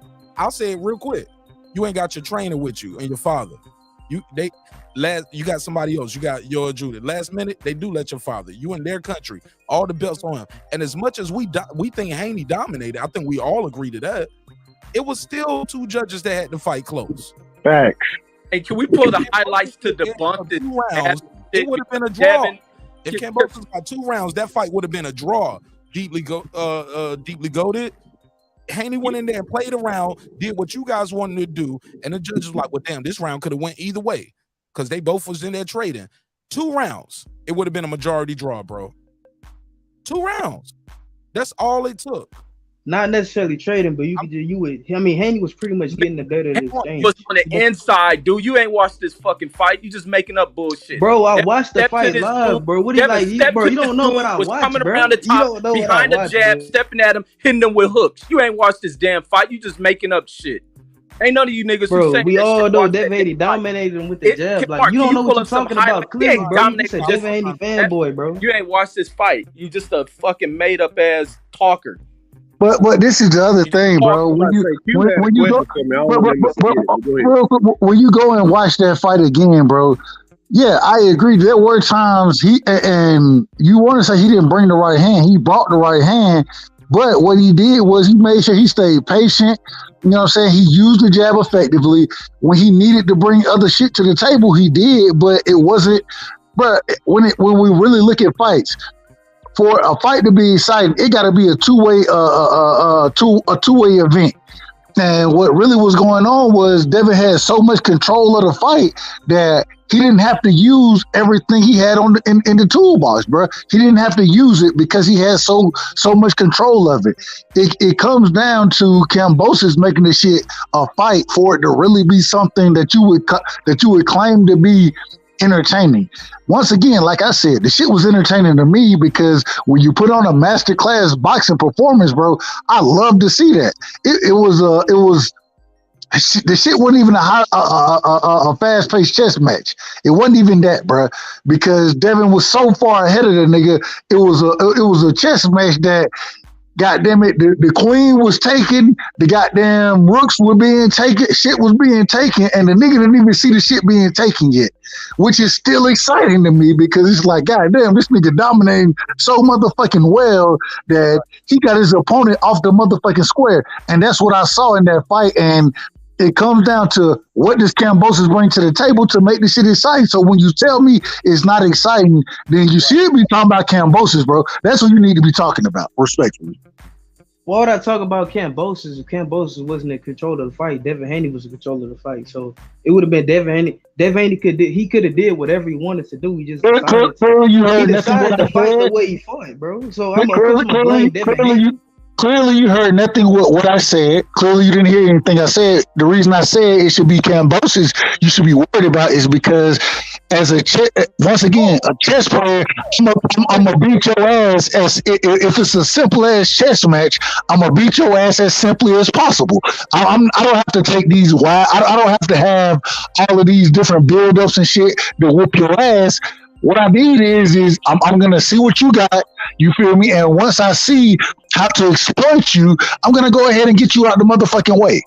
Now, if you want that shit to be exciting and for it to really play out that way, then damn it, you got to bring something to the table. And if you don't bring nothing to the table, then experienced niggas who watching me play you, experienced niggas in the game of chess watching me play you, they're gonna be like, oh, this shit boring as hell. He don't know what the fuck he doing. That's what they're gonna say. Okay, I got some highlights pulled up. Look, I'm gonna say this too. It's an old boxing quote and saying, cue to God, you know it, Reggie. I'm sure you don't heard it. DJ, I know you heard it. Pura, I'm not that familiar with Deeply Goated and Dundada, but I see y'all in the chats and I see y'all around a lot, right? But I'm sure y'all can attest to this as well. Win this one, look good on the next one, right? Y'all all heard that, right? Win this one, look good on the next one. But even in winning this one right here, I just think like that. I think that's a trap that people try to get very skilled boxers into.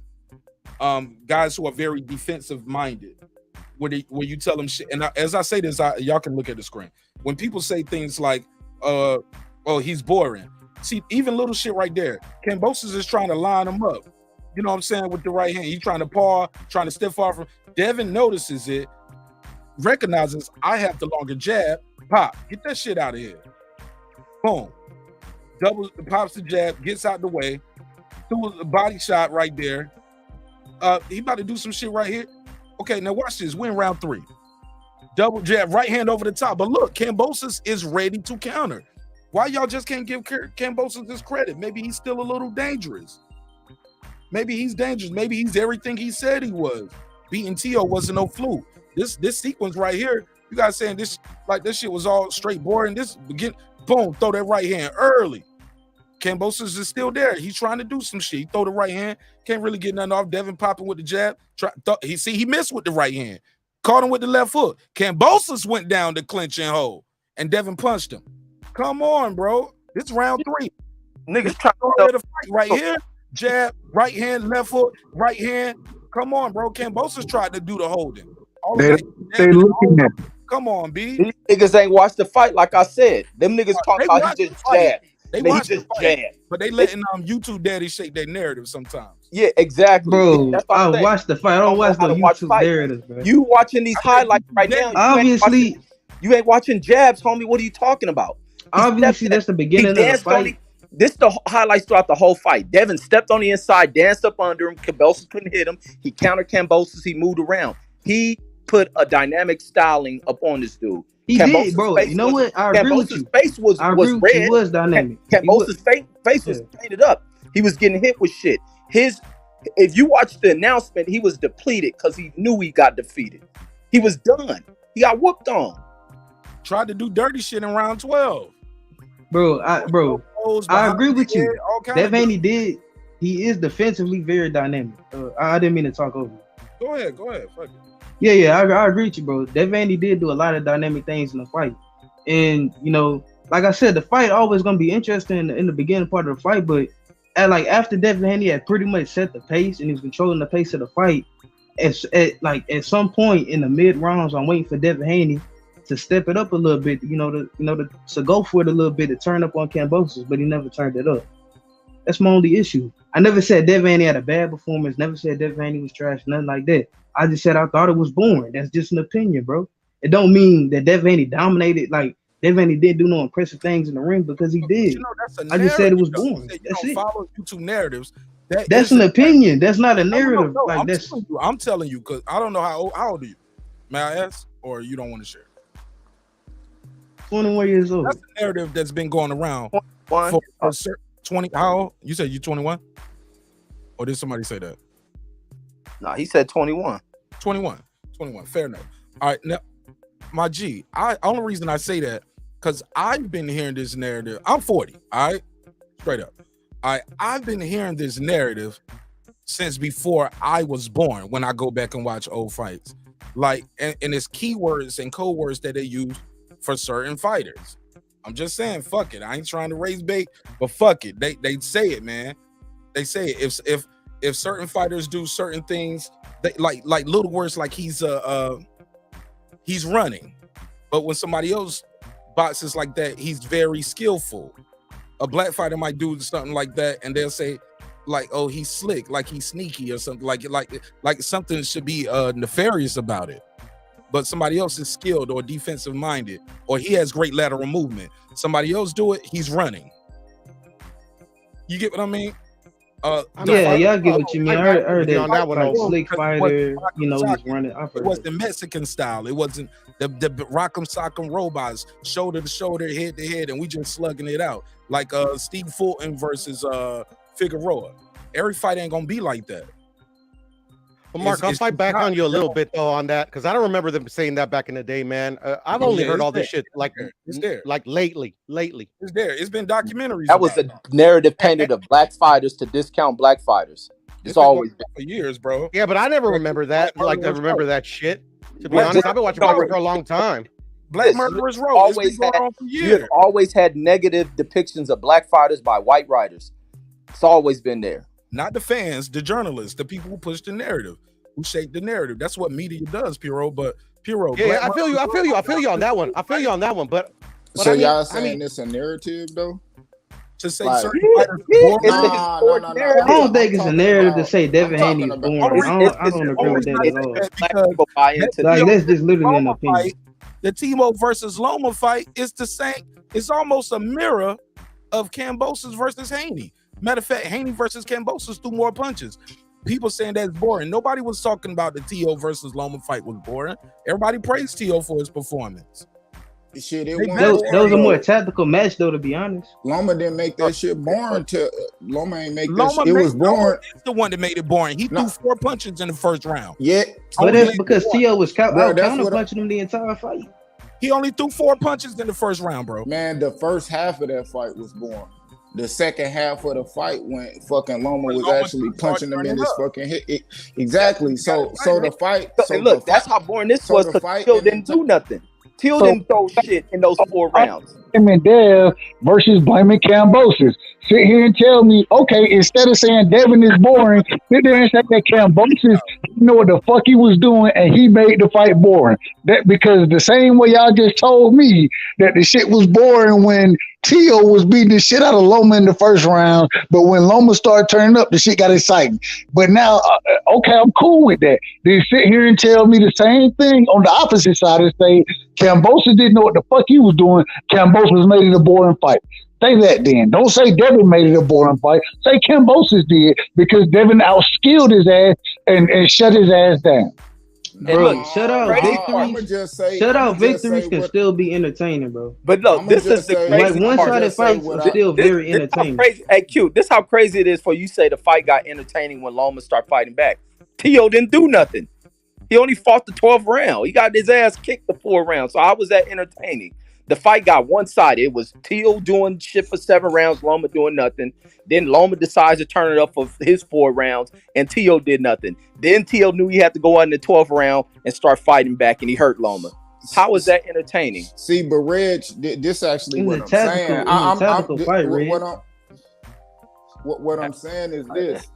I'm not saying the Tio and fucking Loma fight is that fight is no measuring stick to Devin and Kambosos fight. I'm measuring his performance to every performance I done ever seen in boxing. It ain't no different from the Tio and Lomachenko. I compare that to all the fights I done already seen. Bro, I done seen fucking Sweet Pea in a fight that people would say Bourne have a way better performance. Like the fight was better. His fight that he put up in a shutout was better. Or the fight that I seen James Toney put up against Iron Barkley was better. That was a shutout. Nigga ain't win no rounds. Facts. You know what I mean? I'm just saying it's different ways. I'm not comparing it as I'm comparing it to him. I'm comparing it as like performances. What I know, everything that you can do in a boxing ring when somebody that's in front of you can't compare. Like it ain't. They didn't have that shit on mute when I heard fucking Bill Haney talking to Devin when he telling Devin to let his fucking hands go. He telling Devin to throw the right hand, throw the uppercut, and Devin went out there and he didn't throw that bitch. Like, what you mean? Devin said himself on the Boxing Voice, he wished he would have let his fucking right hand go way more. So I'm expecting that in the second fight. I'm not saying Devin worse than what he is, better, none of that. I'm just saying, bro, I'm being honest, the performance, the fight, it wasn't that crazy. If I could rank it 1 out of 10, bro, that should probably be like a 5. You know what I mean? Like great performance, impressive, but the fight, like, nah, it wasn't like crazy entertaining. I ain't saying nothing away because I predicted that Devin was gonna knock him out. But it just is what it is. Devin can come back and have a better performance. Like Mark said, you win, you know what I mean? I win this fight. In the next fight, you know what I mean? You show something else. So he showed that he could beat him. Now you got the belts. You probably can, try to add some, mix it up a little bit more, because he could have threw way more punches. He better defensively. So why didn't you stay in the pocket a little bit more? Show me the slickness. You know what I mean? Slickness ain't moving around the ring, staying away from somebody. Slick, 2 rounds away from getting this nigga ain't hitting the punching bag. Slick, punching bag boxing. Yeah, it's not, but it's not. But what's 2 rounds away from a draw, Q? So that little slick shit y'all wanted to see him do, bang in the pocket. Obviously, he the professional. He know what he's doing. He feeling the punches from the guy. He seeing the speed of the guy. He feeling the guy breathing, his power in the clinch. Okay, he's watching the balance. He sees these shits, man. He knows what the guy still got left in the tank. He feel it. Maybe he was like, but by the end of it, I get it. In reflection, in retrospect, we all can see what we could have did better and see what we could have did. And usually guys in rematches go back out there, especially in a dominating performance like this, they usually go out there and stop the guy now, or they do it more impressive because you know what the power feel like. You know when the guys start getting, you know him. You know him. Yeah, that's like AJ in his second fight against UC. All he needed to do was throw more. He fought a good fucking fight.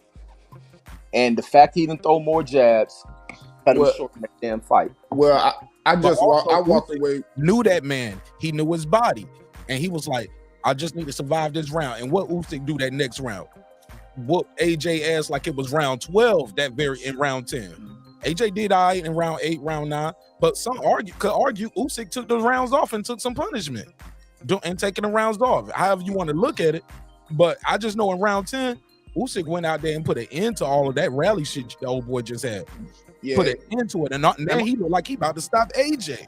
Hey, the other thing that people forget, and then after this, the other thing people forget is Devin Haney is 23 years old. We look at a lot of these fighters, these up-and-coming fighters, right? And we be like, damn, I'm watching Tiger Johnson tonight. I'm like, damn, Tiger getting off, you know what I mean? He ain't able to stop his opponent, but he beating the shit out of Buddy. He beating the shit out of him. Tiger Johnson older than Devin Haney, bro. Goddamn, all I'm saying is even though I understand where y'all coming from, I understand all of that, you still got to realize outside of just being or fighting in Australia, you know what I mean, for the undisputed lightweight championship of the world, you know what I mean, the nigga is also 23 years old now. Like, bro, it's so many things that go into it, and damn it, I'm glad you go in and you being cautious, using your skill set, not trying to goddamn be that impressive, because when he did get in that bitch and try to be impressive, motherfuckers, what they wanted to say, oh, well, he got clipped by Linares. You goddamn right, because he's trying to impress y'all motherfuckers, because y'all want to say he pillow fisted. The same thing, he get in there with JoJo Diaz and fight on the inside, the damn near the entire fight, and get touched up a couple times, and what y'all say? Oh, he got flaws because he can't fight on it. Nah, nigga, the nigga 23 years old, he going out in the motherfucking Australia, and he put the goddamn, he beat the brake shoes off this dude, and then we still want to sit here complaining about the shit. Nah, nigga, the nigga did what he was supposed to do, and we need to be praising that young brother, because at 23 years old, you tell me somebody else who done went over to somebody else's country and beat their ass for undisputed. You tell me somebody who done did that shit at 23 years old. You can't. And so, damn it, after all this shit, I understand what y'all talking about. I want to see him I understand all of that. Where he at right now, the nigga is above 99% of individuals who was in his shoes. And so, damn it, keep doing what the fuck you're doing, Dev. And when you get up at 28, 29, you know what I mean? If you want to go out and make a statement, go make your fucking statement. But right now, keep motherfucking beating these motherfuckers' ass and proving niggas wrong. Because regardless of what you do, they going to talk that bullshit. And you're doing your motherfucking thing. And Mark, oh, my bad, Piro. Go ahead.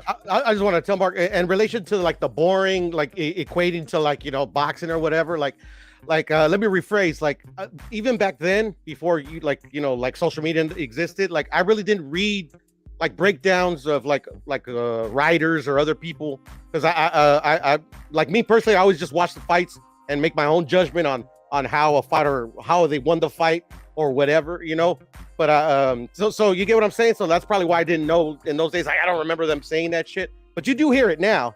And to me, I don't equate boring to like, oh, it's just because he's this or he's that. I just equate that to the person that's saying it doesn't know what the fuck they're talking about.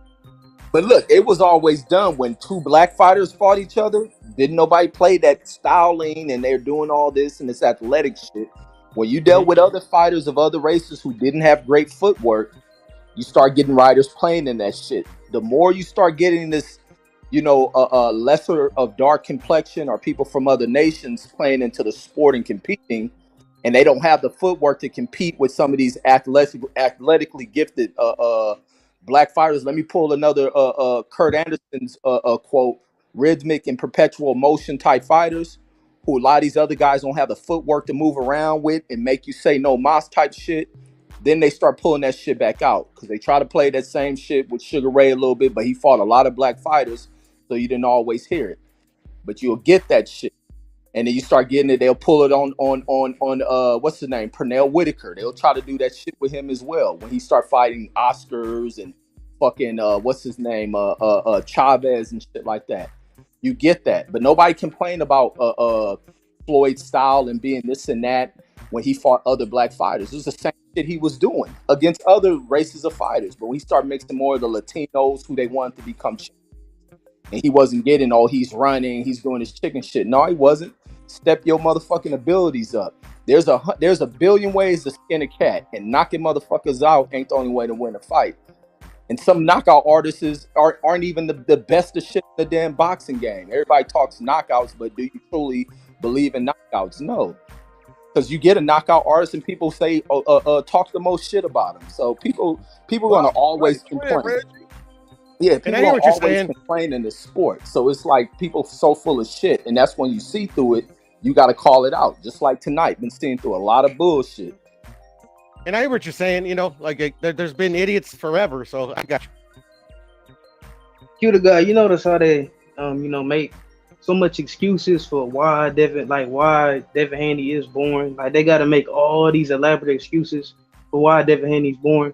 You can still outbox guys and still look entertaining, like you had mentioned before. But when it applies to Devin Haney, allegedly it's such a bad idea. I mean, you can go back to Michael Nunn versus Frank Tate, Muhammad Ali versus Zora Foley, Terry Norris versus Simon Brown. Those are like very entertaining fights. Yeah, where one guy just completely obliterated and dominated the guy outboxing him. But when it applies to Devin Haney and the way Devin Haney specifically does it, if I say it's boring, I don't know anything about the sport. But that's just because Devin Haney just happens to be a boring fighter. And younger fighters tend to take more risks. So based off of that, Devin Haney only gonna get more boring as time goes on, bro. Because he's gonna start taking away. If he don't take no risk right now, shit, nigga, 5 years down the line, gonna be the most boringest fighter of all time, bro. So it's only gonna get worse. It's only gonna get less entertaining. Devin got he's gonna be boring to you because you don't know what the fuck you're looking at. That's why he's gonna be boring. I know what I'm looking at, bro. No, you have no clue what the fuck you're looking at. If the nigga is boring, bro, if you want to sit here and say he's boring, bro, you have no clue what you're looking at. Boring, bro. Because you don't know what you're looking at. It's okay. It's okay, bro. It's okay. Bro. Let me speak to the point. I'm gonna show you again, right side. Did it earlier. Speak to the points. You ain't gotta make no personal attack. What I say to this, to that deeper go is this. They said that about Floyd in fights, where he completely dominated a guy like Baltimore, who had just beat the shit out of Zab Judah. Floyd went in there, threw everything but the kitchen sink at this dude. They called it boring. It was times they was calling Floyd's fights boring, and then he knocked the guy out while they're talking about his fight, calling it boring.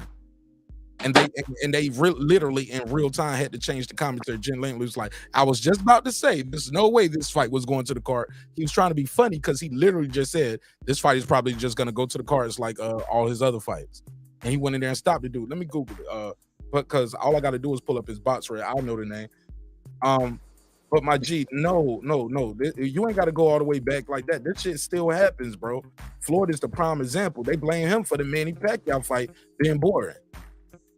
Yeah, and to right guy's point, people don't know what they're looking at. Keep in mind, nobody blames Manny Pacquiao for the fight being boring.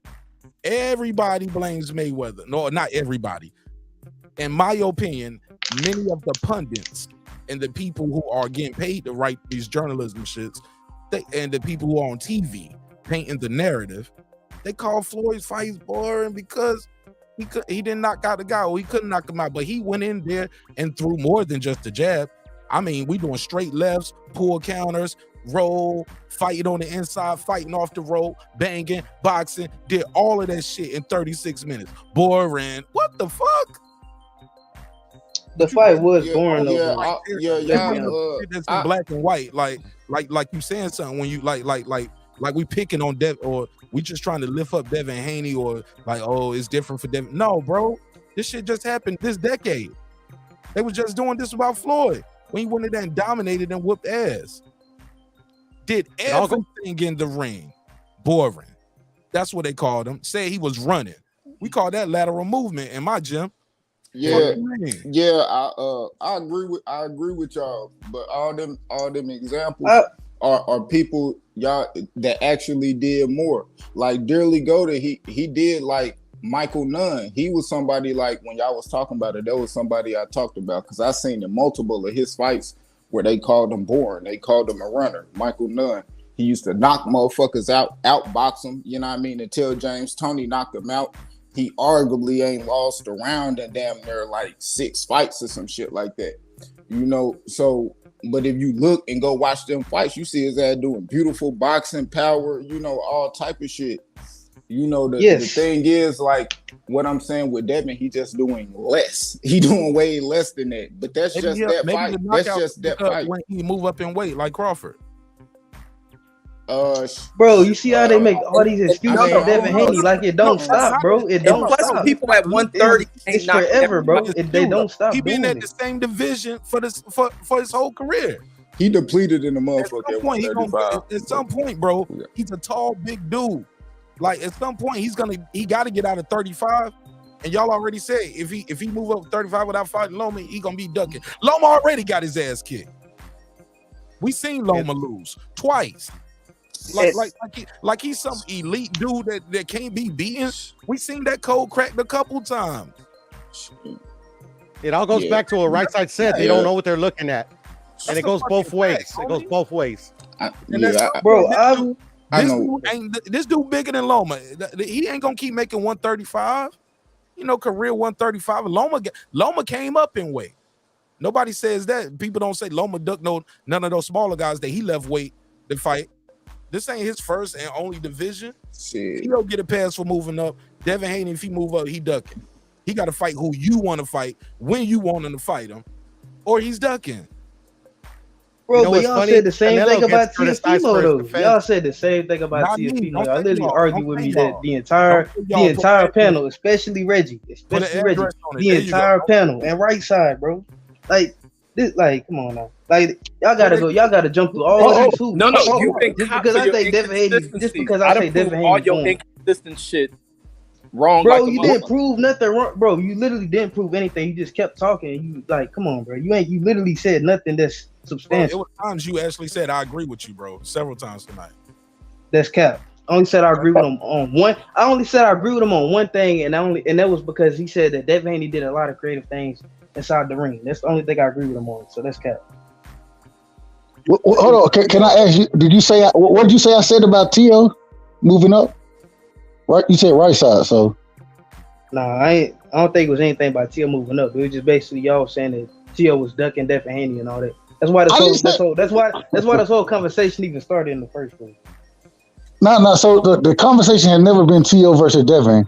That hadn't been the conversations I've been talking about at least. No, But T.O. ducking Devin Haney. Y'all was like Devin Haney was the most duck guy. He's avoided and all this other BS. And then y'all was saying that I don't think that was ever the Reggie was conversation saying tonight, though. dust off Lomachenko and all that. I don't think that was a conversation tonight, bro. Sir, you said Haney ducked T.O. And then I start bringing up, well, no, he's on camera saying I was never gonna fight him. Then we start talking about how he was making excuses, and you said, well, why should he have to? Why does he have to shake his hand and say tonight I lost to the better man? Because you get people with narratives in the chat saying like, and even now, like this shit is so corrupt. People's like, well, this fight was more exciting, and this guy was the better man. He was robbed, and if he would have been 100%, he would have beat him like he beat Campa. Like no, bro. Like you. But a lot of people always argue fixed fights, anyways. Like that, y'all was literally on the panel earlier talking about like how y'all wanted some prospects to fight some tougher opponents. Y'all was saying those fights were damn near fixed, even though those guys was like fighters with like five. Even though those guys were like prospects with like 5 fights. No, so I didn't make that up, bro. Right, I was literally saying that, bro. I want to clear up my statement that you just. I never said the fight was fixed. What I said was these dudes should not be in the ring with the. I felt like there should be better competition. I didn't say the fight was fixed. All I said is that these guys that they matched them up according or Top Rank, and they tell me Top Rank got the best matchmaking. All I said was I didn't agree with the matchmaking of Top Rank. I never said the fight was fixed or anything like that. I just said that the prospects that we're looking at should be tested more than against some of these guys they were in the ring with. You do know those prospects at max only had like 5 fights. You know that, right? All right. So like, what kind of competition? I'm not disagreeing with that. What you want them to be in? Like that does like that's not like a legitimate criticism. That just kind of What I'm saying is that when you have Olympic silver medalists, Lomachenko was fighting for a title in less than 5 fights. Exactly, and then you have an Olympic silver medalist. I don't think he should be in there with a guy who just got his ass knocked out in his last fight, and then damn near should have been taken out on a stretcher in this fight, bro. That's all I'm saying. I'm not saying that they should just match them a little tough. I ain't saying they got to be in there with the top niggas. I'm just saying, bro, you put a nigga who was selling Mexican corn on the motherfucking side of the road in the ring, bro. Like, don't do that. How you know? Well, that guy that sells Mexican you know that dude. You know that that dude's third fight. It's not disrespect. That was literally that dude's third fight. Like I'll be on these panels. I'll be listening to these panels, and I'm like, damn, bro. Like I'll be trying to get into boxing, but it'd be a whole lot of, and like I ain't trying to be offensive, but it'd be a whole bunch of older gentlemen that be like hella like negative about fighters and stuff. I just don't understand it. Like you've been y'all criticisms do not be adding up. Like what fighter was I negative about though? What fighter was I negative about? The dude you just mentioned though, the dude that you was literally just talking about. He's like, bro, you got to step up his competition. And no, I wasn't negative about him. I was negative. I was saying that the individual he was in the ring with, hence the reason he damn near comatose, buddy. Hence the reason he damn near put his ass out and knocked the motherfucker out in 44 seconds. You know what I mean? Had to, in my opinion, should have had the damn stretcher brought out on his ass. That's the reason I say that, is because I don't want to see individuals get in the ring. Boxing isn't a sport you play with, bro. You don't play with that shit. If you're not a real boxer, bro, you can get your ass hurt. And we seen a dude damn near get his ass killed. My bad. Right. And we said that to say this, deeply goated. It started with Reggie saying something about the medical staff. And from there, it kind of grew into like, matter of fact, the motherfucker shouldn't have been in there. And then we criticized the ref as well, because the guy got hit while he was on his knee with the first knockdown. Like, that's really well. We got here on some of these points too, just off the love of the fighter and the safety of the fighter. It wasn't just criticizing the fighter, but you are the one who out here saying guys are boring. I don't criticize. Look, I didn't even criticize. That's an opinion, bro. Yeah. But you saying like these older gentlemen be too hard on the fighters. Yeah, but I'll say this. I don't criticize the opponents. Yeah, but you are doing it tonight though. That's a harsher criticism, and you criticizing a younger guy too. Like y'all would have went to school together. But my point to that, I said that to say this: I don't criticize the opponents a lot of times because since I've been doing this show, I've worked with a matchmaker, and trying to get guys purses and get guys for a fight, and I see who they fighting, and I see how much they're making. Like, and that's the purse. That's what the opponent is for. So these guys don't really pick who they fight. It'll be a motherfucker like a Martinez who got a YouTube channel and a matchmaker in Vegas, and she asking me, "Or do you know anybody in Atlanta at the gym? Do you know a guy in this weight division? Do you got a girl for October and it's gonna be in Ohio? This is the purse. This is the weight." Like, these guys don't really pick who they fight a lot of times. So I reserve judgment on a lot of times on the opponent because they can't get certain people in the ring. It's just not, they ain't got the money for it. You get a certain amount of money for an opponent, and you got to find an opponent. That's why you'll hear Floyd say, "Man, he's just an opponent. He's just somebody they put in front of me." But no, sometimes they just have to put somebody in front of you. But it's not your fault sometimes who you fighting. But when you can, and Devin Haney ain't at the point where he can write his own ticket yet. He is now because he got undisputed. He got that. He don't have the stigma of the email chip under him. So I do expect things to move differently for him moving forward, and drastically and very rapidly as well. But I pass the mic. And I think, sorry. No, you can go pure. I was just gonna say real quick. I think it was all towards the safety of the fighter because it was a pretty vicious knockout. It was scary, man. You know, I did a little prayer for the homie, but like nobody knew that was gonna happen. Like we predict if a vicious knockout was gonna happen. We can't predict just because this guy had 5 losses, he was gonna go out like that. I mean, like Dub Brightside said, like he was selling corn, you know. But Orlando Salido was selling corn too. I mean, he really wasn't, but he was an Uber driver. But the thing is that like this is the pros. Like we can't ain't nothing guaranteed. Yes, like sir. I knew this by experience, just by what I was watching, but it was not guaranteed. That I put money on Salido because I knew that Loma wasn't ready for somebody like a Salido because I knew his background, I knew what he's done, I knew that he felt disrespected because nobody else wanted to fight Loma because they just wanted to. They literally wanted to use Salido as something to prop up Loma. They thought he was food, and Salido went in there with that extra bit of motivation. That's why he didn't even care about making weight. He's just like, I'm just gonna kick this guy's ass because they're trying to disrespect him.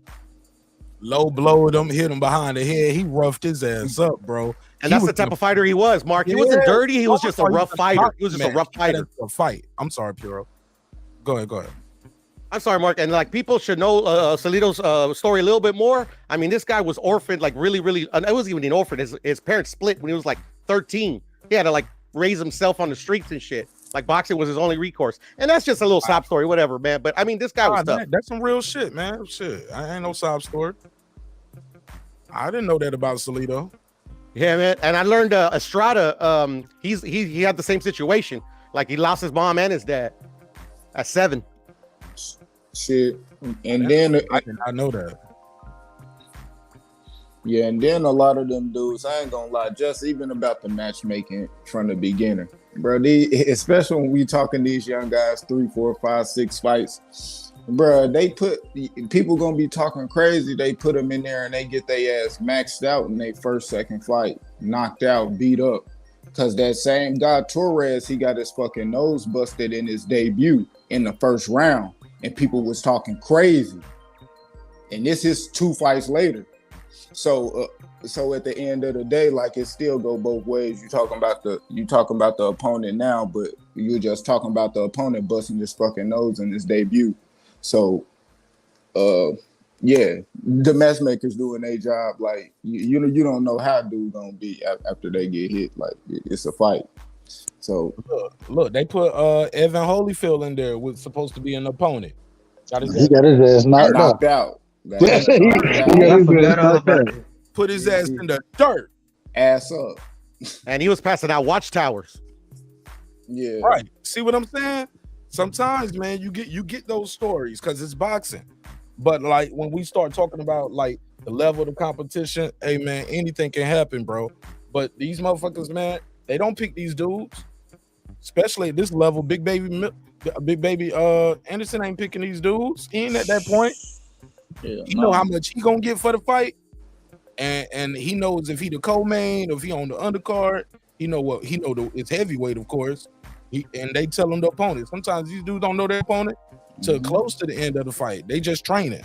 They just training because they know I'm gonna fight somebody because I'm gonna get a chance. And a lot of times these dudes they have dates, like Mark said, they got a date that they gonna fight, and they don't know who their opponent is until a week and a half before the motherfucking fight. You feel me?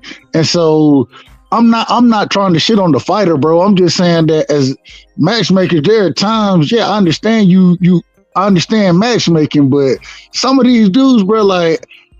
Man, Torres, that nigga's a beast, bro. Like, you can't just put anybody in the ring with that dude, because if you do, you get what you got tonight. And in my opinion, they should have put that nigga in a neck brace and on the stretcher, and just for precautionary reasons. You know what I mean? Because of kind of how he got his ass whooped, bro. Like, it is what it is. So it ain't nothing against the fighter. Just saying, bro. At the end of the day. Boxing is a sport. I love the sport, but you don't want to see nobody really get their ass fucked up like that. Like, I don't want to see that. Yeah, but that's gonna happen though, bro. Yeah, that's it's gonna happen. That's gonna happen. Everybody, it's all about what you do once the guy get fucked up. The doctors, the gurney, the stretcher. Like that dude shouldn't have walked. That dude shouldn't have walked to the shouldn't have walked out to the back. They should have carried him out of there. They gotta do how they do fighters in the UK. Throw the oxygen on them, get a damn thing over there to carry him out. They make this nigga walk under his own power. Yeah, man. They probably didn't care about him. Shoot, they probably ain't just have him there yet. I mean, they just weren't prepared for no shit like that. But you know, people act different from getting hit. Fight. It happens in a lot of these fights. Daddy said you watched it. Patrick Day was slow on that shit. The responses to situations in this country is trash. You don't ever see oxygen brought out in an American fight. In the UK, Germany, they'll put your ass in a mask. You got to get oxygen to the brain. A nigga unconscious, he ain't breathing. Like, or even when these niggas knocked out, they ain't getting proper flow. This nigga was laying flat on his fucking face. And how long that ref take to turn him over. Shit happens second by second when a motherfucker goes unconscious. Like, these niggas rubbing him with ice and shaking him. Like, what kind of fucking... Are these niggas doctors? What the fuck going on out here? Cause they just looking at it as a dude got knocked out. Like, he just got knocked out. So, like, if they every time somebody get knocked out, we see paramedics, a neck brace, a stretcher, in the oxygen tank every time somebody get knocked out, bro. We'll be sitting in this bitch like, God damn, man. But there's a certain way that you can get knocked out, bro. So the majority of niggas. Hey, look, niggas don't fall on their face like that, Q. People don't fall on their face. Dudes don't have brutal knockouts. This is a heavyweight. We're talking about heavyweights, bro, and we're talking about a brutal knockout. Where the dude is unconscious before he hit the ground and takes 2 more shots. Okay, that guy might need the oxygen and the stretcher. Even look, make the fighter have to go to the corner. I'm all above it. I ain't above it. Shit, they got to talk. They got to announce the winner. You just got knocked out. Sit your ass on the stool. Hold your mess your damn self. But we putting this oxygen on you. You're not about to die on our watch. So what? How much does the oxygen tank cost, Q? That shit ain't about to break the fucking budget. I ain't saying don't do it. I'm just saying like y'all saying like we need to do it every knockout. Now every time we didn't say every single knockout, but this knockout. Look, if the guy, you know the knockout though, you know what it looks like. Cute. Yeah, you know before he hit the ground and took 2 more big clean shots, not defending himself, fall face down, ass up. That guy needs to stretcher, homie. Especially at this level in his career. What 2-3 fights? Some shit like that. Yeah, he needs to stretcher. Yeah, there was. And it's not many fighters who need that shit. The knockouts normally don't happen that way. A lot of times you might get knocked out and a nigga may be able to kind of get up and stumble around, or that's one thing. But from what we seen tonight, bro, like Nigga, when they rolled the dude over, bro, the nigga legs was crawling. His eyes, he wasn't blinking. He kind of was just staring up in the air, bro. Like it's different styles of knockouts. And so I'm just saying that when you do have that brutal, vicious knockout, like we seen, bro, like be prepared. Even when we look at that knockout versus the Big Baby Anderson, you know what I'm saying, that knockout. Buddy, even though he was on his back, you know what I'm saying, kind of stretched out, he was coherent. He understood what was going on. He was able to sit up right after it. He was breathing. You could tell he knew. Whereas when Buddy got knocked out, bro, that nigga, you ain't seen for a minute. I'm sitting there looking, I'm like, this nigga ain't blinked, bro. He ain't blinked until I saw some tears running down his shit. I was like, God damn, is he?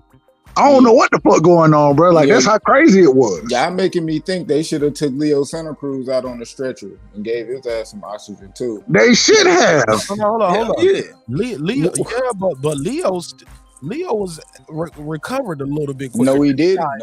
I was at that fight. I was at that fight. They knocked that. Leo got knocked out. Leo got knocked out. We was in that bitch screaming for about a minute, and that nigga was on the ground like damn near 2 more minutes. Everybody got quiet, like, oh shit, he still ain't got up. He still asleep.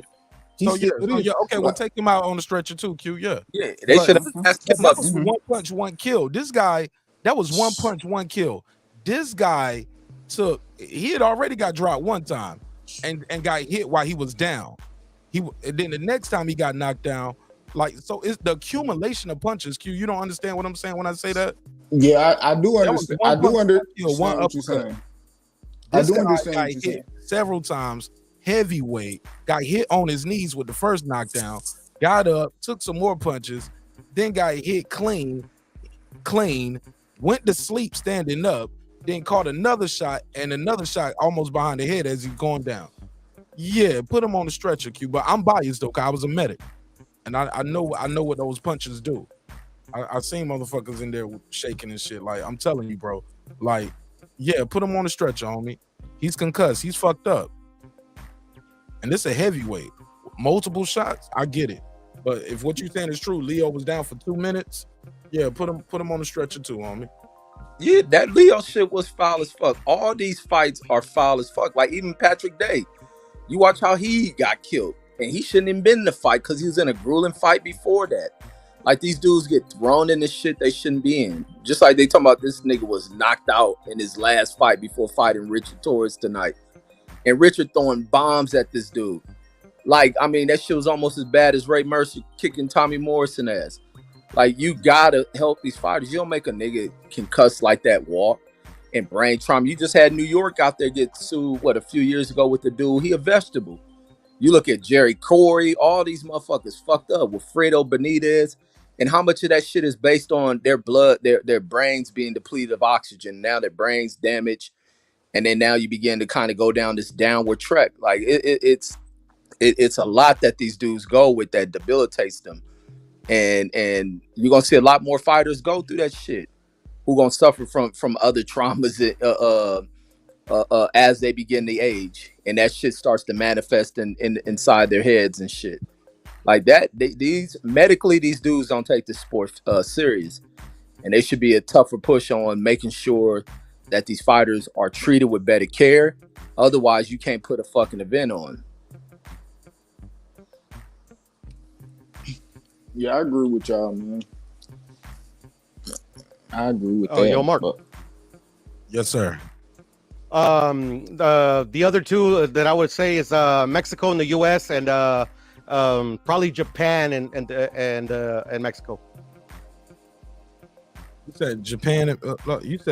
You said Mexico versus Puerto Rico was the best rivalry in boxing.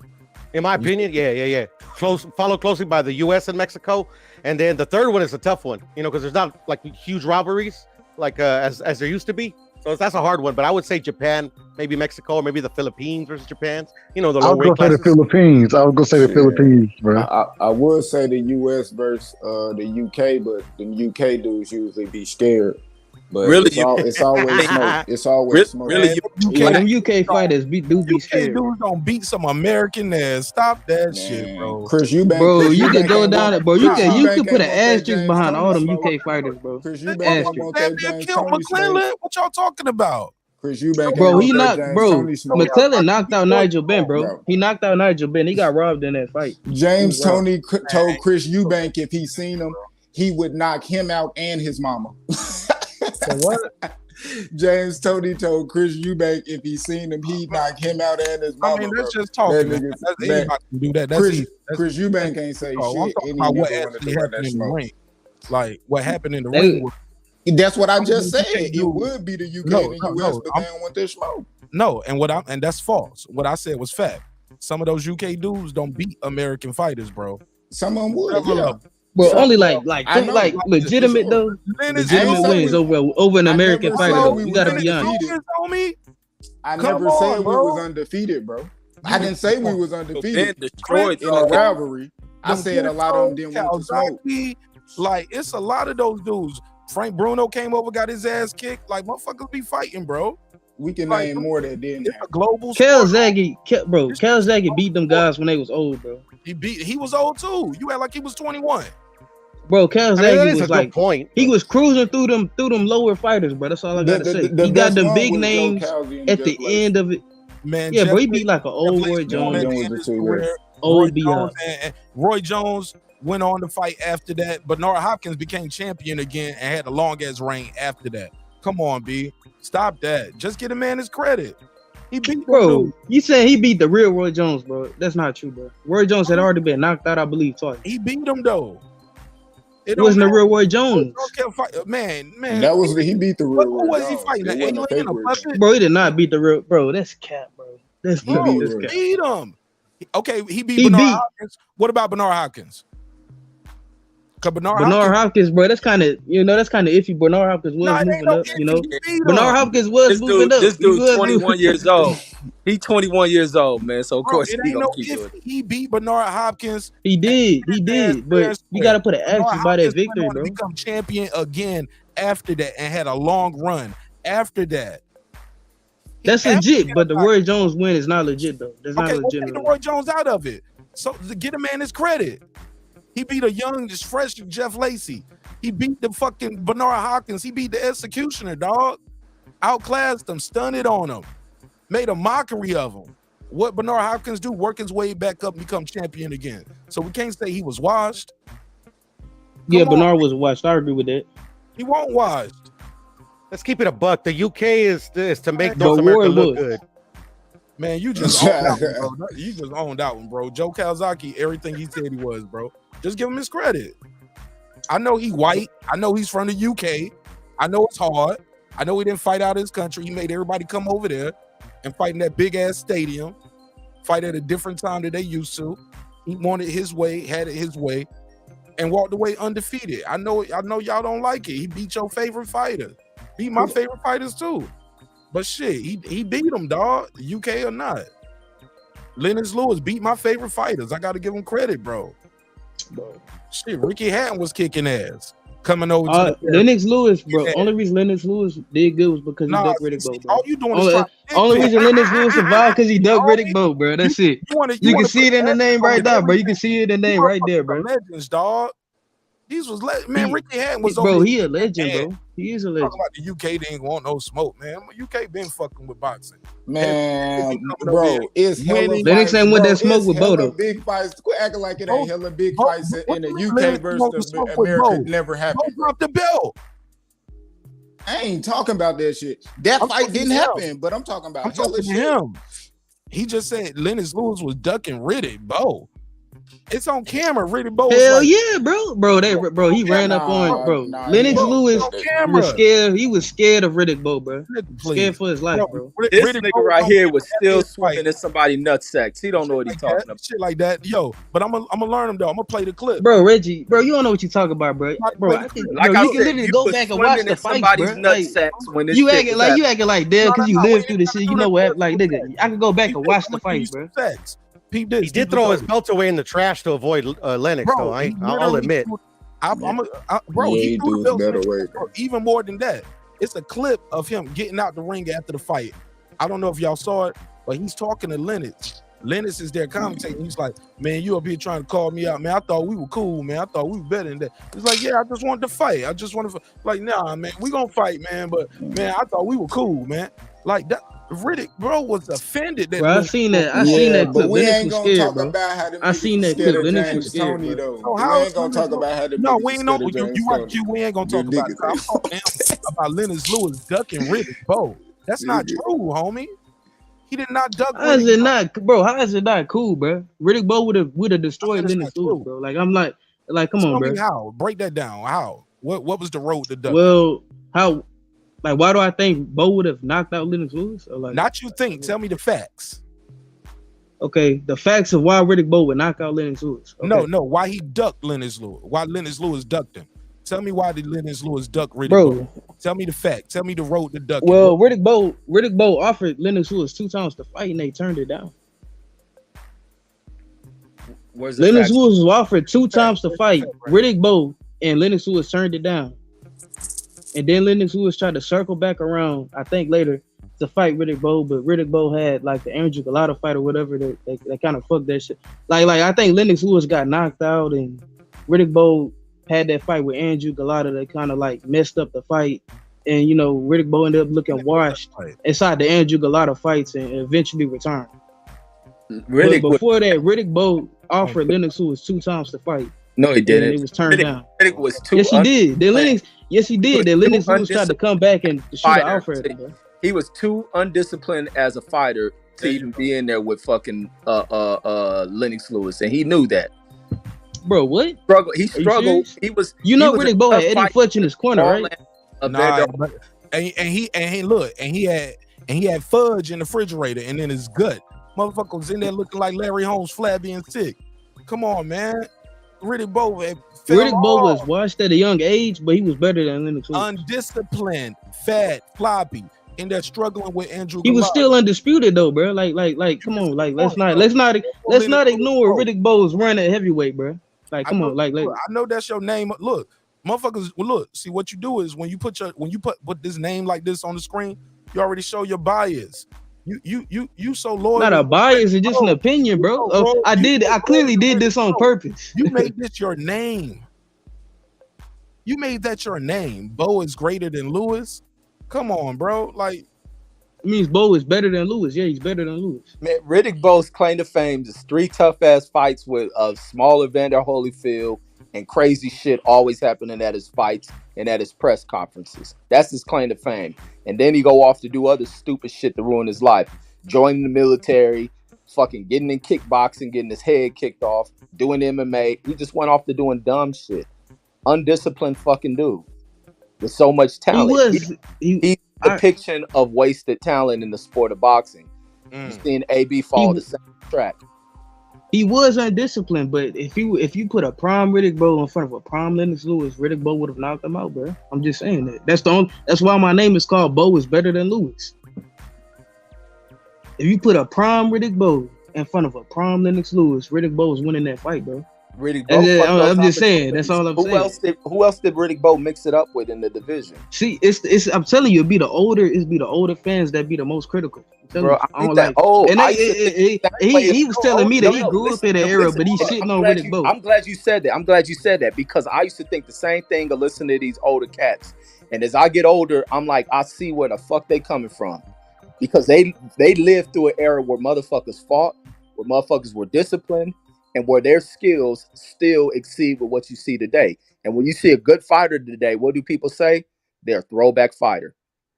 So it ain't the old people knocking on them. Old people watch an era to where people fought.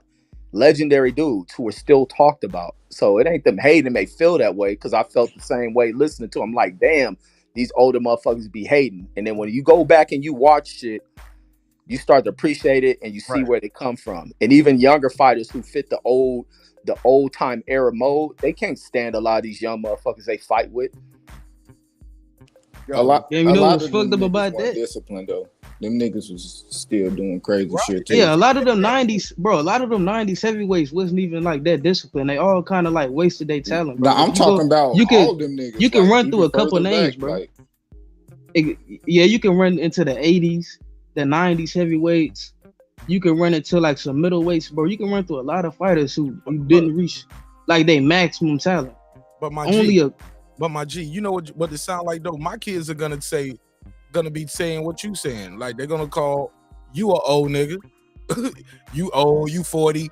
Like Keith Thurman, a prime Keith Thurman would have beat a prime Bud Crawford. You get what I'm saying? But I was like, they was in the era they could have fought at times. Like I'm gonna be up there trying to tell them, like, yo, Keith Thurman, or he was saying I was gonna, I got to tell him about the car accident. I'm gonna have to tell him about like he had a shoulder injury, he had a hand injury. I'm gonna have to talk about the week to the body. He got married. He was trying to rap. He cut his hair. He fought Pacquiao when he could have fought Bud. Like, and then like I'm gonna have to talk to him about what PBC was and what HBO boxing is and who Bob Arum was. Like, I'm gonna have to, like, that shit is crazy, yo. Like, but it's dope. I mean, I ain't gonna lie. That's the cool part about boxing. Yeah, I agree with that.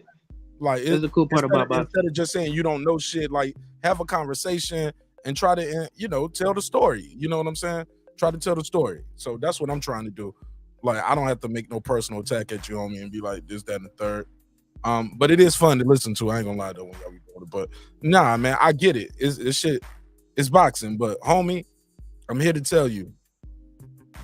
If you think that, I'm gonna need you to explain to me why did Rick Bowe drop the belts? And literally, press conference, threw the shit in the trash. Make that make sense for us. Bro, I think it's something to do with his promoter, bro. His promoter told him to drop the belts. I heard Riddick Bowe admit in an interview, it was him and Evander Holyfield.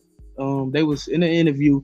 Holyfield was like, damn, man, one thing I didn't like about you is that you wouldn't fight Lennox Lewis. And then Riddick Bowe was like, man, my promoter at the time, he told me to drop the belt and all that. I mean, bro, all you got to do is look at his promoter and look at the type of fights his promoter was putting him in, bro. Like, why was Riddick Bowe fighting fucking Michael Dokes, like, as a championship title? Why was he fighting fucking Michael Dokes and fucking the Boogeyman and shit, bro? Like common sense would tell you that his promoter was doing some, like, dumbass shit, clearly fucking up Riddick Bowe's like fights. Like, notice how Riddick Bowe was never in another like super big fight post Holyfield, bro. So just where you from again, big dog? Just think about that. Where you from, Deeply Goated?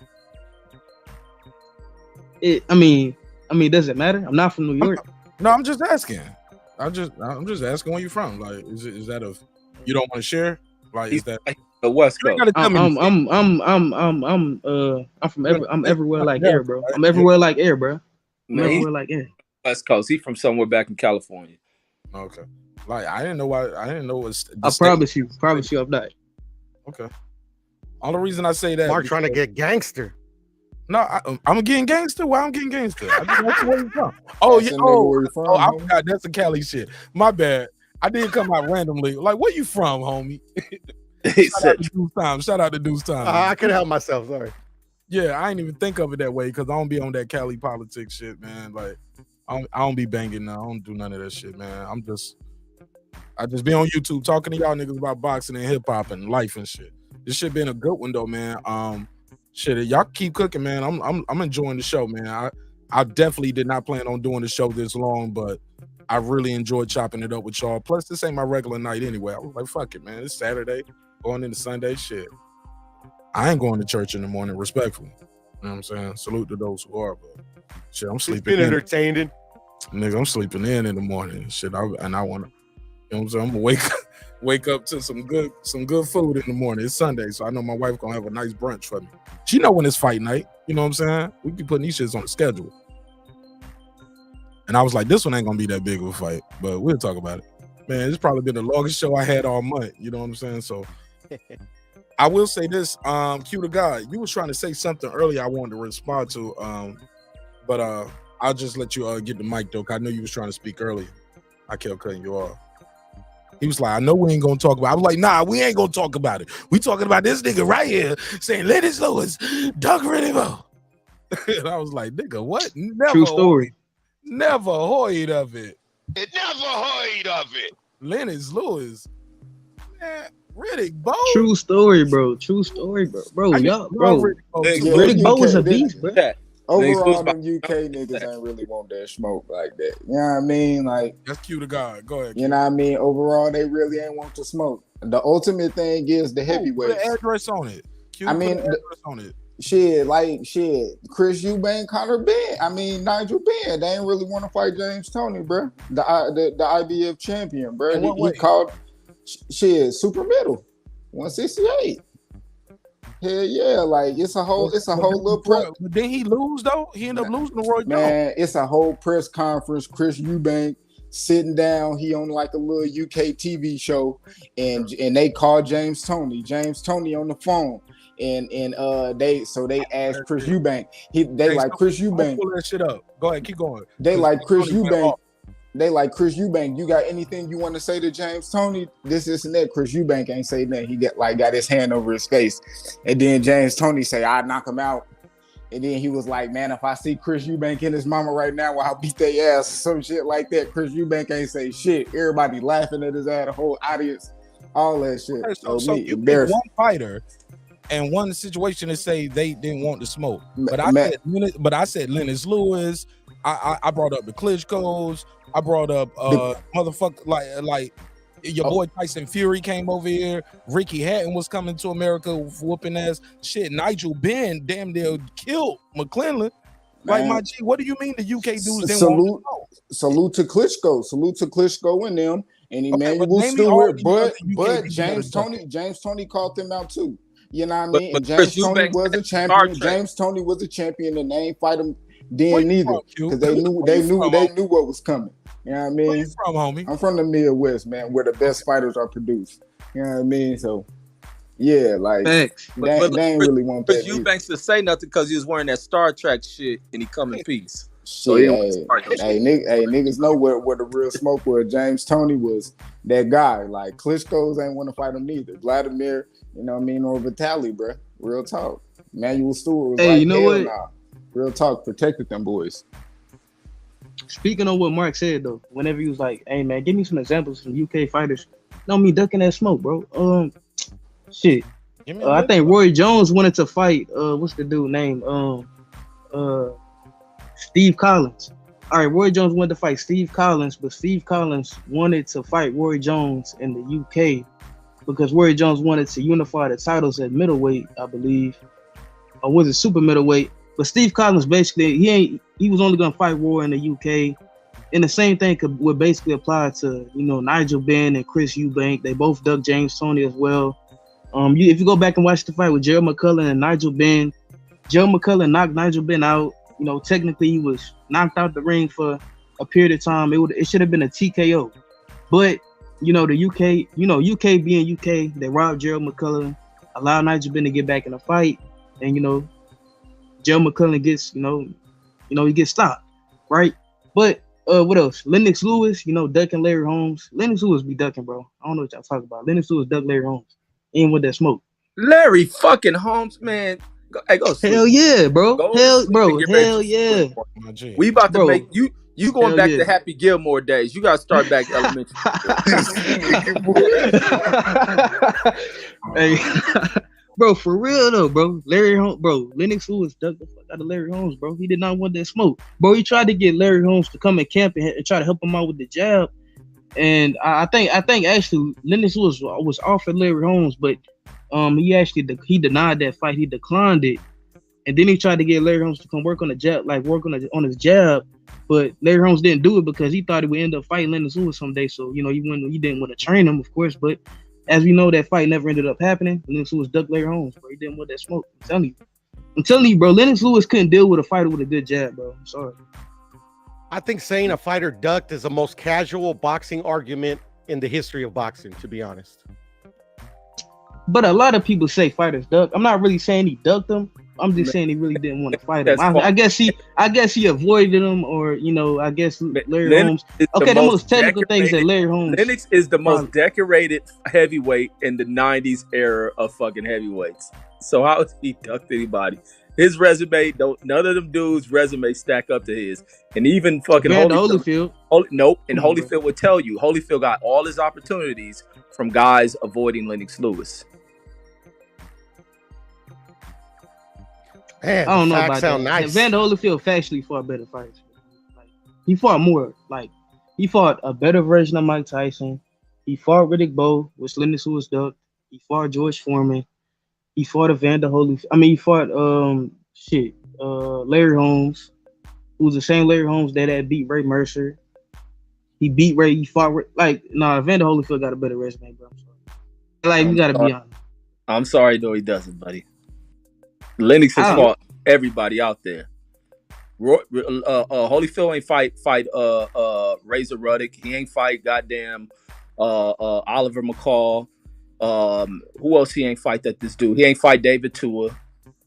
He ain't fight who's the other dude? He fought Chris Bird though. Chris Bird beat David Tua. Man, little ass Chris Bird. But he beat David Tua though, bro. You can't take that away from him. He beat Vitaly. Which Tua he fought? When he started fighting Tua with the little pineapple do on his head, that Tua was done.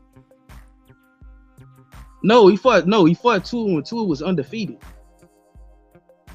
Oh, so you got me. Yeah, he fought Tua when he was undefeated. I remember Chris Bird being in the division then. I'm gonna go box wreck that one, but you may have got me on that. He didn't fight Tommy Morrison. Something, bro. Hey, that nigga said you got me on that one. Hey, let me get the. I ain't gonna lie. I'm gonna go with Evander. Evander do got a cold ass resume. Evander did fight everybody, but I think Lennox Lewis better for sure. Yeah, Lennox Lewis is better, like bro. But that don't mean. Yeah. I say this. Lennox Lewis is better. He beat Evander Holyfield 2 times. That draw was some bullshit. But I like Evander Holyfield's style and shit like better. You know, and Evander Holyfield fought James Toney and shit. I fought with that. That was I do like Evander Holyfield resume, but Lennox Lewis is better than Evander though on some shit. And you were saying Steve Collins was ducking. I doubt a man that still holds. No, I think shit out of Eubank. Deeply Golded was saying that he was ducking. But Steve Collins was ducking Roy. Nah, bro. How can you say that when this guy is still pissed off that he didn't get that fight? Like, I don't know if you saw the recent little round table they had, which was badass, by the way. That motherfucker stormed off the studio. Yeah, Steve Collins wanted that smoke. It's that check too. He wanted that check. He wanted he wanted to have that on his resume, the legacy, like that. That you don't think that means something too? James Toney whose legacy fight. His name is forgotten by a lot of people other than hardcores and the historians. Yeah, hardcores don't know that name. A lot of people don't really talk about Steve Collins, but they talk about Joe Calzaghe. She know Lennox Lewis. She know Mike Tyson. She know Roy Jones. She don't know Collins. But you don't think more people know B-Hop than people know James Toney? She don't. Or do you think people only know James Toney because they're leaking to Roy Jones? She don't know James Toney. It never heard of it. Hey, look, and this dude was making up shit talking about Tua's undefeated. Tua got 2 losses when he fought Bird, so it was a Tua with the pineapple shit on it. This dude gotta go do. This dude gotta go. Because I knew you was making that shit up. I didn't think I was making that up, bro. I wasn't really trying to make that like that was a mistake. Don't get mad because somebody fact checked you and be like, "Oh, he had to go Google check." No, bro, I'm not mad. That was a mistake, bro. No, we call it fact checking the fact checkers. Put a case on them, Reggie. Yeah. All right, bro. Who he lost to? Who? So I could. You know. You said he was undefeated. No. Because who beat Tua first? Ika Beabuchi? The great Lennox. Facts. Lennox was the first person to beat. The second person to beat him. Beabuchi beat him. The first? Ika Bea. Okay, that makes sense. Oh, damn! That's think about damn. the class. All right, bro. GG's, bro. You got me on that one, I guess. Okay, Damn. and this is hold on. We got to do this. I got to do this. This has been another great episode of Reggie Owens and the Checkmate Show. I'm sorry, but that don't count, bro. That don't count, bro. And we're back. Reggie had kicked off. He missed it. He missed the whole little the Checkmate Show. Damn, he missed it. I was trying to bring Checkmate dance, but my camera tripping. Yeah. What's your Checkmate dance? What you moving your piece over? What you do? You do the bankhead bounce with it. You know what I'm saying? Moving pieces around. I'll do the Checkmate dance. Hold on, real quick, Reggie. Let me do it.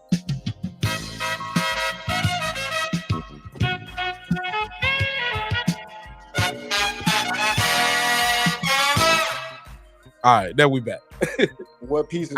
Look, I spend money for these drops and sound effects, man. I gotta use them. I'm sorry, y'all. I'm a prospect, bro. I got rushed into the episode, bro.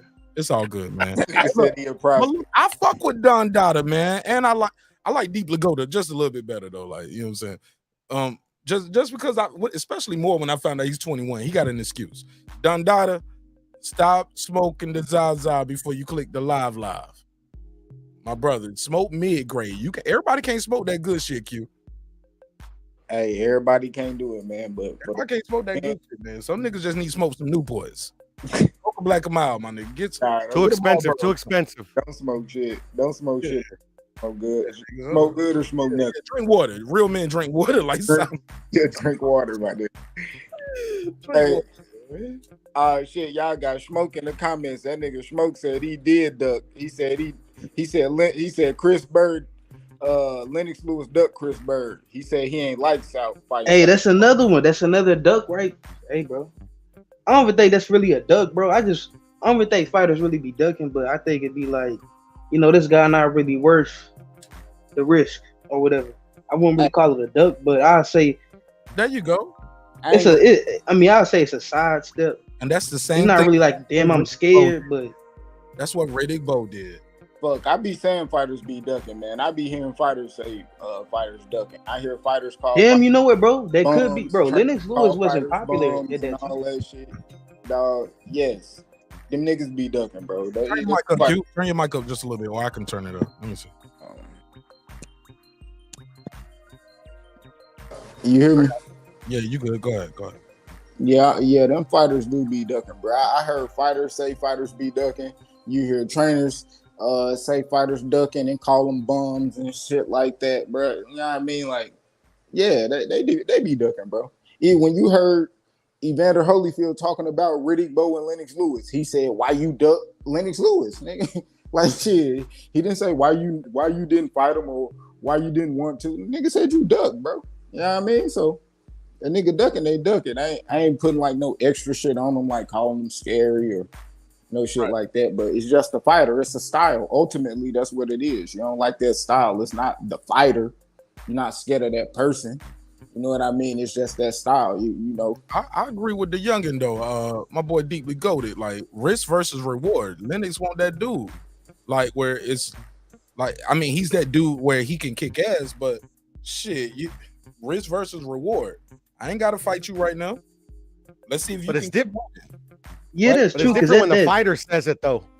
When the fans say it, it just sounds silly. Yeah, and right. And also the fighters, what they supposed to say. Shit, he better than me. What the trainer's supposed to say? Man, he might kick my guy ass.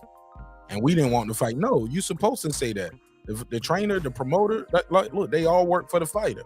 They supposed to say that. It works in their best interest. Shit, I done heard trainers say that shit though, Mark. It protects their bottom line, Q. Mark, just like we done heard fighters say or trainers say that my fighter will beat him. Bro, I done heard trainers say my fighter not ready or my fighter need to do this, that, and the third, or he not disciplined. You done heard him say that. Ain't at the elite level, or either they don't fell off. But not when you that dude, or you supposed to be that. You'll never hear that about them saying that about Errol Spence right now. They're not gonna say that. You will never hear that. Even once we find out. Because remember, the rumors was out there before the car crash. It was out there, and Errol Spence went out there and said, the dude, what's his name? Nate Jones from the Mayweather gym. He called him a liar when he said, well, I got to edge Crawford a little bit because Errol likes to party. And he didn't say it disrespectfully. He said he didn't call him no drunk. He didn't go for what's the Muhammad dude who just called him a straight up alcoholic and a drunk. Said he can't. What's his name? He be on the Struggle Shop. Leon Muhammad. Yeah. He be with that Whittier nigga from the Struggle Shop. He writing whack ass poems, playing the guitar, telling niggas telling you to pull your pants up. And he wearing boot cut jeans with Jordans. So I'm like, nigga, you got on boot cut jeans with some get your goofy. Never heard of it. But okay. It never heard of it. Man, it just be something just like Q, I kind of went on tangent, but I said that to say this. They knew Errol was drinking, blowing up in weight, not taking boxing serious. People were saying it. Everybody in the camp and the team said it was a lie. They was like, these dudes don't know me. They don't hang out with me. They don't be with me, hanging out with me. And they jump. Come to find out, it was all true. How do we know it's true? Because Arrow came out and said it later. I was blowing up in fights. I was only training when it was time for a fight.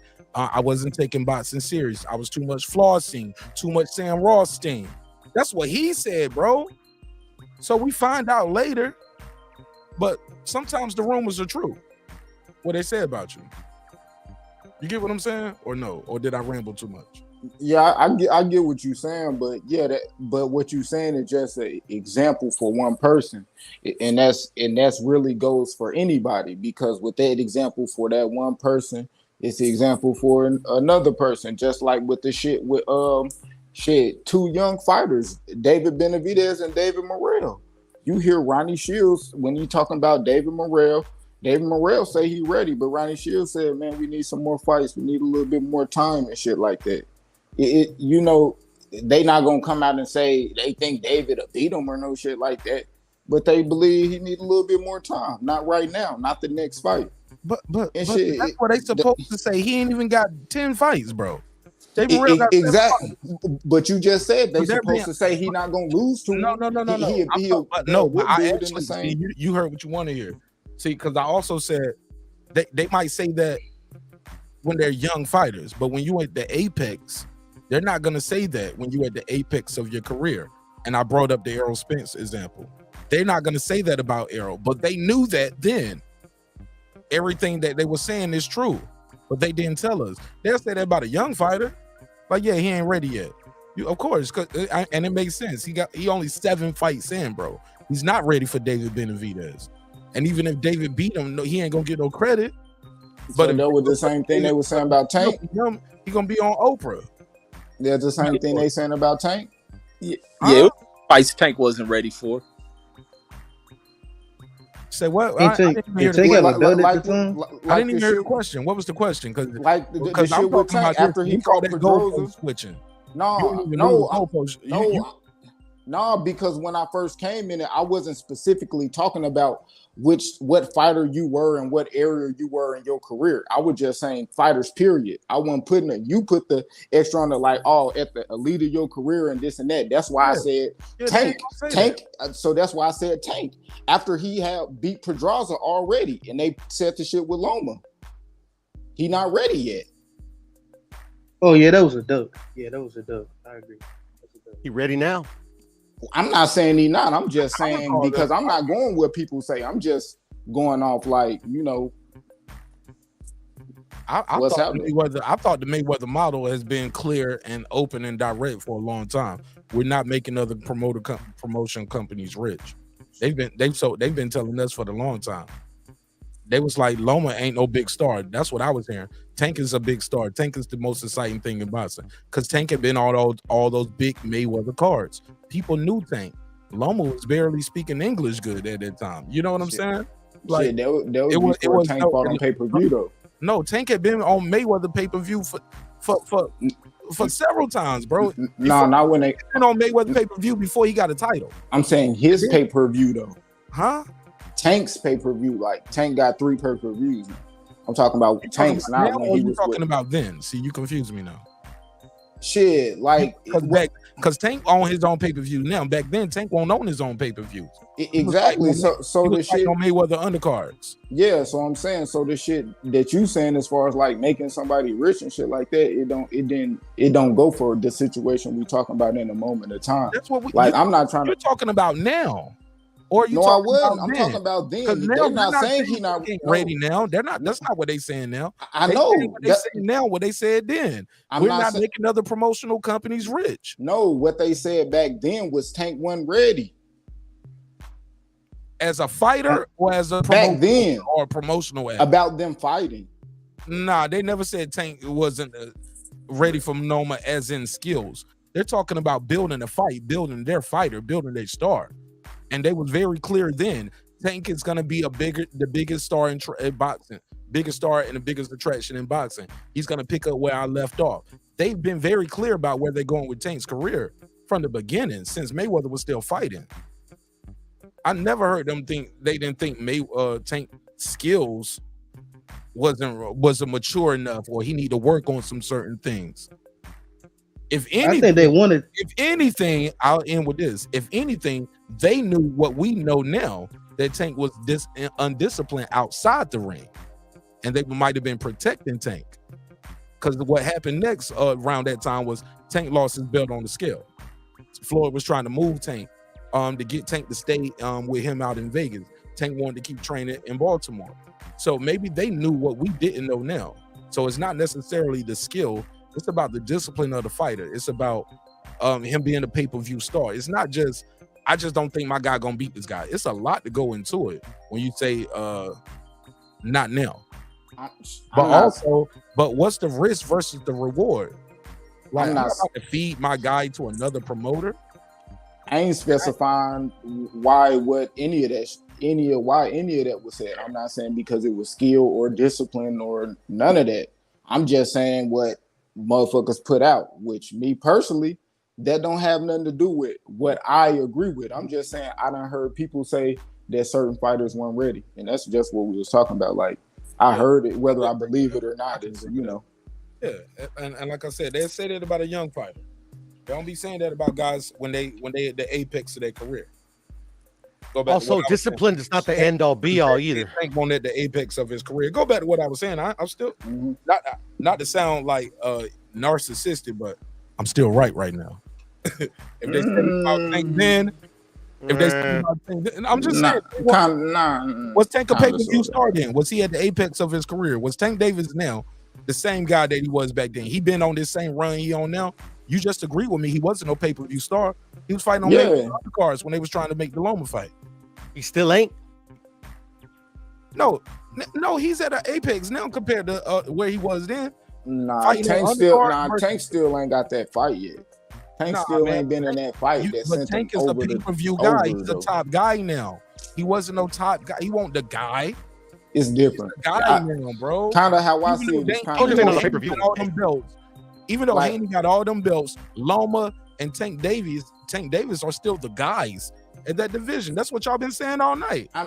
Reggie, am I mistaken? Or are they going back on their word? That ain't what I've been saying, because I ain't been on talking about Tank. It's not what I've been saying either. But bro, I ain't been on TV talking about well, Tank. not you, Q, but all y'all been saying was Haney got to fight somebody. He got to fight the top guys. He got to fight Loma. He can't duck. He need to fight Haney. He need to fight Garcia. Like, I ain't even say nothing like that. I think that about I ain't even say nothing like that. Man, it's been a long night. Maybe the panel switched out. But Reggie being here the whole time. Reggie, you know what I'm talking about, right? I have. Oh, go ahead, Reg. Mark, I just think. Reg, no. Oh, go ahead. I want to make sure I'm still Reg, you been here all night, right? Am I tripping, bro? That's what they've been talking about. Haney still got to fight the guys like Loma and Davis. He got to fight the top guys. Me personally, I have been saying that. That'll be their notable fight, though. Like, then this is what I'm saying. Don't get it twisted. They are what they are right now, or Tank is what he is right now. But Tank hasn't had that fight.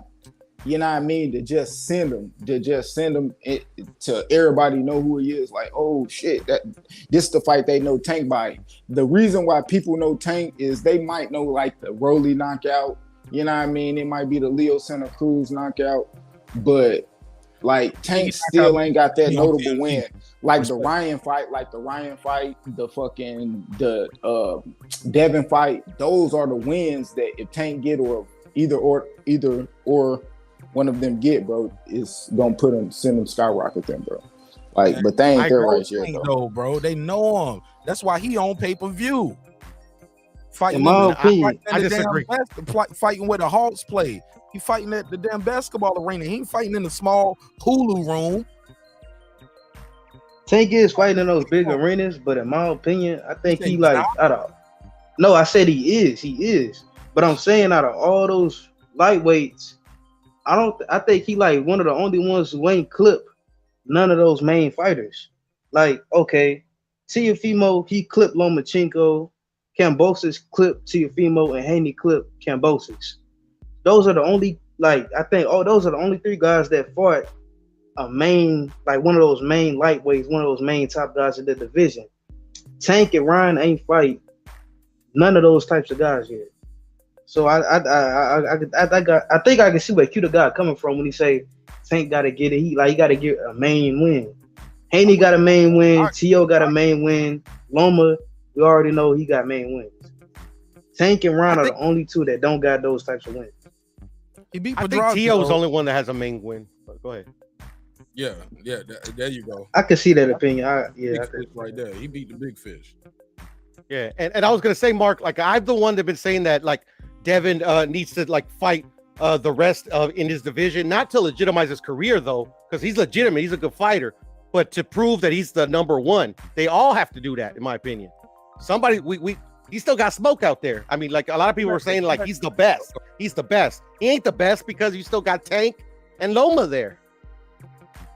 I agree with that. See, bro, if Haney could go out and beat those guys, bro, I ain't got nothing to say, bro. Woo! If Haney I mean, go out me and neither. beat those types of guys, I ain't got I'll nothing to shut the say. What if he go to 140 and he beat Ramirez? That'd be Or he beautiful go to too. That'd be a great fight as well. Bridges, or he beats be a great fight. Josh Taylor, or he beats Catterall. But we talk about Well, 135 to me, though, Mark. they'll We put him talking right about next to 135. T.O., in my opinion. He can't be though, because T.O. fought somebody number 65. He'll be fighting guys in the top 5, or either I'm champion. talking about like T.O. female, like legitimate. I'm talking about T.O. legitimacy. No, he got to be higher. Never mind. I know that's a whole He gotta be opinion, but higher. He got to be higher because he will be undisputed at 140. I mean 135, and went to 140 and became a champion. He would have to be higher. He can't be the same as the guy who fights somebody who's ranked number 65 in the world, or like my brother HOD like to say, number 11 in the WBO. He beat the champion. Yeah, but T.O. still did beat the number one pound for pound fighter. So they kind of just arguably number one. That eclipses. Nah, he was the number one, Mark. He was number one in the ring. He was number one in the ring. ESPN. Yeah, Man, ain't nobody never really passed Terrence Crawford. Point blank. Period. I'm sorry, yo. Nobody really. I mean, Terrence Crawford is like that one There and was two an argument spot. to be made. He was right. Nah, he wasn't higher than Crawford, and he wasn't higher than Canelo. Canelo was the number one. But at one point, they were all number one. Loma was That's what I'm higher than saying. Crawford at There's a an point. argument. Is all I'm saying. It's always an argument, right? yeah, it's always on. Facts. But go ahead. But Terrence Crawford your argument might not be too good, but longevity, I ain't gonna lie, like Usyk though, like right now.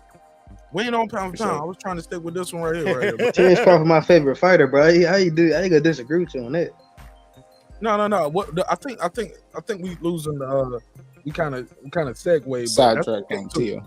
Yeah, but what I was trying to say in general was you can't say he will be on the same level as Tio.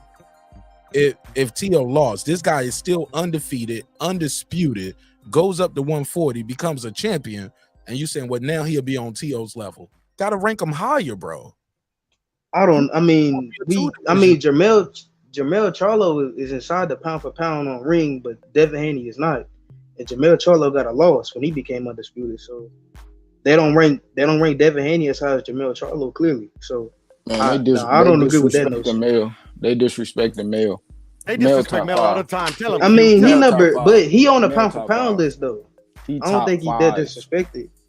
He knocked out all his opponents I think to he did. getting All the undisputed. He time. top five. Hey, look, that's about being ranked number one in the world. That's not pound for pound. Like No, Jamel Charlo is pound for pound right now. No, pound for pound is an eye test to me. I think was that Puro? We was talking about this yeah. stuff. Puro, Yeah, I was. It's an eye test.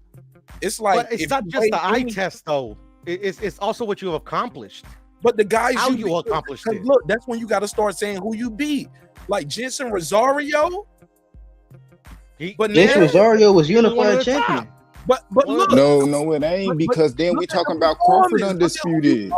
Just talking about Rosario looked like he Crawford. took a dive in that fight, and everybody on his pound ignored it. That nigga got a touch jab to the body and start shivering and shaking on the pavement. Nah, it ain't because he See, got now dropped we to the moving body goalposts. in the neck. Nah, he Bro, got dropped to the body everything in the next Charlo fight. throw got power in it, bro. No, we can't say it like that because then that go back to No, I gotta Crawford. It go back to It's Crawford entertainment. 140 It's a shit. show. It's a show. I gotta Yeah, I know what you're saying, but it Like go he was back to shivering and Crawford shaking shit. on the pavement. Derrick James, I thought that nigga was having a seizure. I was like, Cause and Did you hear Derrick Dongo and Postal, like, come on, be honest. But it's like, so when we talking about opponents comparing the opponents. I think it's about the performance, the accomplishments, and shit. Yeah, like that's how I look at it: accomplishments and performance, and then the skill level within the the weight divisions that you fighting in. But that's why I got Charlo. Charlo top 3 in mine. I ain't gonna lie, he number 3 on my pound for pound. So Q is right though. I think Power Pound is based off of like accomplishments and performance. If you look at Terrence Crawford performances, he became undisputed and he dominating guys, knocking them out, moving up into divisions, not like knocking guys out. So that's why Terrence Crawford is probably that pound for pound number 1. But then when you look at Jamel Charlo, yeah, he took an L, but in all his championship fights, he's knocking guys out, rematching guys, knocking them out. But his performances is not as good as like Terrence Crawford performance or like a Alexander Usyk performance. His performances aren't that good. That's why he's not as high as those types of guys, even though he is undisputed. But at least like hardcore boxing fans and shit, those guys Terrence Crawford fight. Even if you're a casual, Postal because Postal made Matisse quit. You get what I'm saying? So you at least know, Ndongo had went around the world getting those 2 titles. Y'all didn't know Jensen Rosario other than that fight against J-Rock. And the performance he put on J-Rock was nothing and credit to Charlo. Because Charlo was there. But man, bro, that J-Rock performance was crazy. He stopped that boy. Like that. Yeah, I give it to him. He stopped it. I credit him. And Jensen Rosario had landed some good shots in that fight. At some point, I was like, maybe he don't know he's supposed to lose this fight tonight. He was like, I don't supposed to lose. I'm supposed to win this shit. I give him credit. Yeah, I'm gonna be honest. Nobody knew who Ndongo was. But I give Jensen Rosario all the credit for the J-Rock fight. He showed incredible heart against Charlo until he just said, "Fuck it, I'm done." But he was having success in that fight though, bro. Charlo don't like that pressure, bro. Charlo don't like pressure. He don't like to fight off that back. You right? Yeah, he was pressuring Charlo, bro. Man, I couldn't tell in that second fight. I couldn't tell in that second fight with him, man. They only fought ready once. for the pressure. No, I'm talking about. I'm talking about in the Castaño, the second fight, like the pressure. Castaño didn't fight the same no more. Castaño counted the money before he even got in the ring, man. Man, that fight was competitive, Mark. That fight was competitive. I don't agree with that. Bro. Nah, bro. Well, bro. Hold up, man. That was the best. That was the best Mel we saw. Hold up, bro. How you gonna say that, man? Why would a fighter not come back and fight if I actually damn near won and had a draw in the first fight? Why would I come back and think I could beat him in the second fight? Exactly. Because you lost. Man, I know he lost. Or you count the money. Like I know he lost. Remember, y'all don't remember it was a delay in that fight and Maul was tripping. Maul was like, I want to see his paperwork. That motherfucker ain't ready to fight. He ain't ready to make weight. He been partying. Too much flossing. Too much Sam Rothstein. This nigga love that Jay-Z part. Mel called him out. Because that's what a lot of these boxers do. Too much flossing. Too much Sam Rothstein. Silk cheeks. Well, nowadays, like the OG said, when you sleep on them. Hagrid. Reggie, am I lying? Didn't Mel call him out? And Mel say, I want to see his paperwork. Bro, but that's how good Mel is. I knew he was gonna do that. I knew they robbed him in the first fight, bro. Like, come on, man. They didn't rob him, because he didn't rob him, brother. Yeah, bro. Castano was just literally being active in the end of the round. I was like, probably, man. He ain't lose that first the fight, unified champ though. Why would they rob him in his own yard? They robbed that him. Wasn't his yard. Nah. They fought in He's from Houston. He's from Houston. They fought in Texas. I was at that fight because I was at that fight too, Mark. I saw the fight. How they rob him in his backyard? It don't matter whether you was there or whether you saw it on TV. Why they rob you in your backyard? Because the fight was kind of close. You ain't look like how you usually look. So your own country, your own state robbed you. Fuck out. What? We're not the judges, bro. They had 3 judges, bro. We ain't the judges. So Al robbed them. It was a competitive fight. I don't think nobody. I mean, bro. I mean, boxing ain't as corrupt as everybody think it is. So yes, it is. There it is, right there. There it is, right there. Yeah, I mean, look at the Maul fight. Because if it was, they should have just. If y'all feel like Maul lost, they should have gave it to Maul if it was like that, but they didn't. It looked close. I felt like Maul won, but they scored it fairly. They judged it off what they seen, and it was cool. But he had to make that shit decisive in the second fight, knock his ass out. You hear me? I didn't think you could pick who won that fight. I thought it was that close, and it's usually called a draw when that happens. You talking about the first fight? I agree. Yes, the first fight. But It's a me competitor. knowing Yeah, what I'm looking at, that's what I said, Piro. The first fight, yeah. Second fight, I saw Maul breaking them down. And I knew he was going to do that too. And I called the round because of what happened in the first fight. How much you made? Probably like $100 because I knew it was so competitive. It's like nothing's guaranteed. So in those type of fights, man, I don't bet them. I don't bet that much, man. I actually shouldn't have bet. I couldn't find a motherfucker to bet me. I couldn't find a nigga to bet me. I was letting everybody know on the YouTube streets, bro, that I had Maul way before we did the watch party on YB channel. Yeah, mail on and all that, bro, way before we had the watch party, so I could let everybody know he won. Nobody wanted to take that bet, bro. But and I got Maul. He's still better, man. Fondura cap out here. You know what I mean? Y'all can bank on. Man, holla at me, Q, because I'll take those bets sometimes, even just because, especially if you're my homie and I know you don't lost on a couple bets. That's pure. That's your more. Yeah. Mark, help you out. 25. I do a 20 with you. You know what I'm saying? I help you get the money back up. I do a dub with you. Straight, you in my lane. Like Yeah, you in my lane. I love the underdog, bro. I'm an underdog in life, so I'll be like, hell yeah. Yeah. Me too, brother. Out there I ain't like that. I don't do the underdog shit, man. You know what I mean? That's why I got money off T.O.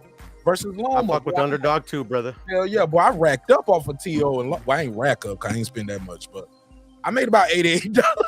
He said $88. Yeah. Little dub on that bit. And Q, I'm super sick. Look at me, Captain, talking about I racked up. Put a case on me, nigga. Mark, you are not spending no $1,000 on no fucking fight.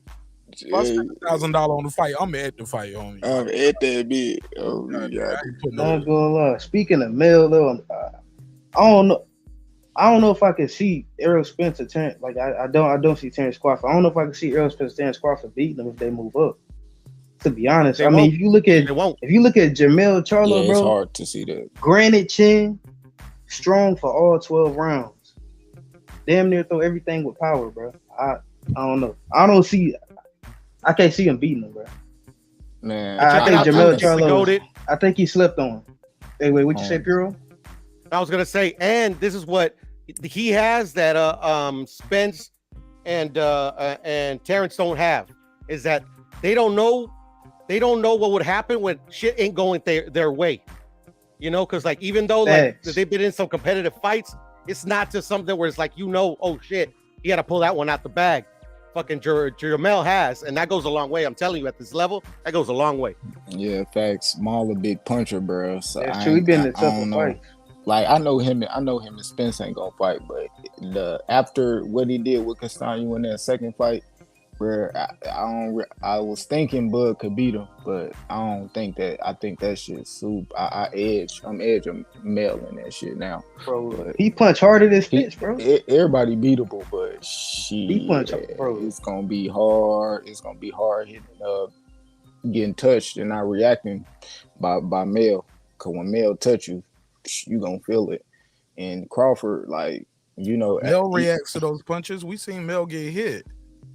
Yeah, bro. Mel got a granite chin though, bro. And he got a granite. Like that those bigger people. Like, they ain't getting hit by those big people. They ain't getting hit by those big people though. Mel's legs buckle not one time. Is that what y'all? Never. Not for real. Not for real. I can't remember. Nah. I mean, he probably buckled but it wasn't nothing that serious though. Nah, I want to know this: who has Earl and Bud fought that was that big that they got? You know what I mean? Like we don't punching that hard. Like I done seen Earl get. I done seen Earl get hurt by Danny, hit by Ugas, mouthpiece knocked out. Your boy Jeff Horn came in weighing at that 147. I think he came in weighing like 162, 163. He don't fight like Maul. Maul punch perfect. Saying, though. See, but you just added a different caveat. You said who that big.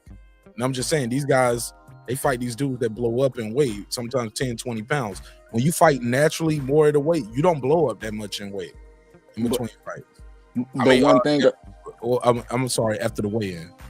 Yeah, I agree with you on that. Jeff Horn, he was, bigger, but then when I'm taking the test, Postal was huge. Like Crawford fought big ass dudes. Like these dudes blow up bigger than him. Yeah, and look at They how big, but they don't got that skill. They don't got that pedigree. Yeah, like the skill Maul gonna have as far as and I think that's where Crawford has the edge. I don't think Crawford is more skilled. I think Crawford has the skill set advantage over Maul. Mill and Maul. Fuck it, I said it. I think stylistically, Maul is better. Maul a better fighter than Mill, and Mill is savage. No, but not that. Not Bud. Those guys you named. Agree on that. Mark, I'm talking about those guys you named though. Well, as far as like how close is the style compare with Mel to goddamn Jeff Horn or Benavidez? Do he fight anything close to them? Like how we punch? Like how close is Mel to like Jeff Horn and Benavidez stylistically? He don't really fight like them. He don't punch like he punch harder. He's a pressure guy though. The style is the same. I'm a pressure. Mel not a pressure fighter. Mel fight you like he's a pressure fighter. Mel like a mid-range type of fighter. Mel only fight good at a certain distance. No, he fights good on the inside. He be working the body, jabbing. He's not a good inside fighter. He's not a good Tony inside Harrison. fighter. Tony Harrison had some success on the inside with him, bro. Tony Harrison was doing good on the inside with him. Tons of it. Yes. He's a good lateral movement. That's Tony Harrison a good no. You go back and watch that second fight. Tony Harrison can fight on the inside. I didn't say he couldn't, but he had good success with Mel working the jab and staying out of the way, hit and not get hit. He could have made it a boring fight and won that shit, bro. He was styling on Mel. But he beat out. Yeah, he started. Even in the inside playing around. Hold up, he beat Mel. He beat Mel like on the inside. Like Mel don't fight good in the pocket. Mel is good fighting. Mel is good fighting at his distance, like where he can reach you. He's not good, like cause even like when he was fighting what's his name? The dude he just fought. Castano. Yeah, Castano. Like that's why Castano looks so good at certain distances. Cause Maul only fight good at like that mid range. He did better at the second by using his jab, fighting better on the outside. But Maul is not an inside fighter. He can't fight good on the inside, like in the pocket. Like he got decent defense and kind of good at countering, but like if you in there in the middle, he don't really got good punch selection and shit for that. That's why like he get touched up by people that's a little bit better. Like Bud might be a little bit better with him on the inside, but who's to say that he still won't throw a punch? And if Bud get hit by like when you talking like a left hook that Mel got, bro, he gonna go, what? He gonna grab that nigga or something. That shit gonna be crazy. I disagree. Man, Maul hit Bud with a left hook. That shit gonna look crazy. Clean. He gonna look crazy. 160. I mean, if Mel hit Bud with a left hook and like at distance, that shit gonna look crazy. Bud gonna get the dance. I mean, but shit, but that's a clean punch from any guy getting hit by Mel. It's probably gonna hurt and make him have a reaction. But what about the punch that Mel doesn't see that Crawford has? Mel got the chin. You didn't understand who Mel is, bro. No, but it's the punch that you don't see that hurt you. It's the punch. That's true, see, homie. If we are if we already think, and how about this? Let's say he go in there and let's say he don't knock him out. He could beat him like he beat Postal. Just outbox him, outwork him, spin him, confuse him, touch him here, touch him there. Hit him off guard. Yeah, you don't knock him out, but I made your glove touch the ground. That's a knockdown. Oh, the rope held you up. That's a knockdown. That's how it happens sometimes, bro. To be honest, he could probably do that. It's gonna be a hard fight. Oh, I caught you. You wobble. And Crawford, he gonna jump right on you. He ain't gonna oogas the shit, right, Puro? He gonna jump right on him. Yeah, like, and to good sportsmanship, his mouthpiece dropped out. Let me let the rip. Fuck that. Y'all better pull me off of him. You better grab me and make me stop fighting. Go ahead, Puro. Yeah. Well, at the end of the day, like I just think Maul is he's really skilled, and I think it's just too big for him. But at the end of the day, you know, like sometimes size just doesn't matter. You know, like Crawford's that dude. You know, sometimes size just don't matter, man. And to truly know who would win that fight, they got to fight. Bro, Crawford was the dead ass beat Jamel. Big facts. Charlo, that shit got to be the most impressive fucking accomplishment of anybody in this whole era, easily. Because I don't see him winning that fight. Say it again. If Terrence Crawford move up and beats Jamel Charlo, that shit got to be one of the most impressive feats of any boxer ever, bro. Because I don't see that shit happening at all. So he's not going to be a modern day great like Mikey Garcia, because I don't know. He'll be an all time, bro. He'd be better bro. than that. My boy Mikey Garcia, they called him a modern day great. I don't think that would be the case. I think that's a bit too hyperbole, to be honest, because we've seen it before. We've seen little dudes beat big dudes all the time.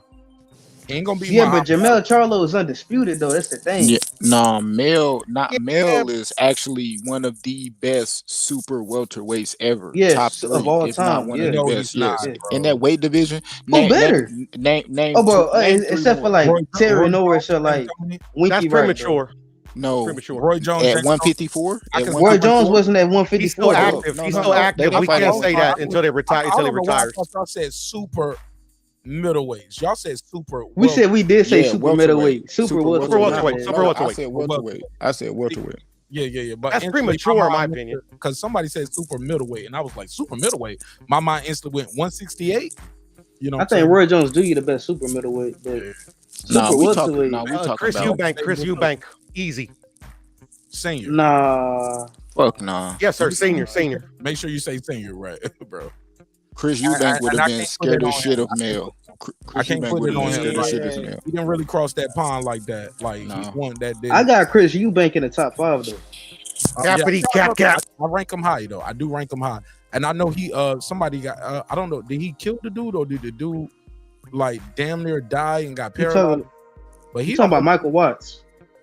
Is that what? No, I'm talking about Chris. That's the guy he fought, Michael Watts. No, you I remember Eubank. No, you talking about no. He's talking about Chris Eubank. Chris Eubank was a similar situation. Well, let me speak it, and then y'all can decipher after this.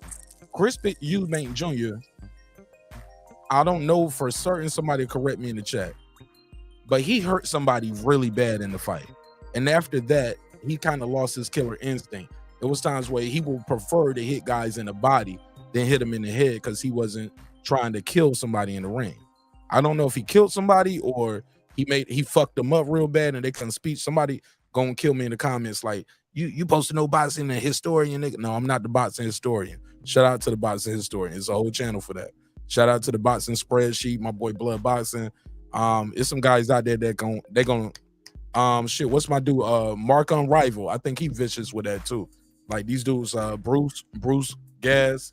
Some of them are good with that. Me, I might fuck up because I'm smoking, nigga. I'm high like Q, and I'm high like Dundada. No, I'm not high like Dundada. Dundada was on that ooh-wee. But I said all that to say this. He stopped being vicious in the ring, bro. Now, is that bad? For his fight legacy, I get it. No excuses, but Chris Eubank Sr. was a monster, bro. Old English, nigga. Old English was a beast, man. So I get it. Somebody said Chad. It was Chad. Mike Watson. It was Mike Watson. Okay, they say yeah. I said Mike Watson. So Mike Watson is the guy who he hurt real bad, right?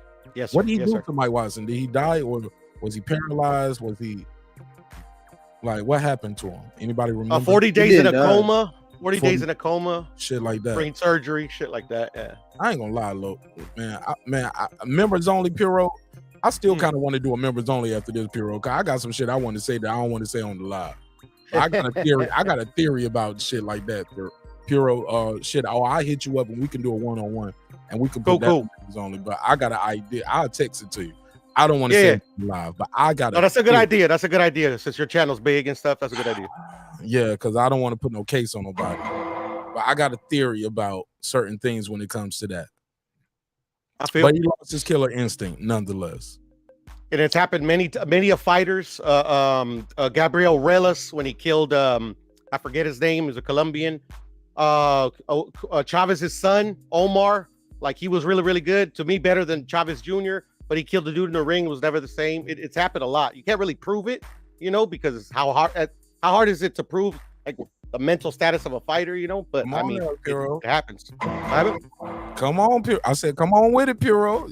Yeah, it's just, that's why Subriel Matias, I'm so curious to see what happens when he gets with a dude that won't go away, and he's already killed the dude. It changes you, man. It changes you in that ring, man. But I got a theory about that too, like about why it changes you, why it changes some people and not others. But it's unfortunate, more nonetheless, right? But yeah, best middleweight ever. Like, yeah, I can see why some people say Chris Eubanks. I like English, man. I like English. I got Roy. Well, they rule that division, unfortunately. He was undisputed though. That's why undisputed to me means nothing, bro. It's a marketing tool. It means something, but we can't act like we're not gonna act like Calzaghe is better than Chris Eubank. I'm just like, no. But it does mean something when you go out there and get the belts one by one, right, Q? It got to mean something like that, right? You went out there, like, it means a lot more. It's a lot more. It means a lot more. I would say, yeah, it's a lot more legit. Less than 13 months went out there and got every single belt. Mm-hmm. But check it, like one of them was included in one of his fights, though. It was a unified at the end, right? Yeah, but I mean, it was included. Like he never took it off of like a champion. You know what I'm saying? And that's a fighter that I rep hardcore, but I ain't gonna cap for him. Which fight? Hold up, bring me back. Remind me. Because you're talking about the Canelo run, right? Yeah. You got to count that. Yeah. Like because they stripped the Benavidez, or he did weight or whatever, and they included it in the Callum Smith fight. Oh no. We can't say that. No. That don't count, Puro. I got to put a case on. And Puro, you my brother from another, from my G. And I love me some David Benavidez in the ring. I got to stay in the ring because they'll call me homo. And it ain't because I did no interview with him, but I did do an interview with him. But I like David Benavidez. Me too. Talked to him about it on the interview. And I told him, I was like, well, you see how hard it is now to get that title shot again, right? You get what I'm saying? Yeah, I feel you, man. Politics is a motherfucker.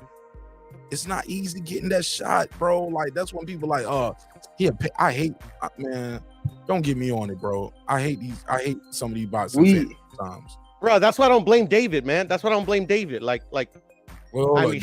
don't blame the fighter. I never blame the fighter, man. David Benavidez? Yeah, I don't blame him, man. I gotta blame him. I gotta blame him. Well, I'm gonna give him a pass because there's been so many motherfuckers that done the same thing and they get to keep their titles. Which pass? Because he got two. He need two passes. Because he. Well, okay. For the weight, I can't. The weight, I can't give him a pass for. The cocaine, I'll give him a pass for. I'll give him a pass for the cocaine. Damn, you'll give him a pass for the cocaine, not the cheeseburger. Well, because the weight is something like he can control, like himself. Like there's nothing else. I mean, even the cocaine as well. But the thing is there's been other fighters that they do the same type of stimulants and they get to keep their titles. So how am I going to criticize them that harshly for that? Yeah, I don't think you should strip a fighter for doing cocaine. I mean, that's kind of more detrimental than anything. No, but cocaine is a masking agent, homie. Cocaine can hide PEDs. Like, it can though, and you're speculating that that's what he did, or some people would speculate that's what he did. What? Because the way the test shows, we can't tell if you use a different masking agent, and we can't tell what you use, but it pops up as cocaine. And a lot of times it's easier to say, "Well, I was on cocaine." Like people, like when you pop, you trying to make up something. People would rather say I was on cocaine than say, "Yo, I was cheating using PEDs." What would you rather people think? Yo, I like to party, or I'm cheating. I'd rather people think I like to cheating. Party. No, I would rather people think I like to party. I'm fucking hoes. I'm rich. I'm young. Yeah, I party, or somebody put something in my drink, or yeah, I was just out here with the wrong crowd. Like that sounds better than look. I was cheating, trying to get a competitive edge. So most motherfuckers in the 80s were cheating, and they were using cocaine and masking agent. Very possibly, Puro. Don't get me on the 80s, nigga. They definitely was on the cocaine, nigga. Holyfield, hey, Holyfield, all about. Seen them old pictures of Rick Ross, the real Rick Ross. Oh yeah, you know all these motherfuckers. Y'all ain't seen Frank Lucas and all these John Gotti and all these big time gangsters, drug nigga. What? Don't make Martinez sleep here and tell y'all the truth. Y'all know it's Sunday morning. I always speak the truth, Mark. I always speak the truth. I never gonna cap, bro. I'll be right back. Y'all keep cooking. I gotta pee, man. I'll be right back. I've been holding this shit for about 5 hours. Handle it, brother. All right, but so who y'all think is top 5 super welterweights? Top 5 super welter? Woo! Yeah. Oh, let me see. Number 1, I would have to say Tito Trinidad. After that, it would probably be like a Terry Norris, Michael Nunn. Who else? Super middleweight. I don't know. I have to think about him harder. But those. No. I say welter. I mean, yeah, super welterweights. Michael Nunn. Yeah, that's what I meant. I keep saying super middleweight. My bad. No, super welterweight. Yeah, Terry Norris, Tito Trinidad, and what's the other dude I said? See, I already forgot the other dude. You said Michael Nunn, but Michael Nunn. He was a middle. He was a middleweight. No, but he was also at junior super welterweight. Excuse me. He was also at 154. No. No, he was. Check it. I would, but it's gonna it would take me out the thing. Yeah, well, we'll just check it later. Well, I actually think pretty sure he was, but if I'm wrong, I'm wrong, man. I ain't even tripping. I got not gonna lie, I got Winky right number 1 because Terry Norris. I forgot Winky. Yeah, he was undisputed. Because Terry Norris said I think he said in the interview that he admitted that he wouldn't fight Winky right. He's one of those guys that he wouldn't have fought. I think he was trying to get a De La Hoya or a Trinidad, but by the time De La Hoya Trinidad was coming up, he was, on the decline, unfortunately. But yeah, Winky was that dude, man. Yeah, Winky was nice. Terry Norris is number 2. I will put Trinidad up there, but I think Trinidad was really like a welter. Like his best years was at welterweight. Well, you might be right. I just damn it. I mean, I think he fought some like really tough fight. I think he fought some really like top dudes at 154. But you might be right. I think he might have only fought like 5 times there. Yeah. Then he didn't. Then he moved up to. I ain't gonna lie, man. I wish I would have got to see Trinidad like live and shit though. Yeah, I don't know. That's go ahead. No. You go ahead. No, I was gonna say. I mean, he was great, man. I ain't gonna lie. I never got to see him like live, like at the arena, man. But I mean, I followed his whole career, man. Trinidad was that dude, bro. Who do you think would have won, Trinidad or Shane Mosley? That's a matchup that never happened. It never happened, huh? That's a tough one. I don't know. Shane Mosley, damn it, at 154, even at welterweight. Yeah, welterweight. Yeah. Shane Mosley to me was like amazing at lightweight. That's to me that was the best Shane Mosley. When he went higher, he had some tough losses, but he did have some big wins. I would have to lean Trinidad, to be honest. I agree, because I don't know what it is by Shane Mosley, but it's like, I mean, like we all thought he was like really, like I think he's really good, but when I bring up Shane Mosley, people just start like kind of laughing and like they kind of like roast him a little bit. I don't know why. Because people they don't dumb, mention Shane. He was that dude. Yeah. I think Shane Mosley was nice. And I'm being a little biased because he's from California, especially Southern California, where I'm from. But I mean, it's clear as day, man. That guy was the goods. Bro, speaking of California, Michael Nunn, I think one of the most underrated middleweights of all time. I mean, he had a great talk about a title run. He had a great title run. I mean, he beat like Donald Curry. What's the dude name, bro? Iran Barkley beat him. Sambu Kalambe, he knocked him out. Frank Tate. That's a big win. What's the dude? Marlon Starling. He beat a lot of guys before he fought James Toney.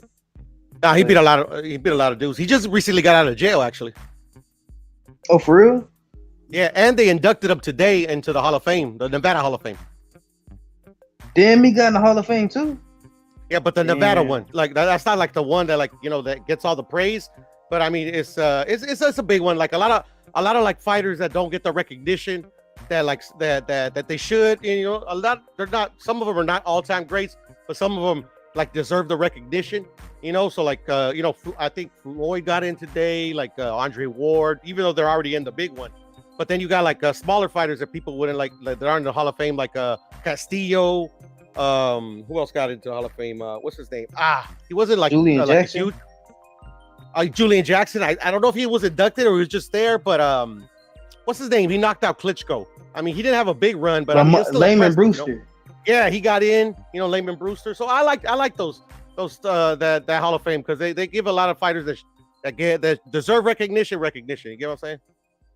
Yeah. I agree with that. Do you think Hall of Famers should only be filled with all-time greats, or do you think like memorable champions should be in there as well? Like I think of a memorable champ, like if Errol Spence was to retire, like right now, you don't think he would be like a memorable champion, like being a unified welterweight and all that? Like, do you think that's enough to be in the Hall of Fame at least? To be honest, Hall of Fame for me, just the way it's worded is just fame. If you're famous, you could get in. But to me, like if I had my I say, if you made a mark in the sport, you should be recognized and be put in there. I agree. So even if Tank, let's say Tank retires, but he never ends up winning a legitimate belt. But because of his popularity, do you think he deserves to be in the Hall of Fame? For popularity, no. But if he never wins a so-called legitimate belt, but he fights all the top dudes and beats them, hell yeah. Yeah, that's true. Yeah, at that point, belts don't matter. I do think belts don't matter to a certain, like once you a certain caliber of fighter, you know, like recognition wise, accomplishment wise, I don't think belts matter. I do think a fight. Go ahead, my bad. No, I was just gonna say I do think a fighter can outgrow the belts. Well, the thing is that the fighter makes the belts, and the thing is the only people that make these arguments about the belts don't matter or the belts are the end all be all are the fans, and the fans are fickle. The belts matter one day and the belts don't matter the other. Even like Devin Haney, Devin Haney's a good fighter, but he's like not one of my favorite fighters because, like, to me, he's one of these new school fighters that complains about everything, and like literally, like, all his fans are like crying to legitimize him, and then the belt that like truly legitimizes him at this moment, he's like mad at the dudes that gave it to him because they didn't put him on the pound for pound list. Like, I don't understand that. Like, you know, that's why I don't even try to argue that type of stuff because to me it's like, you know, like that shit is all political bullshit, man. Just prove that you the dude in the ring, and I'm cool. I agree. I regret arguing that whole point because it just kept going like back and forth. And then my words kept getting misconstrued. Like I guess they thought I thought Devin Haney was a bum, or I never said those things at all. I just said I just wasn't a fan of him. I ain't think I get so much flack for, you know, having that opinion, but I don't know. I guess people really do like Haney. But and then I lied a little bit. I actually do like to argue it, and that's just because I like to see him squirm. I ain't gonna lie. Hey, I ain't gonna lie. I noticed that. I've been watching you in the pedal for a minute, man. That's funny. Bro, that's why I go to these free smoke panels, bro, because they all get in their feelings, and I love it when they get in their feelings, bro. It's comedy to me.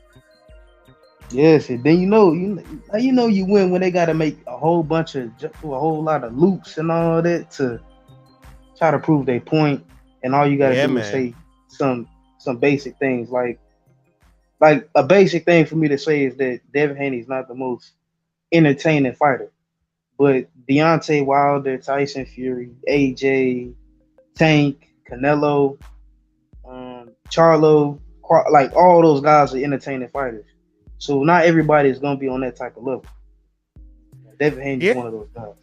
Yeah, like me personally, like I think Devin's a good fighter, but I mean I think he's not what they say he is. I think he's still got a lot of work to do. I think that about a lot of fighters. I don't compare any of the fighters that are right now, except for the ones that are like obvious, to the fighters of like before, because they haven't shown it. Like Shakur Stevenson, a lot of people think I like a Shakur hater. But a lot of people like compare him to like Pernell or to Floyd.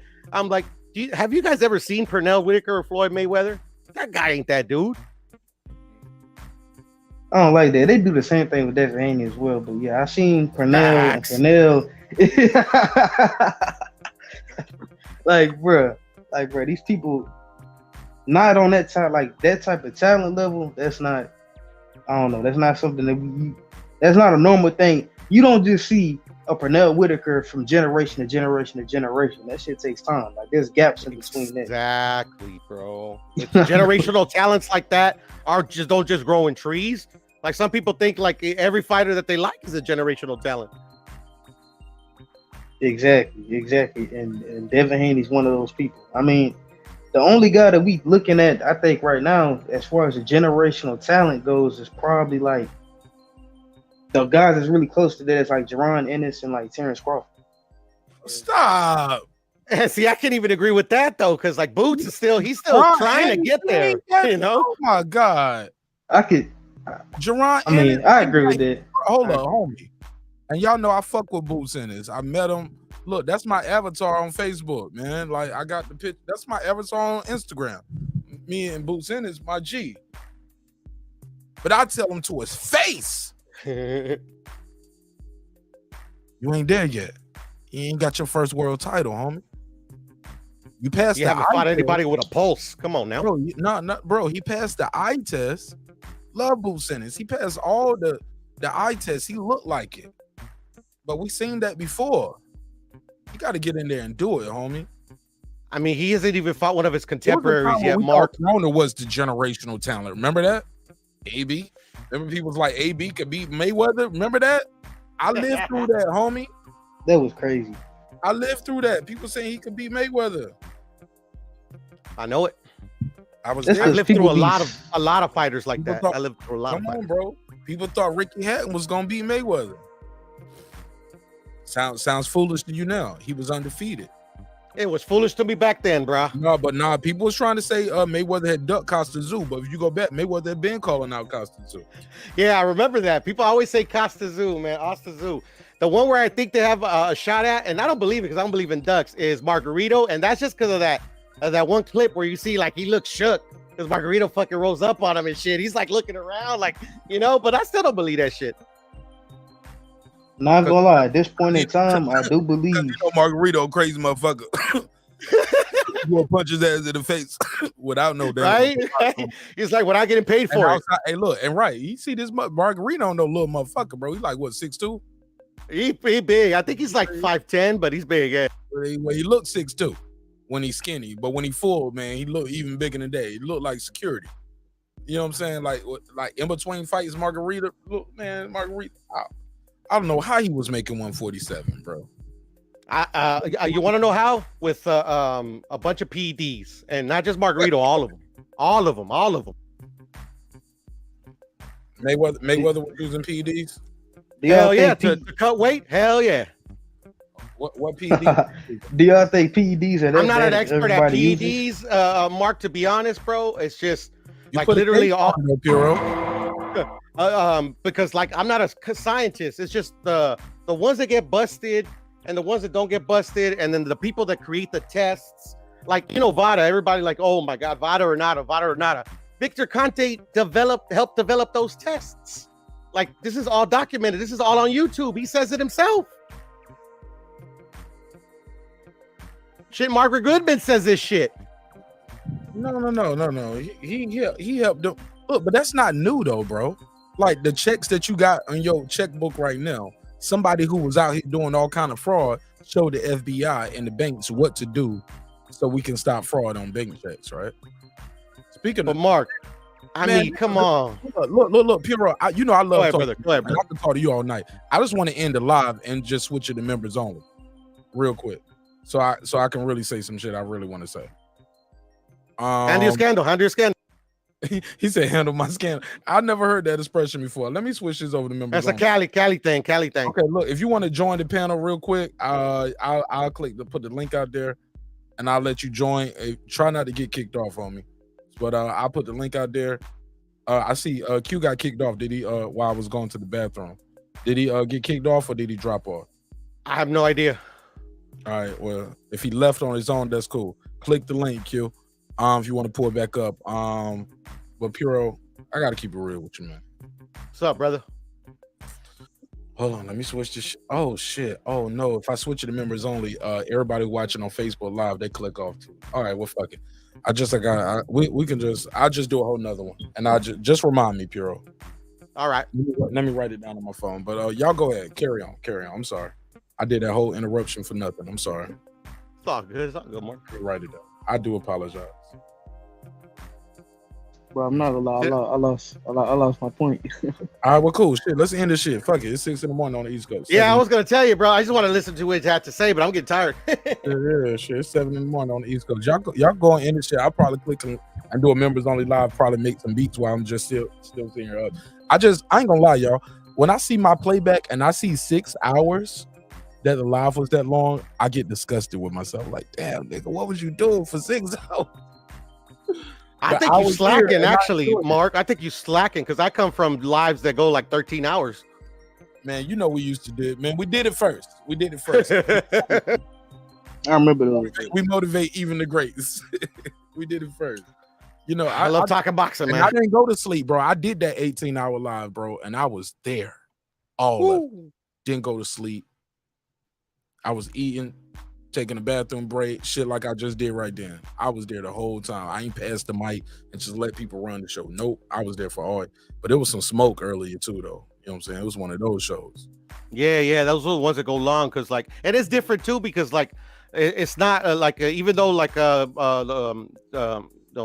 channel that the certain channels that I still go to that just still do like 12-hour lives. It's not all smoke.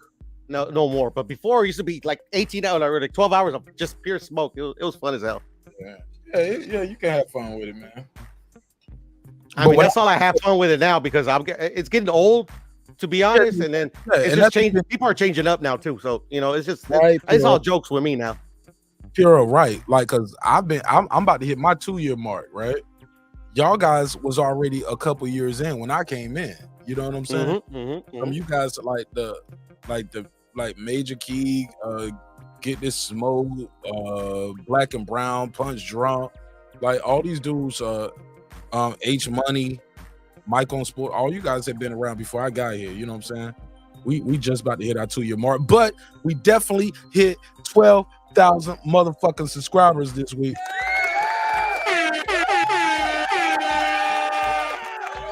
Definitely. And we did it nice. We did it the right way. We did it the right way, homie. I don't buy shit. All I do is promote. I help other people promote. I make intros and outros for other people. So when their show ended, you still see my name. You know what I'm saying? I donate to other channels. I'm members of other channels. I send cash apps. I buy their t-shirts. I wear their shirts on the show. I'm everything I said I was, for better or for worse. I told myself when I saw that number go finally down to 30, I was like, we'll click off. But man, it's a blessing, man. I appreciate y'all, man. I appreciate y'all time and energy, man. Like I said, I'm gonna do a members only after this. I'll probably still be up there talking shit, making beats. But I gotta talk about those Death in the Rings, Bureau. But I'm gonna text you this shit on IG. And we can just do a one-on-one on that, and we can make that a members only video, and we can have that conversation. But I'm with it. Talk about it. I definitely want to talk about it. Yeah.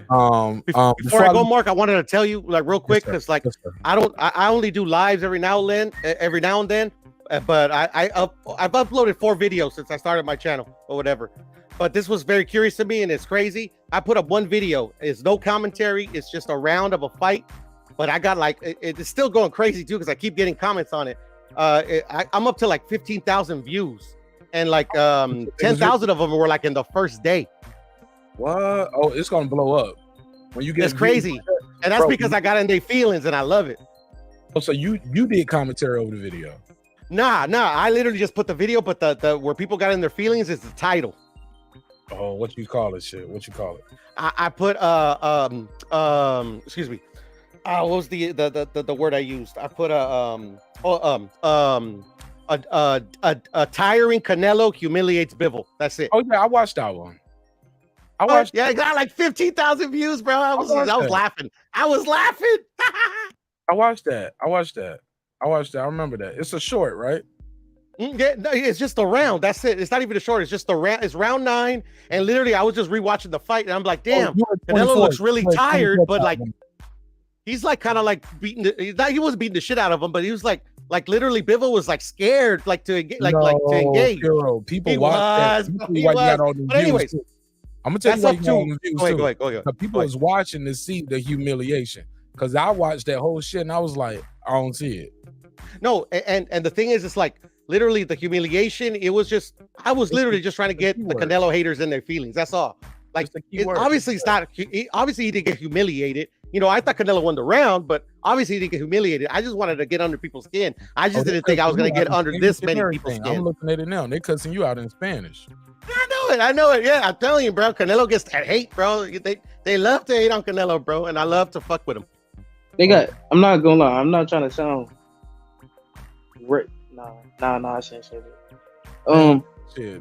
Nah, you gotta say it now, bro. We ain't sensitive I ain't here, gonna. bro. Okay, I ain't gonna lie. I ain't trying to sound racist, But they but got to put a muzzle on myself because I don't want to alienate people. Like it's my house. I want to make everybody comfortable here. But you a guest. Like you can look. You up here in whiteface right now. You ain't even got no logo on the screen.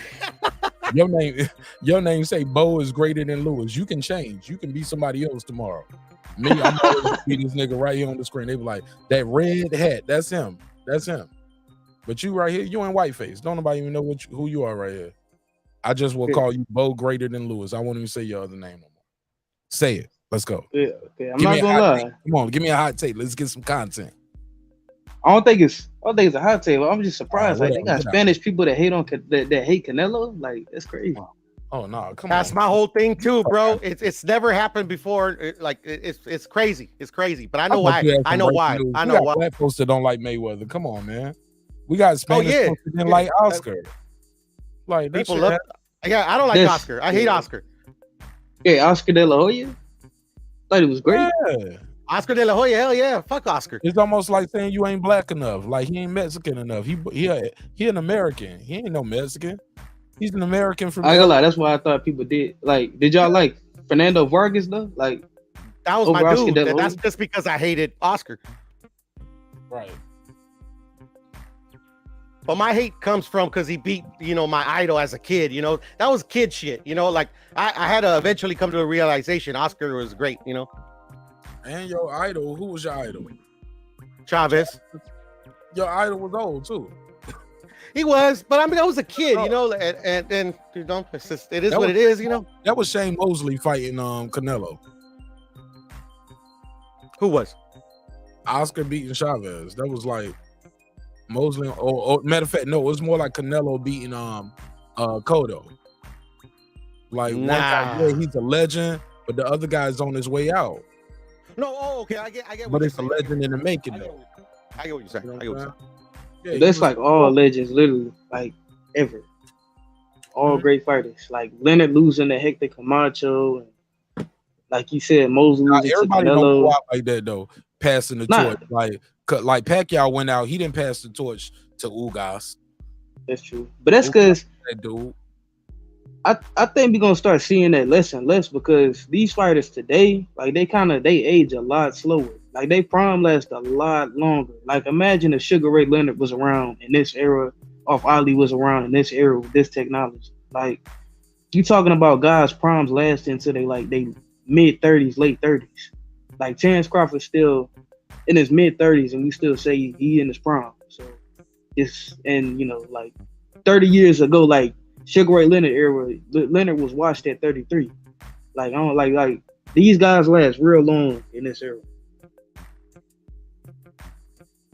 So I think we'll start seeing like less passing of the torch. Yeah. Unfortunately. All right. Okay. And I hope my homie's hearing me while I'm on this live. But yeah, fuck Oscar. Oh shit. So that's what you on too. I just like fucking with him, with the Oscar fanboys and shit. Why though? It's just fun, and then like literally it's just fun. I mean, everybody else likes to hate. Can I hate a little bit just for fun? You better Hey, than shit. If we hating shit, let me hate on Devin Haney real quick. I lied. Nah, man, leave his religion out of it though. That's a billion people, man. When you start talking about, come on, man. Y'all don't think y'all be going too far when y'all do that shit, yo? I never go too far. You know, I always keep it very funny, but I mean, some people go way too far. Some people go He way. don't think he went too far neither. He said all I did was say Allah. Come on, D. Come on, Bo versus Lewis. I mean, Bo greater than Lewis. Come on, man. I mean, it's the internet, man. People say anything to come out their mouth because they know that nothing gonna happen to them. Right. That's why I'm about to make this video private. Like we don't went too far. We all, damn man. We was all good to that part. Let's say a couple more things real quick, so maybe we can lose that in the sauce. Y'all watching the football on today? Y'all watching the football today? Boxing. That's all I watch. For sure.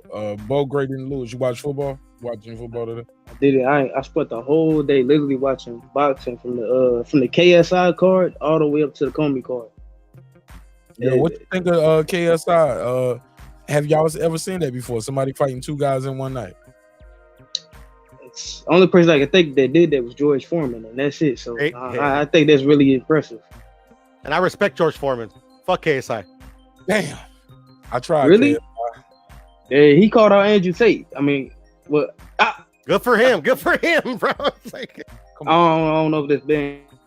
Oh man! Before I let y'all go, man, I will defend Devin Haney. I'll defend any boxer over these clowns, bro. I'm sorry, man. He said you started talking about them YouTube boxers. Silence.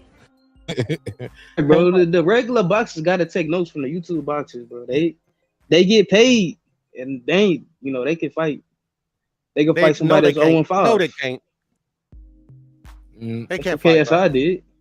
I don't know. I don't know. I don't think they can fight. I'm just saying who they able to fight. Hold on. And how much they get paid. We're not gonna say this though. Hold on. About to call you HLD Puro. We got to keep it a buck. HLD. No. Right. We got to say this though. You can see by the way KSI threw his punches, he was more trained. He looked like a fighter compared to old boy. Old boy was in there doing his name is Swarms, but like I said earlier, we should call him Swims. Because he was doing the windmill. He was in that bitch paddling like this. He was throwing punches like this. I thought he was pitching. I thought he threw a rock, but that nigga was like this. He was drowning. That motherfucker was fighting like this, Puro. Windmill. Like, we got to give KSI some credit for throwing left hooks, jabs, right hand, working the body. Like, instead of just clowning and saying he can't fight, I looked for what he did right. And I was like, he doing everything he supposed to do. He looked like a boxer in there against a guy who don't box. Say what you want to say. He looked like a box. Now, granted, in his last fight, he didn't look that good. He didn't look like this. His body language, the way he carried himself, his breathing. Like Logan Paul beat the shit out of KSI. Definitely way bigger too, though. But I think KSI versus Jake Paul would be a closer fight. But that's a whole nother conversation. I will say this. Really? Talk about yeah. I know closer than him beating Logan. I think he's better now than he was when he fought Logan. I just look at the way he threw the punches. But also, it's all about who you in there against too. You know what I'm saying? Yeah. I don't knock their hustle, but when my sport is dying and these guys, and we got some fans, trying to legitimize these dudes when they're fighting, where this is like literally, it's a clown show, bro. I just can't respect it. We gotta understand though, this is the social media era, and these boxers, they need to take note from these social media boxers, bro. I'm sorry. I gotta agree. Like that shit can make you famous, bro. Like Ryan Garcia, he doing like a similar thing to those social media guys, and you know how big Ryan Garcia is. But Ryan Garcia has been doing this forever. He didn't just be like, "Oh, these guys can do it. Okay, let me do it." Literally, Ryan Garcia, Devin Haney, all these social media boxers, they did it properly. Who was Dominique Brazil before he started fighting? What made him a real fighter? He just came off the football field, just like some of these basketball players. These guys, Jake Paul beating. But once these guys, you get what I'm saying, Piro, or no? Yeah, I Everybody do. need to I do. elaborate. And Like, those type everybody of have a fighters, bad. I Some niggas can't was knock. corn drivers. You just said it Uh-huh. tonight. Somebody was selling corn on the street. Selling corn on the street. I mean, I But was he's just I boxing. was just joking because that was kind of like a tasteless joke No, from but my that's a real side. shit, But you though. know, it is what it Okay, is. Manny But Pacquiao sold I'll- feather dusters, right? Hmm? Manny Manny Pacquiao was a Pacquiao- feather duster salesman. He was a last minute replacement. He went in there and whooped ass, kicked ass, and he became Manny Pacquiao overnight. yeah, Like, but those are everybody has narratives. their own Like paths. People have because jobs. he was already a champion. He was already a champion, Manny Manny Pacquiao. Pacquiao wasn't no damn champion, man. Yes, he was. Yes, he was. World Because you're champion. referring to the Lilo Ledwaba fight He was as a a world last minute champion. He was replacement. a- Yeah, and Manny but he was already Pacquiao- champion at flyweight. He was already champion at flyweight. Okay. Now, before he got champion flyweight, because I remember my story when I saw the Manny Pacquiao documentary. He was a 14-year-old kid, fellow dusting, and just started getting into boxing. He didn't have Probably. He didn't grow up knowing about boxing. He wasn't no Olympics, no Golden Glove dudes, like no shit like that. He just got it out the mud. That's the story I know about Manny Pacquiao. But shit, and Hey. if I know you know something different, shit, I thought Manny Pacquiao got that shit out the mud and nobody knew him. And He did get it out the mud, just like a lot of these fighters, you know. But the thing is that like Now, I some get of what these you're saying fighters about got the Dominic silver spoon. Brazil and all that stuff. Like like now, some of these some fighters dudes. got the silver spoon. They come from fighting families. Yeah, And, like, yeah, at an but I early mean, age, like they taught about the sweet science. They get into Golden Gloves. They get into World Champ. Their dads worked several jobs just to take them in, and their uncles, and people put them in tournaments. Like they get it. They taught their legacy acts. I hear you. But the thing is that like for me, it's just like look, KSI, he looks like he's doing what he's got to do, whatever. But like you said, he was in there with a dude doing windmills. Jake Paul, he's doing what he needs to do for himself, but he's fighting MMA fighters. Like, I mean, until they like actually take it Hold on, seriously, in my point, where they're fighting boxers. Come on, let's go. That MMA boxer that MMA fighter should not lose no fight to no YouTuber, man. I just put myself in Jake Paul position. Like, y'all would fuck with me. Y'all be like, yo, my nigga Marcus, that's our guy. We've been rocking with Mark since 2K. This nigga Marcus at 1 million subscribers. He is on. This nigga's about to fight. Give me at my weight.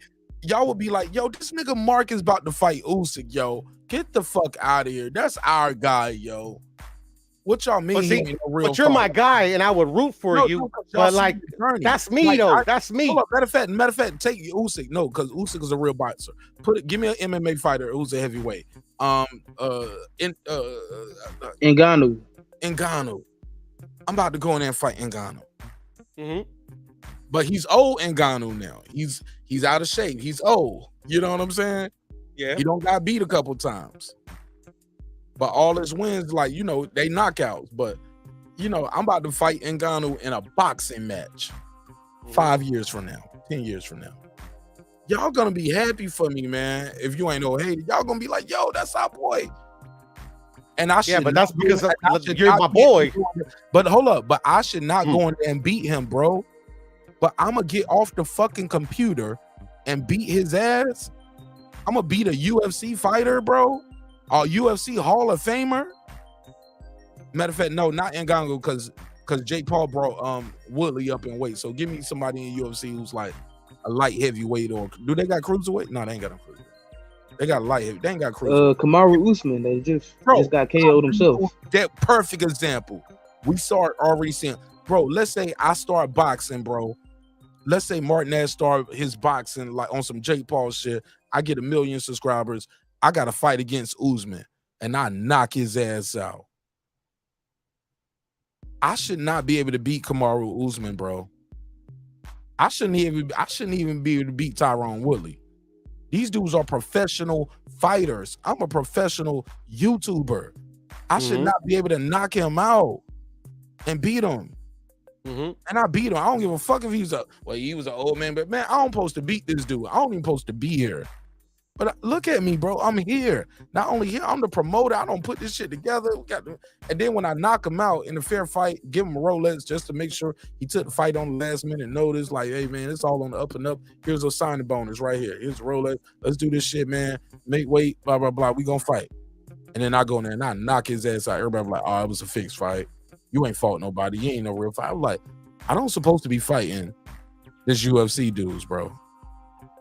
These dudes have more fighting. They took more punches to the. They evaded more punches. They know more about fighting. I should not be able to beat them in a boxing match or a UFC match. The boxing match just makes it more even. I remember the Nate Robinson fight. People was like, well, he's supposed to be. He was the basketball player.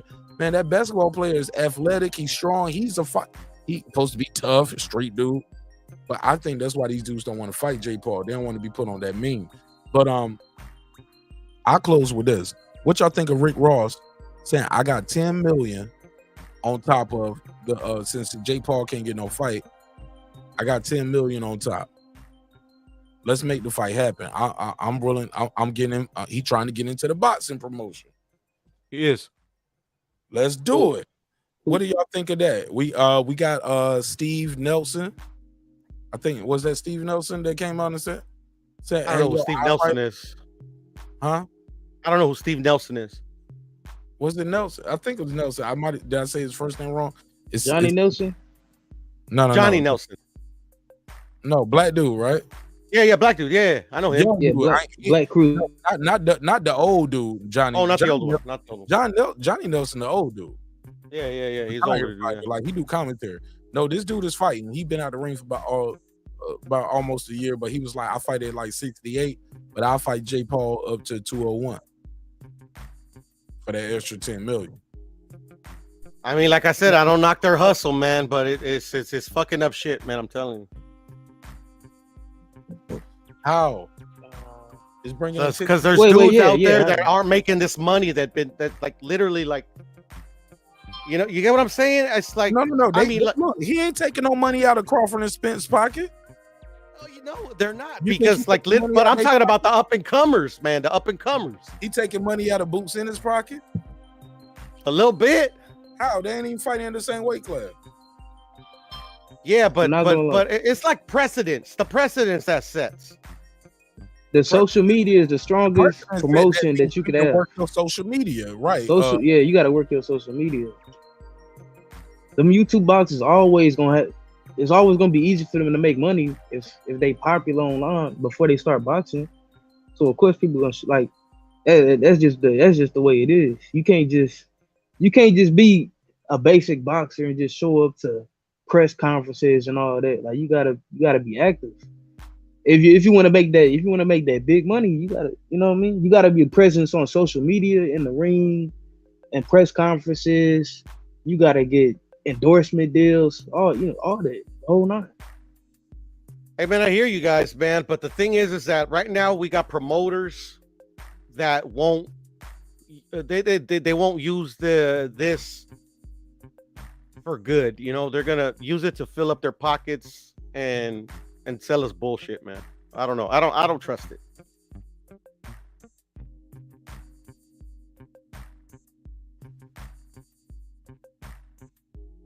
With the social media, are you just talking about like with the social media because I get what you were saying about like how Ryan's doing it and this, that, and the other, and I get that. But the thing is that like when these dudes sign a contract, like all that goes out the window. You get what I'm saying? Like this is all like what you call it? Like it's a theory, but like I don't think the Ryan is the duck like they say, because there's like it's been documented that Ryan wants these fights and Oscar doesn't want him to take these fights. You get what I'm saying? But he's labeled a social media dude, and then he's ducking and he's clout chasing. But if you look at these receipts that they're so-called out there. Like literally, it's Oscar that's preventing some of these fights happening. It's the politics that are preventing some of these fights happening.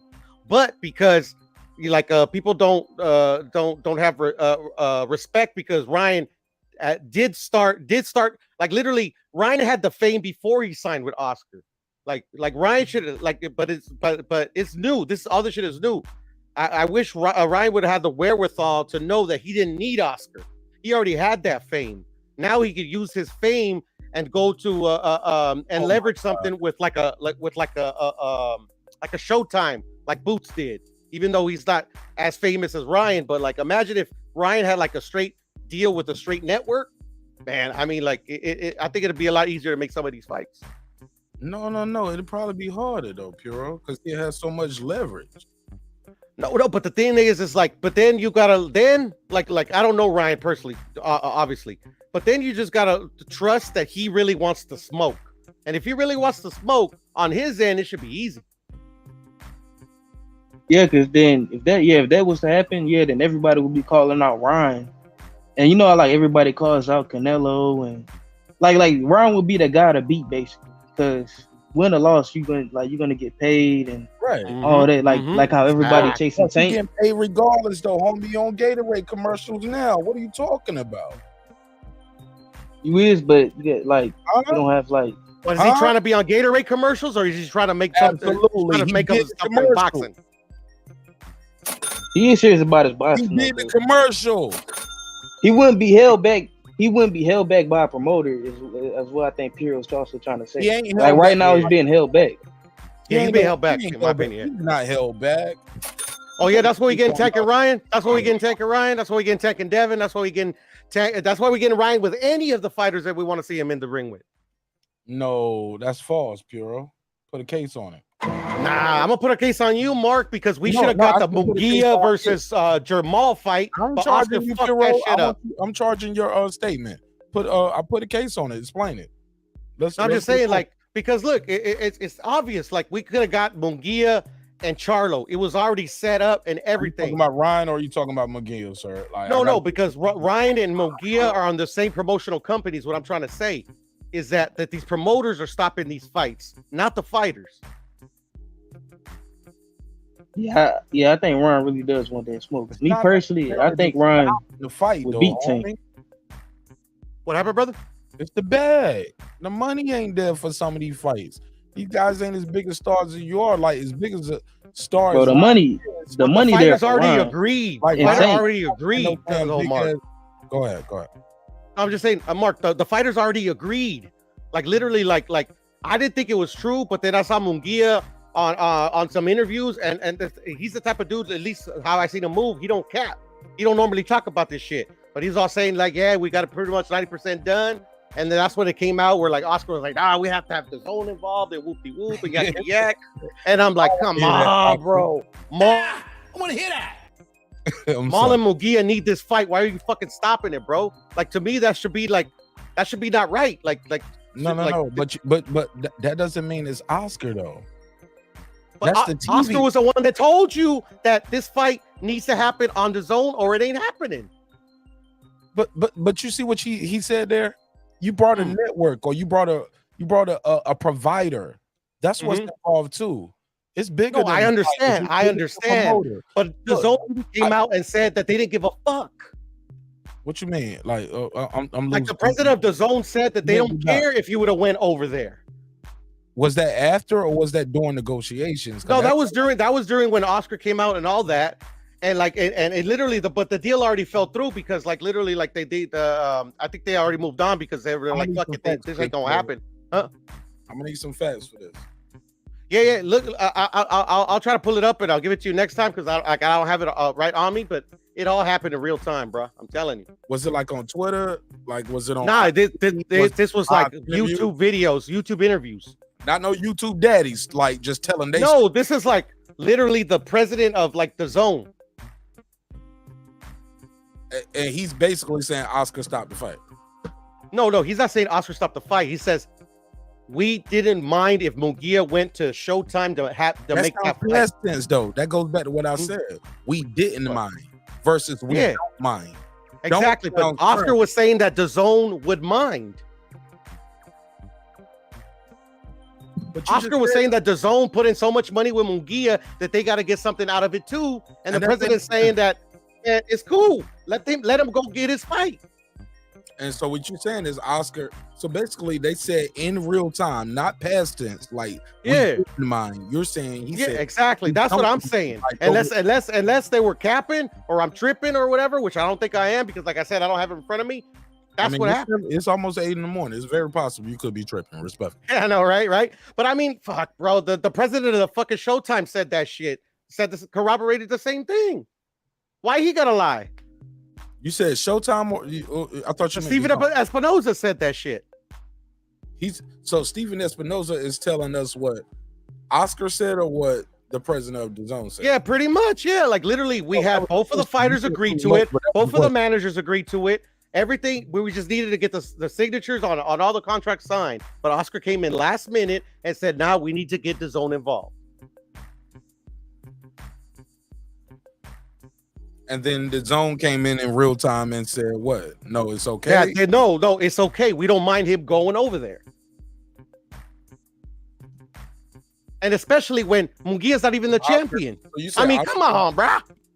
So Oscar blocked the fight is what you're saying. Yeah, exactly what I'm saying. Okay. And then the dudes that like rock hardcore with Oscar all telling me like, no, it's PBC's fault. That's why I'm like, nah, man, I don't cap. Fuck all the promoters, man. They're the cancer to the sport. Interesting. Okay. I think this is true. Hey, look, I just respect Puro so much and he's speaking with passion. I don't have the facts in front of me. I just got to take the man at his word. And I know him to be an honest guy. I don't think he would just say this and lie just to make a point. That's never been his character as far as I know him. So the thing is, I just go by what the information provided, Mark. I just go with the information provided. And I give the benefit of the doubt. You didn't say I saw it on a YouTube channel and say this. You said no. This is his name. This is his face. So that means I can find it. Mm-hmm. You know what I'm saying? So just continue. I'm gonna try to pull it up. Yeah, and that's one of the reasons I don't want a channel. Why? Because like literally, you can't speak the truth. You can't speak the truth. No, you can.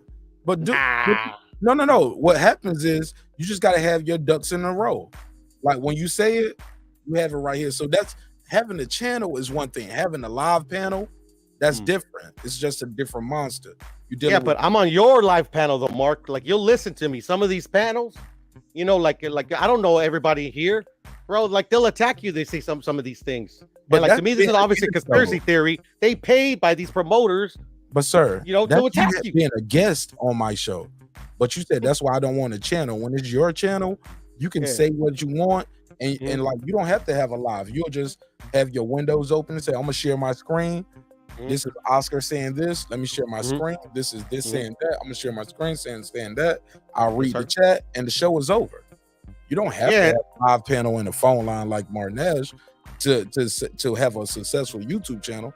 Some people do that show all night and don't let nobody call in or join the panel.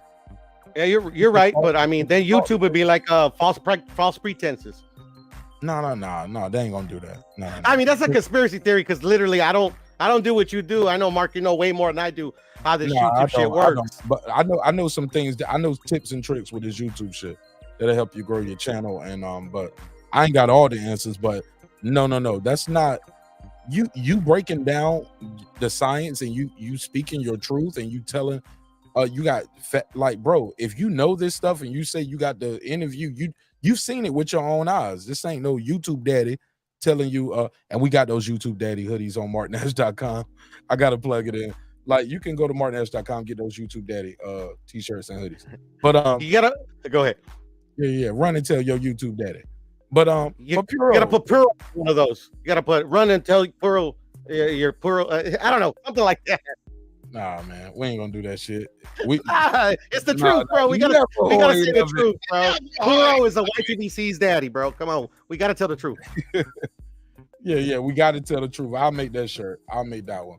But my brother, like, don't get discouraged though.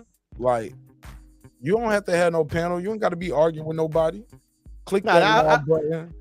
I'm talking a lot of shit, Mark. To be honest, I'm not discouraged. I just want to talk boxing, bro. I don't really care about the politics. I get it, but that's kind of a part of it, though, right? You do know that. Yeah, I know. That's why I still argue it, But I mean, I'm strategic with my moves. I never cap, but I mean, I also know when I gotta like not say nothing. Trust me, I make moves. Why you can't speak yet? What you mean?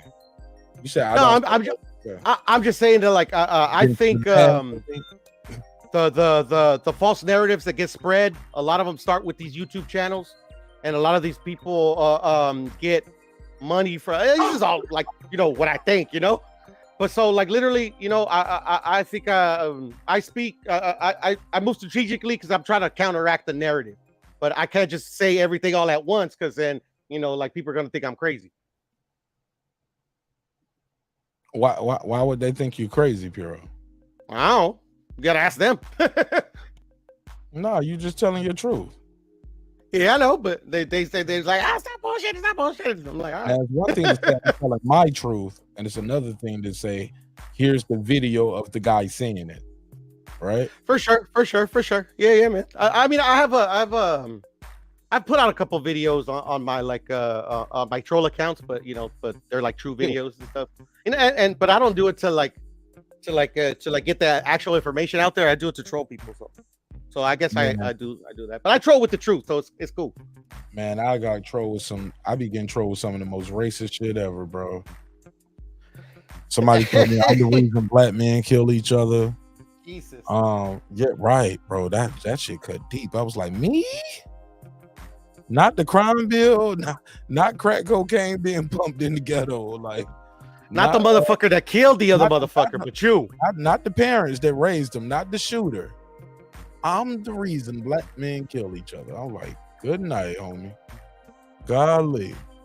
I get shit. Last name Nick, last name Nick, what is that? First name Nick, last name Gurr. I be getting those kind of comments. Yeah, I and that's part of the clown shit I can't stand no more, bro. I can't stand the clown shit no more. I'm like, damn, that's what I be getting in the comments. Like, I'm gonna do an episode about it, man. I'm gonna do a whole episode. I've been screenshotting and saving them, so yeah. I was like, man, I'm gonna do a whole mean tweets episode. That shit gonna be funny, man. The mean tweets are funny. I like those mean tweets. I want to do one, bro. I want to do one. I got shout out to Jimmy Kimmel. I don't think nobody did it on the YouTube bots and shit. Yeah, I'm gonna do it first. You know what I'm saying? Now I got to do it tomorrow, because if not, somebody gonna steal it from me tonight. You get what I'm saying? Like, I got to do it today. If I meant to say I got to do it today. If not, somebody gonna steal it tonight. So that's just how it go. But yeah, I'm gonna read my mean comments, yo, because I didn't delete them all. I just haven't approved them all. Some people just be posting a link. They be like, they're saying they trying to send my channel to a video that they did talking about the same shit. I'm like, nigga, I don't even know you. You ain't Puro. You ain't the homies. Like, you ain't the lab. Like, you ain't Reggie O. Like, nigga, don't be just dropping your link in my shit. Nigga, who are you? You might be like, this is what I think about Stephen A. and Shakiri in the weed situation. I was like, it's just an old video from last summer. I mean, and you still dropping your video link in my shit? Like, no, I don't approve. YouTube is insane, man. YouTube is fucking insane, bro. But now I get it, though. I'm to the point now. I'm like, all right, man, motherfuckers trying to get their shit off. I get it. You know what I'm saying? That's how I get it. You know what I'm saying? Crybabies, Mark. That's all it is. Crybabies, man. But I would like at least pull up on the live one day, leave a comment, a regular comment, build a rapport. I'll let you plug and promote your shit. Like, but that's how you doing it. You just trying to spam all my all my videos that's doing like, double-digit 1,000 views. Like, okay, I'm gonna just put my comment right here with my link. He did 10,000 and put it over here. He did 100,000 over here. Let's do it. 500,000 over here. Let's do it here. 700,000. Like, no, man, don't do that, homie. Like, that ain't the way to get popping. Right? Stop the Charmin fucking toilet paper, bro.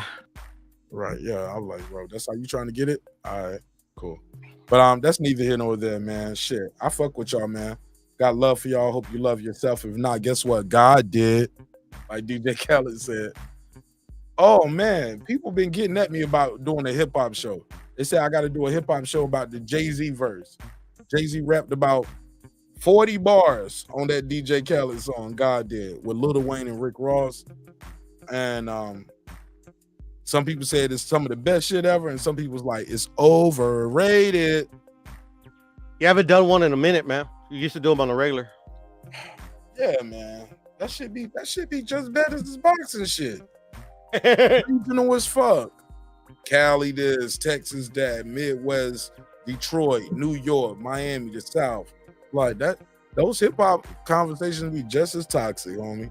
I was like, damn, that's just the climate on this YouTube shit. When you got a live show in the panel, motherfuckers just want to argue and troll. Like, but I get it. And that's what we built this shit on. We built this shit off being real, being raw, being authentic. And you can't spell Mark without putting that AR in it. So it's gonna be some shooting going on right here. So it's all good, man. I love y'all. Hope y'all love yourself. I'm about to do a members only episode right after this, and I'm gonna just do a reaction. But shout out to this brother, man. He's on. I don't remember his name, but he gave me permission to do some reactions to his videos, and he ain't gonna strike me. But he be doing these catch a predator videos in real life, yo. Oh yeah. Yo, he be catching predators, homie. That's nuts, bro. That's crazy, bro. And when He's you like get see him, shot like, or something, bro. I think he look like he's Latino too, man. When you see him with the face tattoos and all that shit, he look like he don't did some time. He look like a Latino brother, or he look like a light skinned black dude with a low haircut, like a light Caesar. But that motherfucker got balls. I'll tell you that, man. Very racial ambiguous type brother. But I got you. But I like his message. I like his story. I like the fact that he's doing that. And he's doing it in real life. But I want to do an interview with the brother. I'm like, yo, I watch it into this. Like, what's your story? Because you're doing good work out here. I ain't gonna lie.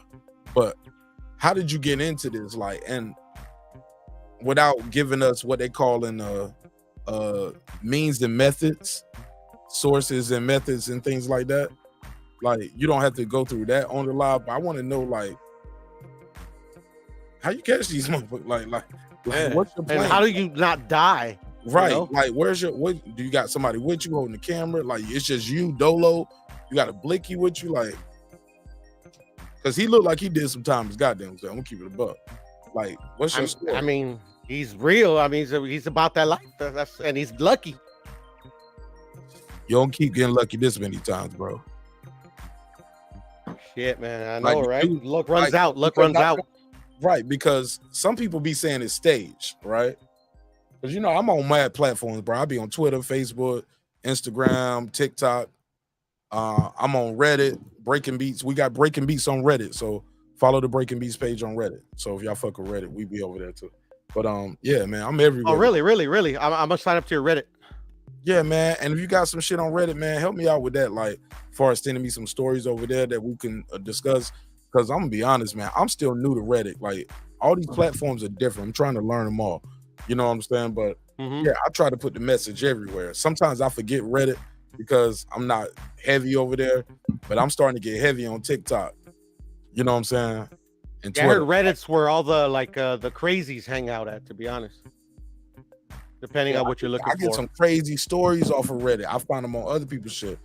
Like, but I just don't be over there like that crazy like that. Some people just be on Reddit like all day.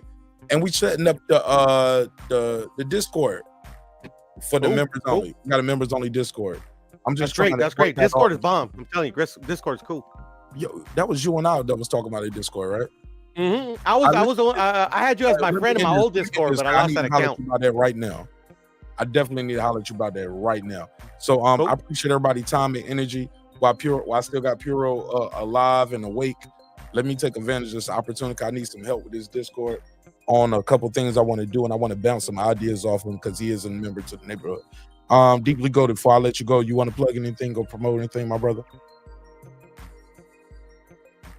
No, I don't want to promote anything, but I just want to say I enjoy being on the panel, man. Man, don't be y'all, bro. I fuck with you, homie. You did a good job tonight too. You held your own, held your ground. We agree, we disagree. You withstand the Reggie swarm, like you withstand that shit. Some people can't stand in front of that shit, bro. Oh yeah, man. You know Reggie, man. You know Reggie, my arch nemesis. You know I went 2-0 against him. You know what I'm saying? Really? Whoa, wins. I'm undefeated. You know when was that? Tonight? Tonight, yeah. You know I'm undefeated. I'm undefeated on the panel. You know what I'm saying? So no. You know, if anybody want I agree. If anybody want the panel title, you know what I'm saying? You got to call out Bo. You know what I mean? Beast Lewis. You know what I'm saying? Bo Beast Lewis. Yeah, that's his name. All my best tricks, you know, I get them for Puro. You know, salute to Puro. You know what I'm saying? So salute to you, deeply goated, man. I met you at the Boxing Scholars channel too, man. I like you, bro. That's my guy. Yeah, yep. Exactly. That's exactly where I really from, man. I appreciate it. I mess with y'all too. So yeah, I just want to say I enjoyed the panel. Bro, Great show. Like almost every day, bro. Like Who, me? No, I talk to Are the you- boxing scholar like almost every day. If not, like I know I talk to him every week.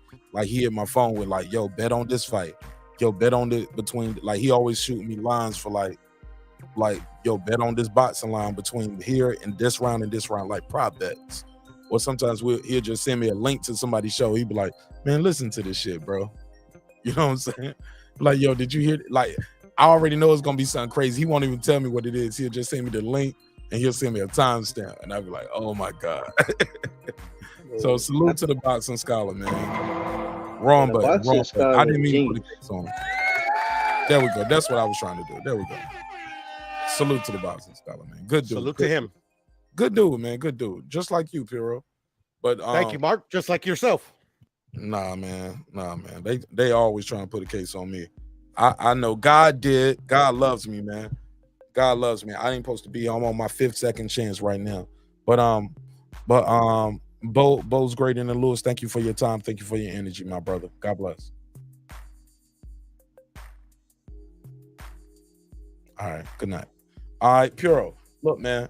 Don't be putting me on the spot. Be calling me the greatest guy in the world, man. Look, man. You know I'm. Nah. I didn't say you were the greatest guy in the world. I just say you're a stand-up dude. No, I said that. Yeah. I'm something like that. And they don't like you because shit, man. I'm gonna say something that's dumb, but you don't stay on code. Stay on code.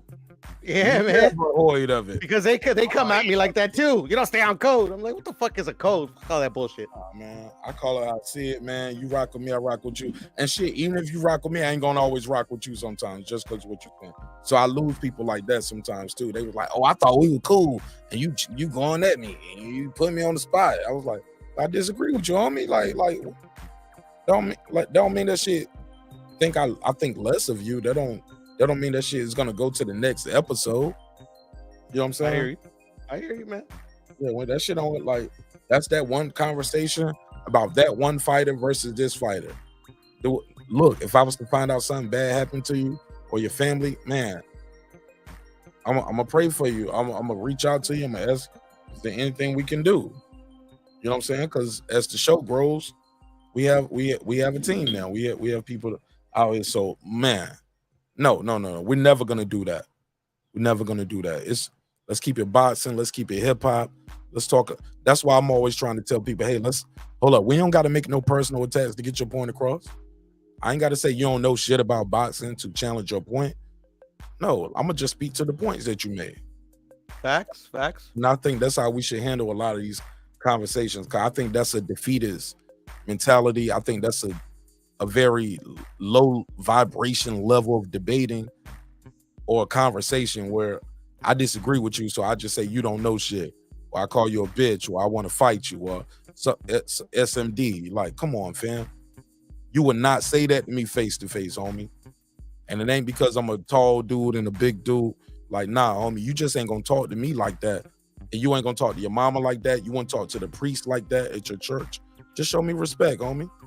Just because you behind the avatar and the Wi-Fi, we ain't got to go that far. We ain't got to go that far. Because people kill each other for less. They kill each other for stepping on their sneakers, bro. So yeah, man. It is what it is. And it's going to be what it's going to be. It makes for good entertainment sometimes. And I hope you guys were entertained tonight. And I say you guys because, I know my demographic. I know my demo. But look, I love y'all. I hope y'all love yourself. If guests, look, DJ Khaled stole my shit. I've been saying that for 2 years. If not, guess what God does, and so does Martin Nash in the neighborhood. I've been telling y'all this shit. DJ Khaled stole my shit, man. Me and the homies can handle that for you, Mark, if you need it. Put a case on it. Put a case on it. I might have to go see DJ Khaled about my damn paper. Might have to run up on Khaled like, we the best, motherfucker. We the best. We the best. Give me my money. Give me my motherfucking money. Give it to me now. All right, I'm just joking, man. All right, man, I love y'all. Hope you love yourself. If not, guess what? God does, and so does Martin Nash in the neighborhood here in Breaking Beats. Always remember, dreams require sleep. Goals require effort. Go out there and get your goals. And while you're doing it, go to martinash.com, get a t-shirt, get a hoodie, get that what can I say shirt, hoodie, t-shirt, sweatshirt. Got the dreams require sleeps, got the Breaking Beats, got Boxing Life, get a coffee mug, get a thermos, hats. Run and tell your YouTube daddy that I said it. Support your favorite show and troll your haters at the same time. Hey, look, it's a win-win for all of us. Got the members only going as well. I normally do a members only live after every live show. That's Monday, Wednesday, and Friday. Do about 2 hours, and I give you guys about an hour of the members only. Then after that, I'd probably do an hours of the Patreon. Those are for the people who are actually trying to grow your channel and trying to figure out, like, man, how do I do this shit? What's going on with these flames and how you do this other shit? So that'll be like more the tech support side. With that said, man, sometimes when we having these conversations, Puro, stay right there. I'm doing my spill, but don't hang up when I do this. Sometimes when we had these conversations, it get a little hot, get a little heavy. People be beefing, people be arguing, cussing, and fussing. Never, ever, ever forget that. Oh, before I do that, I got to do this. Oh, matter of fact, before I do that, couldn't be here with the night without the members. For the month of August, YouTube is offering 50% off on all members onlys. You opt in automatically, 50% off, so you can join and see all those members only post lives for $1.50. We're gonna you get at least 3 of those a week minimum. Depending on what level you are, you might get more videos that week. But we at minimum are giving you guys 3 extra videos every week, and I've been doing that since we started it. Now, I'm the hardest working dude on YouTube. Trust me, man. I'm not gonna steal your money from you. I'm gonna give you content. So let me do these shout outs and the roll call real quick for the members and the neighbors, friends and family, and the architect. We couldn't do it without you. New media today, USA Boxing. It's my guy, Coach Malachi. What up? What up? HLD. What up? Cooking with Sir Senior. What up? Matty Yoel. What up? Deuce Times. What up? Brandon Washington. What up? Born Supreme. What up? Carmen Serene. What up? Lisa Bells. What up? That guy Eclipse 330. What up? Ace Retro. What up? Lady Shan Dundum Season. What up? Dub Right Side. What up? Boxing Lounge. What up? Taint the Sweet Science Examiner. What up? Puro. What up? Deep Elva the Champ. What up? Rob G. What up? And of course, my brother Derek Lincoln. What up, gangsta? I love y'all, man. Sometimes we be having these conversations, get a little hot, get a little heavy, people be beefing. Never forget, homie. I built this shit. Me. Brick by brick. And I'll be damned if I let you tear it down just because you don't like the way another nigga talk. Ooh, and I mean that shit. Drive, motherfucker. This that squad sound.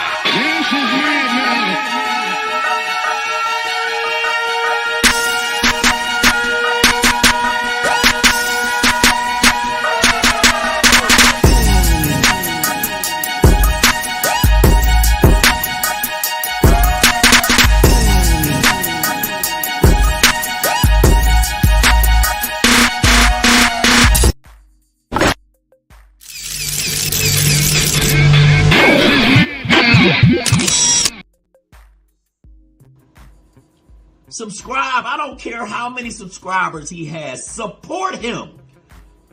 So he made all this possible. He made this possible. Nah, Dr. Mark, God made it possible, and so did viewers like you. I love y'all. I'll see y'all on the next one. Peace. Members only. Just look for the drop.